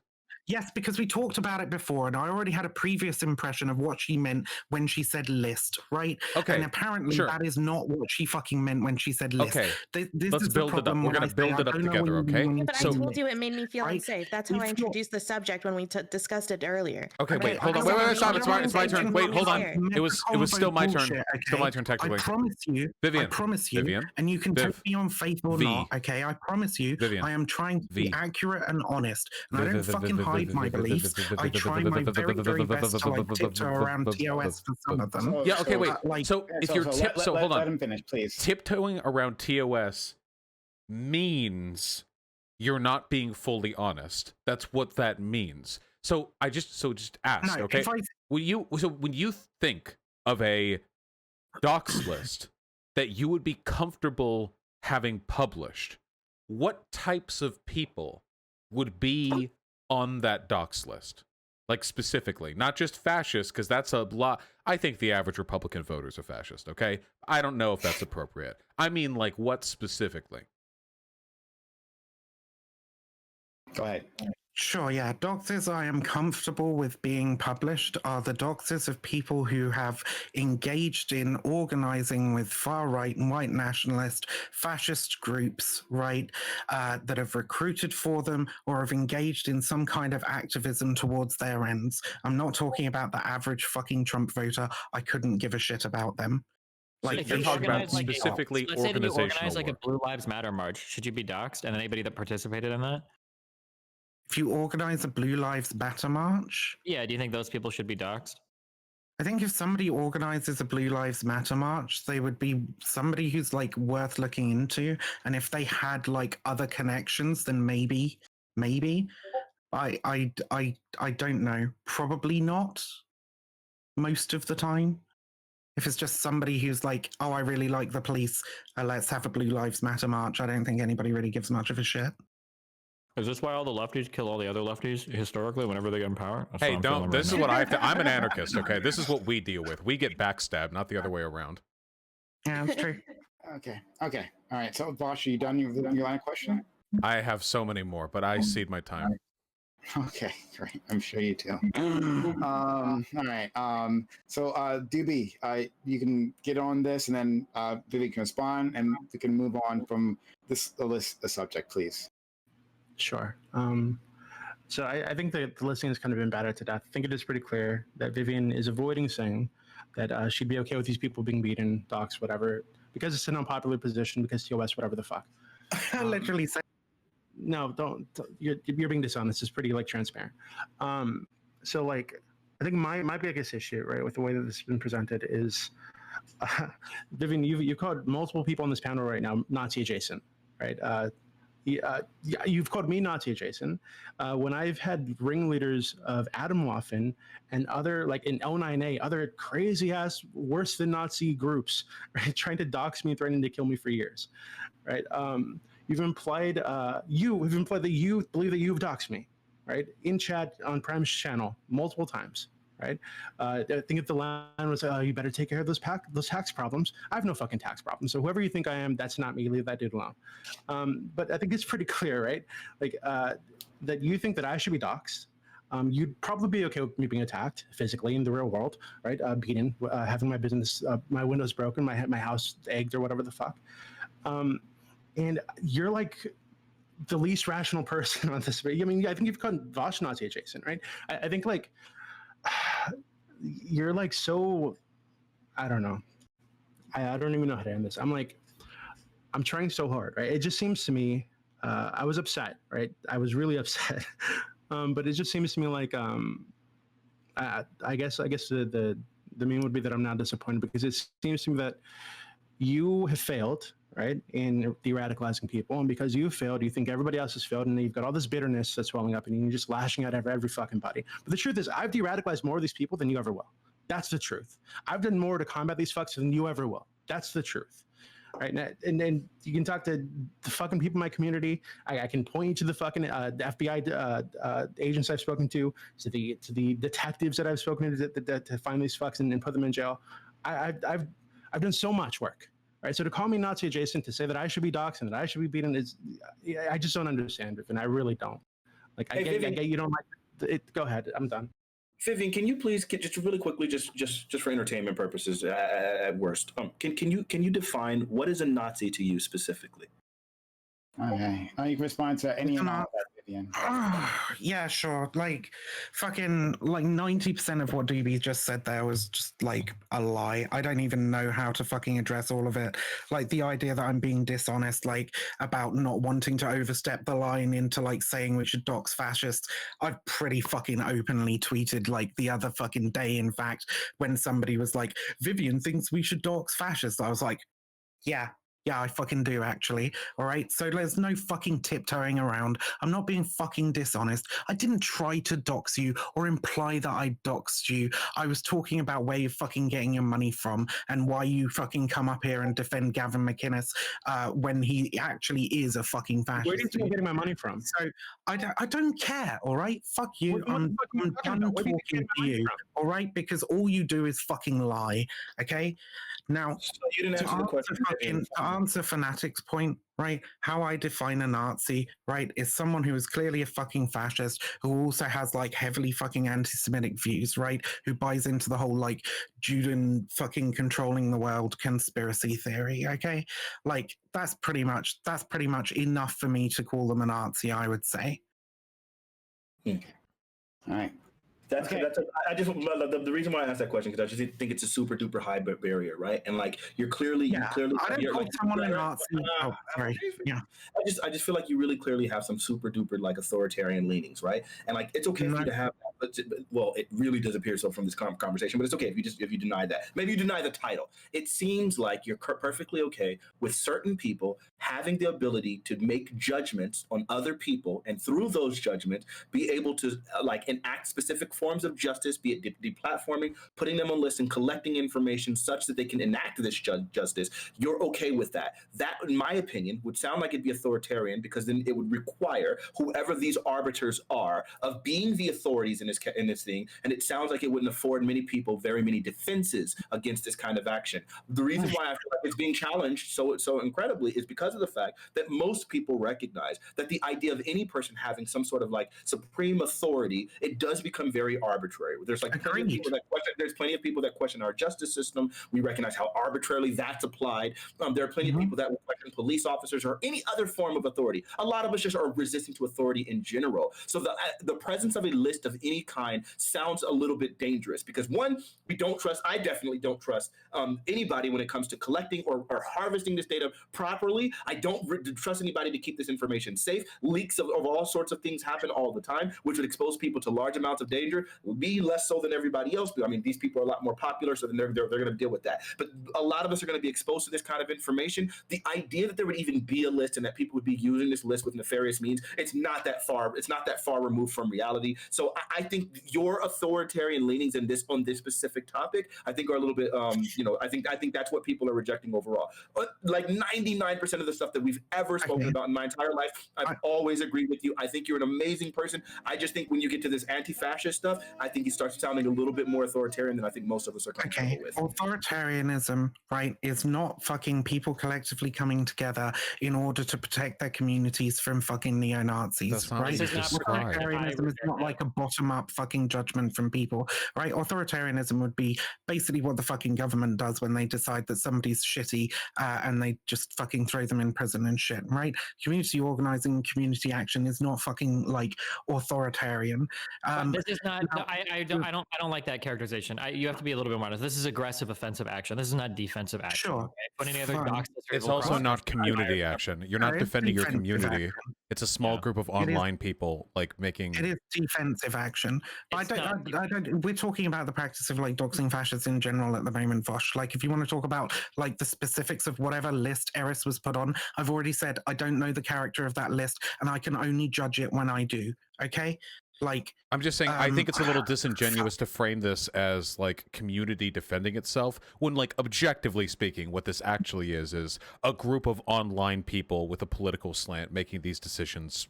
And like I'll steel man the fuck out of the defense thing. Like the reason why it isn't like you have a community of people who they feel like they're being unfairly maligned by the police, and this community of people comes together to like figure out like who they think on the police force is a fascist, and they organize like some proper response, and they go to fucking city hall and they're like, hey, we've got this and this and this, and at the very least, even if they don't do that like political action, they at least alert their fellow community members like, yo, this officer is a fucking fascist. We think he patrols on these fucking routes. Like, don't fucking go there. Stay where like that would be more of like a community action. Yeah, that's very reasonable like, fucking action. Somebody's like YouTube videos or Discord logs to fight and then try to dox them and get them fired from their job at university because they share Nazi memes online. I don't think that counts as like community self-defensive actions.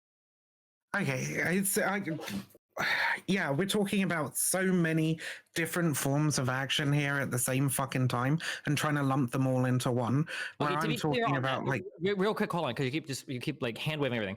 So I asked earlier, I was very clear on like what kind of list you would want to make. Now, if your answer was, well, I think that people should be making lists that are locally relevant to them and their concerns, that would have been valid. That's not what you said. You just said anybody who was a fascist. So that's why I'm giving you the line of argumentation right now. Now, I'm not trying to hold you that. If you want to walk that back, or if you want to say something different, like, okay, well, I think it should be more local, then sure. But earlier, like the only qualification is being a fascist. Yeah, and the only qualification is being a fascist if you can fucking like prove that they are. We live in a global community of anti-fascists and anarchists all fucking working together. No, in hold order on. to Global defend their community. own Okay, hold on. A community. global community of anarchists Like, is probably one of the funniest expressions I've ever heard in my entire life. Okay, stop. Is it? Okay, yes. The Because idea I that work with people from America, I work with people from the fucking Australia. that's great, I but work like with the idea people that somebody from like, New York is fucking finding Czech fascists, Republic and Ukraine. somebody like, from New York finding fascists in California, I don't know if that would be considered a defensive action. That just sounds like at that point, like, at the very least, you're with my the Rittenhouse. problem is that these I'm just saying, like, I don't know if that counts as defensive action. these at that point, fascist right? networks aren't like individual to a particular like little area, are they? They are national. If we're talking about like members of particular fucking groups, like I don't know, fucking AIM or like the Proud Boys or whatever, right? This is a national fucking movement that we're talking about. So it's like, you know, it does require like a somewhat national response. I do think that people should be most focused on their like immediate fucking community, but for some people, that immediate community is just their fucking like online community and friends there, right? So it really, really depends on what kind of like community you're fucking part of, and what you're actually trying to fucking achieve. But with regards to like there being no oversight, right? I do have to keep fucking saying this, that like every single anti-fascist docs I have ever seen includes an absolute wealth of evidence of like internet posts, affiliations, previous activism and behavior, criminal fucking records, all of this sort of shit. I think the reason why people don't tend to trust that, the reason why people can look at and determine whether or not this person is actually what's being said. I think the reason why people push against that, okay, for two things. So one, the authoritarian part, I don't know if I would agree with fanatics using authoritarian, but it feels authoritarian because it's basically like a single kind of entity is making a pretty big executive decision on who belongs on some like get fired from your job and potentially suffer like real life consequences list. That feels a little authoritarian. That's number one. Number two, the problem with the fact that there's like quote unquote a lot of research doesn't usually matter. And all of us know this. Like nobody even reads articles anymore. They just read headlines on Twitter. And the type of quote unquote research, like if you wanted to put together any of these docs on me or Vaush or probably almost anybody else in here, depending on how long you've been alive, dude, you can draw connections to anybody for anything. Nobody's going to go through and actually vet. Well, hold on.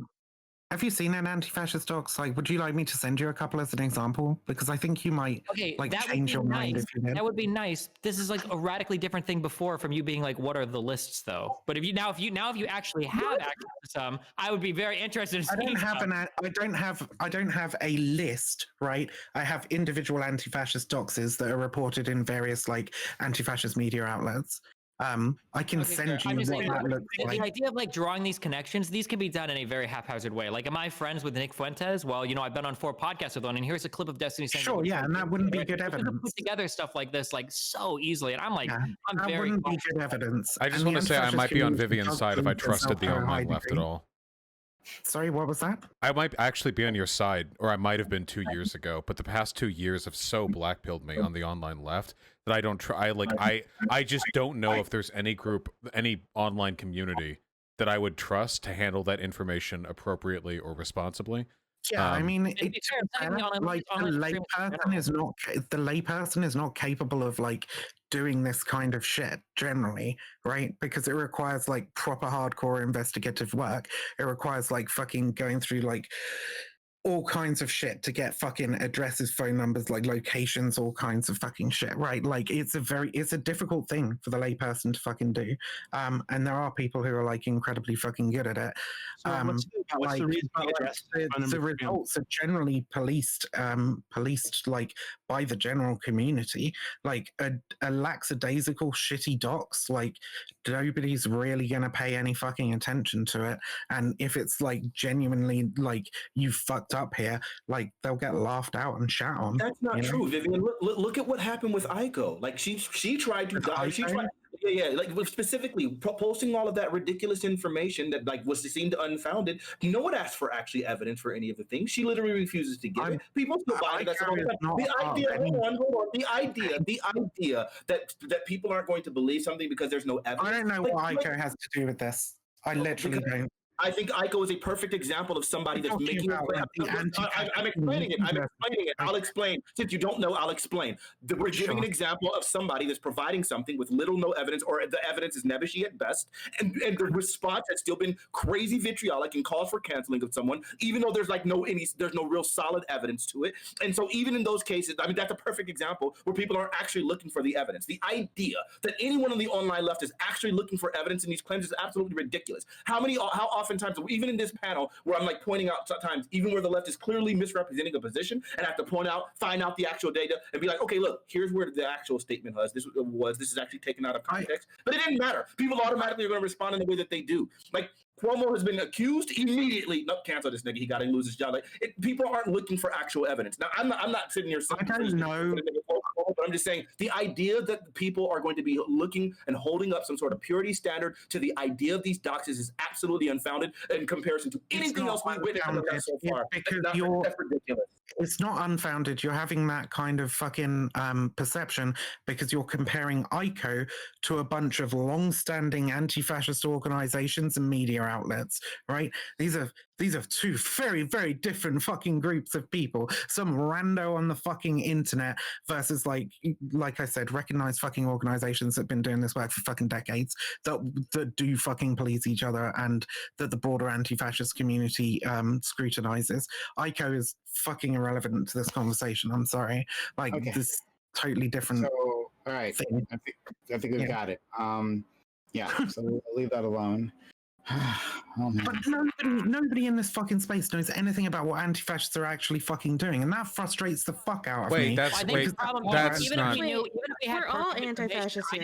I just don't think the idea of this, like, putting together fucking dox lists, when we might not know exactly what quote unquote anti-fascists do, but I think almost all of us in here have had a taste of like what the extreme left is like. And I'm sorry if this sounds like really disconnected. I understand my life is very online. I am way more scared of getting like some crazy left-leaning like mob against me than a right-leaning mob right now, because right-leaning mobs have no fucking power online. Like, if they want to come and try to kill me, sure, although I don't think most people do it, but left-leaning people have a much greater influence that they can exert over you right now in terms of quote unquote cancellation. Look, so I mean, like, when we talk about like defending the idea of like these quote unquote lists, okay, you know who else made lists? Hitler made lists, and he had people killed on those lists. God, and you know I knew you were gonna fucking say it. Given the opportunity to put together a bunch of lists, people get canceled. I do not trust fucking anybody. I knew you were gonna fucking say it. I don't even trust. I don't know the nature of these lists. Okay, I'm not even talking that much of this debate. Okay, I'm not even talking about it. Let me just finish that guy. I don't trust anybody online to put together any of these types of lists. Even people that are like part of these more kind of like mainstream organizations, like fucking Vogue, I wouldn't consider to be like crazy Antifa people, are doing really weird shit when it comes to canceling people. And like we've seen this happen time and time again. I feel like that's just a bad road to go down. I think it also explicitly, rather than implicitly, explicitly gives permission for people on the right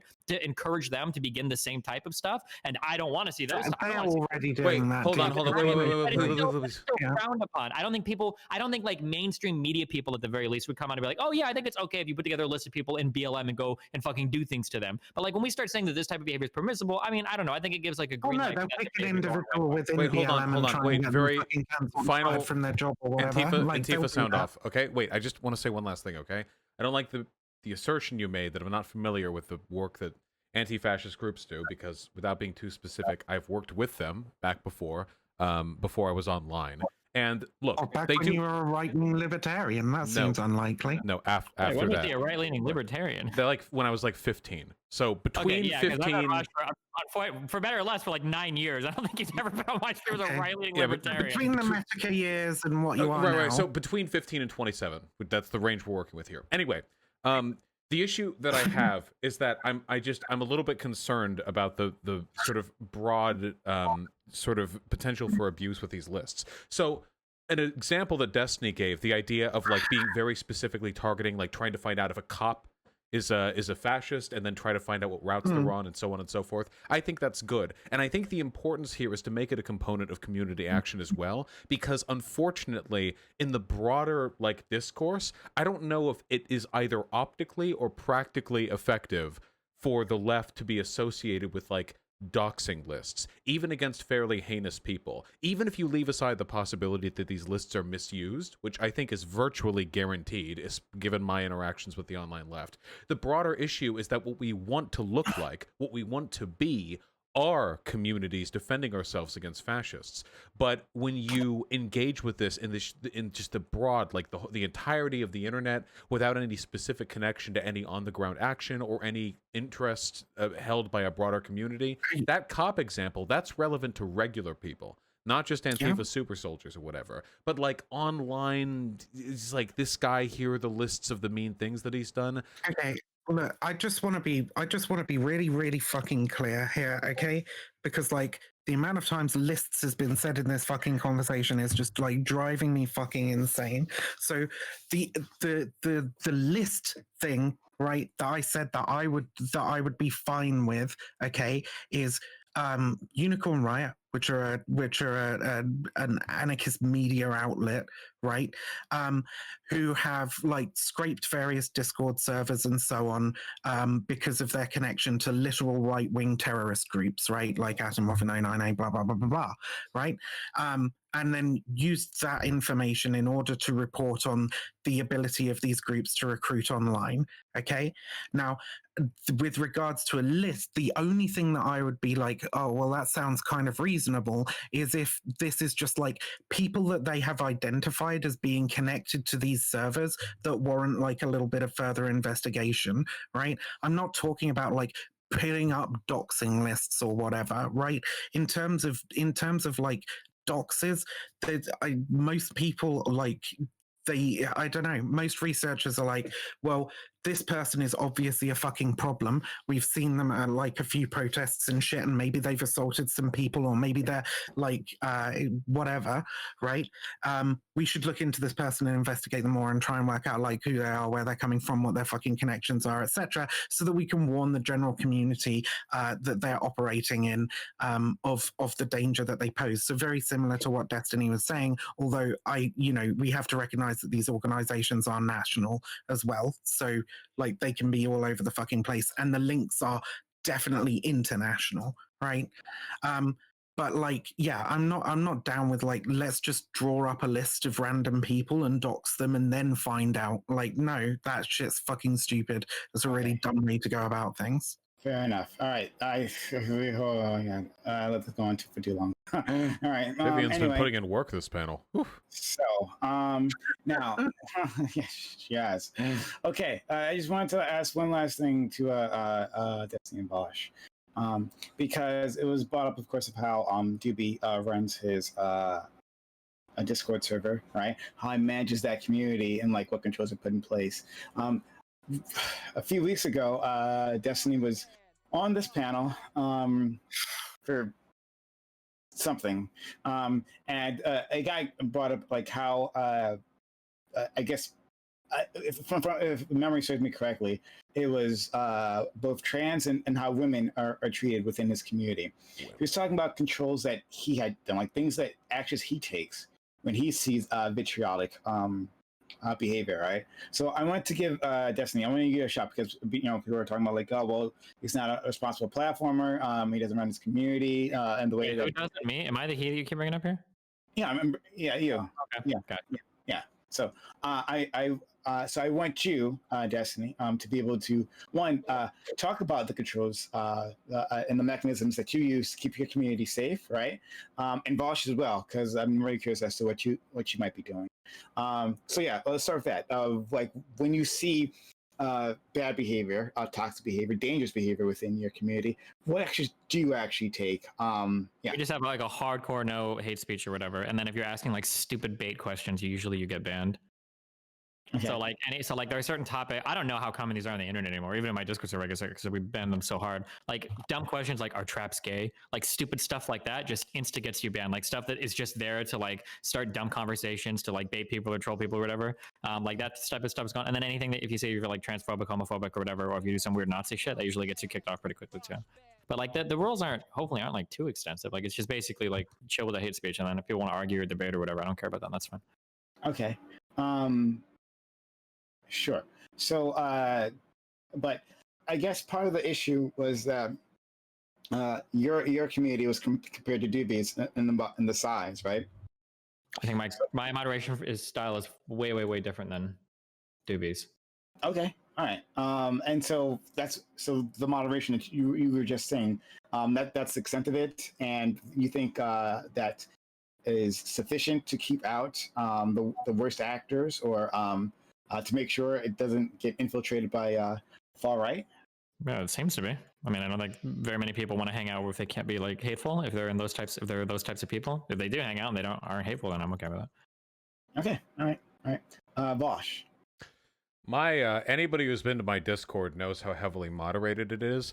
The main reason for that is because I felt like I was never able to strike a really, really good balance between it being like a safe and comfortable space for the people in my community and it being like a contentious debate bro server where people had the opportunity to argue with people with worse opinions. And I eventually settled on having it be a very moderated community that's focused more on being a comfy space, in large part because I think my day-to-day streams probably give everybody the debate juice they need, and then if they want to chill afterwards, they can go there. We're also really, really, really, really strict on not safe for work content, mainly because I don't know. I feel like memes aside, I feel like sometimes Discord can be like a really inappropriate place for the conflation of like political and flirtatious discussions. So. Okay. Yeah. Well, thanks for that. Because, yeah, it's striking that balance that you were talking about. It's extremely difficult. My server, my Discord server is actually particularly small, especially compared to individuals. But my bigger problem is obviously like managing these people like live in front of everyone else, and so I guess I just face different issues than the rest of them. But thank you for your advice, and yeah, so what I'll do, one, I'm gonna let you all get some sort of final word in here. I'll let Vivian have the final word in this, right? But to my honest, the stream is not ending. The stream is not ending. So this is the part where I actually do shill, right? So capitalism incoming, right? Capitalism incoming. Hey, everyone. If you enjoy this content, you enjoy what just happened here, right? Or even you hate me for what just happened here. Well, yeah, that I don't give a shit. Here, do me a favor, hit that follow button, hit that notification bell so you know I'm going live. I do this 6 days a week. 6 days a week. And this week has actually been pretty crazy. If you've actually been here, you know, it's just kind of escalated day after day. And it ended here. So yeah, we do this 6 days a week. If you don't want to miss out on this content, right? If you don't want to find out after the fact, if you don't want to catch up, like why did this conversation happen? Well, this conversation happened because of something that happened 2 days ago, right? Okay, so come to the Prime Kai channel, PRIMECAYES, Prime Kai, right? Come to this channel and hit that follow button, hit that notification bell, do it right now. Do it right now, because you do this all the time. You're missing out if you're not here, okay? So another way to support is to sub to this channel. We're doing a lot of work here. It takes a lot of work to put all this together. To constantly get all these guests in front of you, these illustrious, amazing guests, like and most certainly Mixed Favorite Wolf. It's not easy to get her on here. So if you want to support this platform, do me a favor and sub to this channel, or gift subs, gift bits. Use our PayPal button below, right? Scroll down on desktop, use our PayPal button below to help this channel. You can also do ! donate in chat and use that to donate. And if I can type these things right, because I can't type right at this point. That's one way. Or you can go to our Patreon, ! Patreon in chat, and you can help us out there. Also, we have a YouTube, ! YouTube in chat. To get to our YouTube page. We're trying to grow that platform. Now's the time. We're going to be posting clips. We're going to be posting VODs, highlights, right there. So if you want to support this channel, do me a favor, subscribe there. That's free, right? But also, you know, money, that helps too, right? Because that keeps the channel alive. That keeps the content alive. And plus, follow me. Yes, you here, like you in this channel, follow me. You and Vaush's channel, follow me. You and Destiny's channel, follow me. Yes, I'm going hardcore. I want you to follow me. I want to grow this. Thank you so much for all the other individuals who have been so kind to help us out, to help this channel, keep this channel alive. So I really do thank every single one of you. But yes, hit the YouTube, hit the Patreon, hit the PayPal, hit anything. All right, great. So I'm going to give these individuals an out. And we might have others come in afterwards who want to continue this conversation, but that'll be after these. I'm going to make sure these people can leave and do other things if they like. So yeah, that's the thing. So we'll start with Fanatic. Fanatic, what are your final words on this? And please shill yourself really hard because we got a lot of people here. Go ahead. All right. So look, here's what my final take on this is always going to be this. everything sounds great. Authority always sounds great when the person who's in power is someone that you agree with. And I think that's the problem with authoritarianism, or just any kind of seceding any authority to any individuals. And so right now, if you might agree with some people's positions on the left, it sounds amazing. Like, oh, this sounds great. But then, we have the tendency in this country to kind of shift political spheres all the time. And so then when things are no longer Democratic and we're Republican, all of a sudden the idea of Republicans having this ability gets a little bit scarier. So I think the best way is maybe not to be authoritarian at all, that we kind of see, we take back the powers of authority instead, and we let things be more community driven, so that it's not like a select body at the top, because any select body at the top doing anything sounds a little bit disgusting. We saw, I won't have to go into historical examples of that. Finally, overall, I hope people don't take away from this conversation that Vivian isn't a great person, because if you listen to like the vast majority of her positions, you'll probably find out that you agree with her. We were going pretty hard on her because some of her positions were things that we questioned, but ultimately the vast majority of political topics we agree about, like the vast majority. It's just maybe she might be okay with doxing for whatever these specific lists, whatever. That's okay. It doesn't matter. At the end of the day, I'm pretty sure you'll find that she's a lovely person. You'll love the hell out of her if you actually spend a little bit more time with her. And that's who she is. Genuinely, I genuinely feel that way. Finally, my name is Fanatic. I'm on Twitch as Mr. Fanatic, but my real name is, or the name that it's actually Fanatic, but everybody likes to steal Fanatic because they're losers. You can find my music on literally every platform under the name Fanatic. I just released 2 albums last year in the pandemic. I'll be releasing another album soon. I would say that I have the best ear on Twitch. That's something that bothers Destiny. I challenge him to go ahead and test it one of these days. I promise you, my ear practically, the way I apply it, like in a professional setting, is literally like unlike anything else I've ever seen from any other person. I'm going to drop you guys my latest single. I'm going to put it in Prime Kai's chat so that you guys will be able to find it. I wasn't ready to do that because I didn't know I was going to go first, and I'm always late to this. But here is the link to my latest single. It is a piano single made entirely by ear, and you can go ahead and check that out. That's me. I'm a musician. Yeah. Please, everyone, go check out Mr. Fanatic's music. He makes fantastic music. He makes really good music. Music to chill to, right? After all of this, you might want to chill, right? So do yourself a favor and spam that link, all right? I give you permission. Spam the link. Or I'll spam it for you. Is what I'll do. I'll spam it for you. But DM the link to me so I can spam it. Any which way.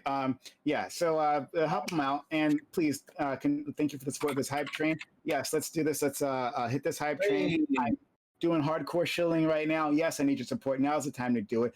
Please, if you're in any other community, come to this community, hit that follow button, hit that notification bell right now so you know I'm going live, because I do it 6 days a week. Okay, moving on. We're going to go to our good friend Eris. Eris, thank you so much for being kind enough to jump in on this. I really did. I really was happy to hear your experiences with all this, because you are in a unique situation, especially since you run your own very large Discord server. So, Eris, I want you to take the time to say your final words on this and shout yourself out. Go ahead. I think I said a lot of how I felt. That I'm against like completely deplatforming, but I do see the use, and I do agree with Viv that it is effective in certain situations. I just think it's really important that when you have a platform yourself, and when you have a big audience, that you need to educate yourself and be responsible with that. But it seems like everyone here really agrees, and I feel like all the people, especially Destiny and Vaush, have really worked on trying to be more responsible with that, and that should be commended. But in general, if you do want to be on a list that is a good kind of list, you should join Calliope Club. It's a list of all the highest IQ people on the internet, right? That's 100% scientifically factual. So you should definitely join Calliope Club. It's discord.gg/Calliope Club. I am also a streamer. I just started. I stream every day around 2 p.m. And you should follow me at Eris on Discord. I just got a sub button today, so I'm super happy about that. And just in general, what I cover is I love like learning, exploring unique ideas, especially with the principle of charity and examining them with compassion. Twice a week, I do interviews where we are basically focused on being super real. And I try to feature unique people with like unique experiences and asking questions basically that everyone's afraid to ask. Like the other day, I had a trans person on the panel, and we just went into like the details that you just never get to hear about, and that can be really fun. Our next person that we're going to be hosting on there is Demon Mama, and I'm really excited to get to know her. So yeah, you should definitely follow me and sub to me if you want to support me. And thanks so much, Prime, for having me on. And also, Viv, I know things got really heated, but I think it was super admirable that you stayed here. You didn't like rage quit. And it's really hard to have like so many people just railing on you intensely. That was really bad terminology. I'm sorry, but it's very hard to have a lot of people going at you a lot, and I think you still did great. Yeah, hopefully you stop supporting lists. But yeah, thank you. Wonderful. Don't worry. You'll get the final word in all this. All right, Eris's link is in my chat, and so it's Fanatics. In my chat, also, if you hit !Eris, you can find the Calliopean Club. So you don't have to actually spell that because it's very difficult, but it's right there, !Eris in my chat. To get to the Calliopean Club Discord, it's a fantastic Discord. Easy conversation. Check it out. Hey, but what you all should do, should hit that follow button, hit that notification bell here as well. Okay, do that right now. If you want to, please come and find your link. But also, while you're here, hit that follow button, hit that notification bell, so you know I'm going live. Because I'm going to be going live, for instance, tomorrow. We're going to have a prime time royale. It's a game show type thing, right? Like if you like the Austin show, like the Raj Royale type stuff, then we're doing that, but on a political sphere, right? We're going to have some great guests, like for instance, Dylan Burns tomorrow. You want to miss out? Hit that follow button, hit that notification bell. How about the hype train? We got 90 seconds left. Help us out. Help support this channel. We need your help. One more thing. Again, the YouTube, right? We're so close to 1,000, and then we can actually like grow that, right? That's a very important number on YouTube to get to 1,000. You can help us reach that number to get to 1,000. Now's the time. YouTube in chat. The link is right there. Please be so kind. Subscribe. All right. So moving on.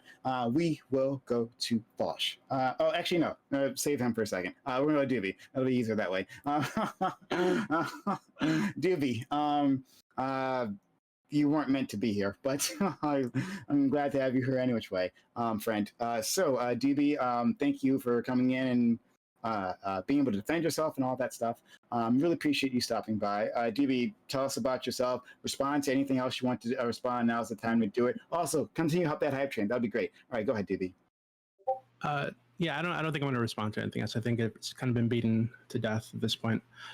So please support everybody here, even Vivian, I guess. I'm Doobie. I help run the politics server on Discord. Politics.gg will get you there. I got to warn you. Our community is not a safe space. It is not for everyone. It's a blood sporty debate bro hellscape. And it exists because we felt like it was important for people to have a space where they can bring their golden cows for slaughtering. Right, ethnonats and racists, join up, please. Bring your flaccid belief systems for castration. I'd love to help you do that. We have an AMA tomorrow with Mr. Beat at 3 p.m. Eastern, I think it is. We have another one next week with Nick Fuentes at 7 p.m. Eastern next Saturday. If you disagree with either of them about anything, show up and I'll give you the chance to verbally beat them up in front of everybody. Prime, thanks for putting this together. It's a really good time. All right, thanks so much. !Doobie in chat to get to Doobie's server, discord.gg/politics, right? Yes, it's not safe. Go at your own risk. But you can have a good time if you want to argue with individuals there. If you want to find someone to argue on anything at any point in time, day or night, you will find it at discord.gg/politics. But it's a rough ride. But again, I thank you so much, Doobie, for being here. Okay, now we get to Vaush. Okay, Vaush. Definitely appreciate you being a part of this. You had jumped in previously on our previous discussion, I believe was it on Wednesday night, and we had a really good time there. I thought this was a really interesting topic, and you and Justin have a unique perspective because you guys are one of the biggest games in town when it comes to leftist politics, right? On Twitch and on YouTube, right? So I really appreciate you stopping by, taking part in all this, sharing your experience, and not fighting as well as you do. So thank you once again. Please get any final response on this and chill yourself if you like or whatever. Great. He's a pro streamer. He's an amazing streamer. This is why and we're back. Hello. Yeah, you know, I had fun. I like the battle, you know, because battles are what you do in Bloodborne, which is of course my primary streaming focus. We're coming up next on a boss called Mother Maria. As far as I understand, I'm the first person to have met her. This is like a mythic tier rating in WoW. You know, as you watch the guilds knock down these bosses one by one. I guess maybe I might talk politics in the future, but I don't know. Depends on the moon cycle. Thanks. Maybe you might talk politics. And god damn it, I suck at Bloodborne. Oh, I'm just not. Anytime I don't have time to practice. Oh, man, all right. It hurts actually. But please check out Vaush's channel as well. Vaush video on Twitch, right? VAUSH VIDYA. Yes, right. So please check him out if you haven't done so already. I'm sure most of you have, and you don't need me to tell you that. Okay. We will go to Destiny. Steven, thank you for being so kind as well. All the nice things I said about Vaush, I copy and paste to you. So Destiny, again, thank you for taking Not the first thing he's copied from me. No. Anyway, if you have a final comment to say on any of this, please take your time. Yeah, I'm Destiny. I do politics and philosophy on twitch.tv/Destiny. Thanks for having me on. It's always fun to scream at Vivian. So yeah, I love you too, buddy. I love you too. Agreed. Destiny's link is in chat as well as Vaush's. Yeah, once again, hey, if you're in their communities, come to my community. We're doing this all the time. This craziness, it happens constantly. Hit that follow button, hit that notification bell so you know when I'm going live. Do it 6 days a week, right? All except Sundays because just like God, I need to rest. All right, moving on to our final person. And I need to say this, need to make it very clear, right? Is that I actually love Mixed Vivian Wolf. I met her many months ago, right? Close to when I was just starting. As soon as she came on, she was fascinating. I wanted a one-on-one interview with her because I thought she was so much fun, and I just sat there and I let her just talk for 2 hours because she can do that easily. And I appreciate her experiences because they're unique. The things that she's done because most people here. QAnon was. Yes, actually, I think that's exactly what we talked about. And your various practices you've done in the past with these communities. So she's done stuff that most of you, the vast majority of you in the audience have never done, right? She's a unique individual, one that I very much appreciate, even when she disagrees with me, and she disagrees with me often, right? I do love Mixed Vivian Wolf. Let there be no question about that, right? So I want to know she has my support, even though we may see things differently. All right, Mixed Vivian Wolf, please. Yeah, sure. Just to clear shit up, because there's a lot of dumb fucking shit going on in chat. I think it's reasonable for journalistic organizations to have a quote unquote list of people who they might be looking into in regards to an organization or network of people that are involved in radicalizing people online.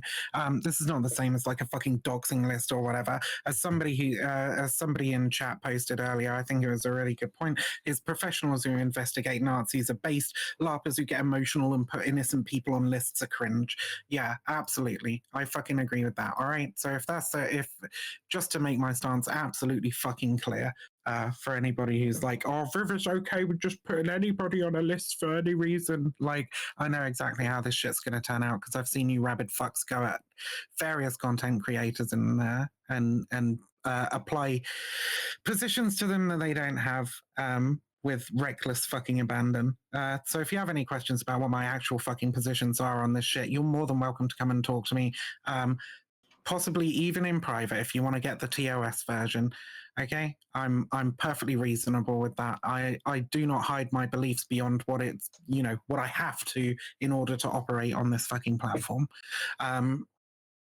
I mainly talk on my channel about cults, extremism, the far right, and trans issues. And if any of those things interest you, then you should definitely stop by. You should also follow me on Twitter. I'd really appreciate it if everybody followed me on Twitter, because one of the things I really, really enjoy doing is getting experts in various fields to come on my channel and just have a fucking chat with me. I've had Daryl Lamont Jenkins, the leader of the One People's Project. I've had various anti-fascist researchers, various cult experts on my channel to talk about their their particular areas of expertise. And the more Twitter followers I have, the more clout I have, the more ability I have to just reach out to somebody and say, hey, would you like to talk to me for an hour and share your knowledge with the general Twitch community? So I would really, really appreciate the follow on Twitter, even if you do absolutely nothing else. Absolutely. Please, I'll throw that link in chat so people can Sure. you can see it. And I had already put your I'll do it again. Your Twitch page there. But they can find your Twitter through your Twitch. But yeah, please follow Maxine Wolf. Again, we actually do love her here. You might not have gotten that after What's all a this. fucking 1v5 for like how long? Holy fuck. I don't want that happen. I asked if you had anyone you could bring on, but you know, it is what it is, right? But I was expecting a 1v2 versus Vaush and Destiny, and you were like, yeah, let's get this person on, that person on, the other person on. Maybe some of them will vaguely agree with you, but no, it turns out like fine. So, if you haven't done so already, the link to Mr. Benek's music is still in my chat. Please go check it out. And while you're here, hit the follow button, hit the notification bell, because something we do 6 days a week is we have an open panel where you, audience members, yes, you sing at home, you can be a part of it. You can discuss these issues or whatever the fuck you want to talk about. That's fine, right? That happens only here on this channel. It is unique existence here on Twitch, right? So you will never find anything else like it. So if you want to be a part of it, hit that follow button, hit the notification bell right now. Don't forget, don't walk away, don't forget, and then miss out on this, and then wait for another big event to rediscover my channel. Hit that follow button, hit the notification bell to know I'm going live. It's happening right now. Don't miss out. Okay. Also, !YouTube to be part of our YouTube channel. We're trying to grow that, hit 1,000. I need your help. Oh my God, sub to the channel. It's free. It's free. Just sub. Thank you. All right. Thanks everybody for being here. Really did appreciate you stopping by. So we're gonna roll on. I want to thank all the people here and Destiny, who's walked away taking a shit, I guess. Thank you all for stopping by, being a part of this. We are going to have going on to our walk-on panel right now. Anyone here, of course, is welcome to join us. If not, that's okay. Thank you for spending your time, your energy, your passion, your knowledge with my community. I'm sure they appreciate it just as much as I do. Have a good one. No problem. I love you very much. Be well.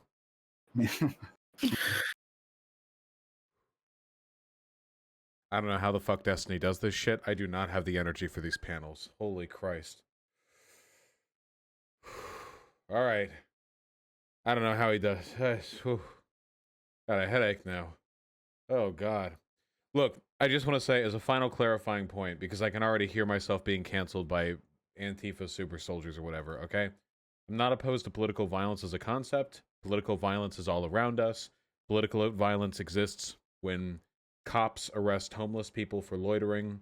It exists when we extract resources from the developing world using contracts that we essentially coerced out of them.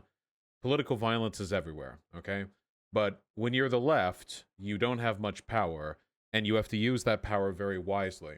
And while I do think there are instances where very targeted actions done by a responsible organization can be effective, Destiny's one was good, I think. Like, maybe there's a fascist cop, you want to nail that one down, and you want to make that public. I think that's very, very defensible. There are other defensible examples as well. But the worry to me is that, like, just the broader endorsement of, like, a broad, like, lefty Doxx list, that can be unbelievably harmful, not to fascists, but to all of us. Yeah.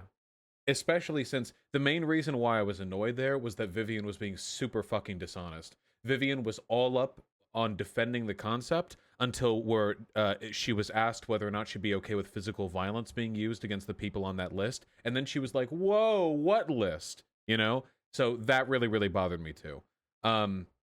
Because at the end of the day, the only reason that you would ever publish a person's address is to either threaten their their lives, or to hurt them. That's the only reason you would ever do that. So I'll be totally honest. I don't see a world in which some sort of decentralized effort to dox the addresses of fascist organizers is effective. Maybe you can argue getting them fired can be effective. I can see an argument for that. If you're like, hey yo, fucking Walmart, this dude, literally an Atomwaffen officer. Here are the receipts. Okay, okay. But if you're talking like on the ground engagement, say something happens, some violence happens. Let's say the news gets there. What are they going to see? Are they going to see responsible community activists defending themselves and their people by rising up and engaging in defensive violence against a fascist? No, they're not. They're going to see a fascist, probably some white guy with a Trump flag in his lawn, getting attacked by Antifa. And how does that make us look? Does that accomplish anything? Does that reduce the amount of fascism in this country? Probably not. I think it's very important to be careful about these sorts of things. You know? Yeah. Also, again, lefties call me a Nazi. Fuck them. I've literally seen lefties get thousands of likes and retweets on tweets saying like shit like, if I was in a room with a gun and 2 bullets, Trump, Tucker Carlson, and Vaush, I'd shoot Vaush twice. Or some shit like that, you know? I've seen tweets like that. You know? Yeah. So, I mean, however much faith I'm supposed to have. Yeah. Wow.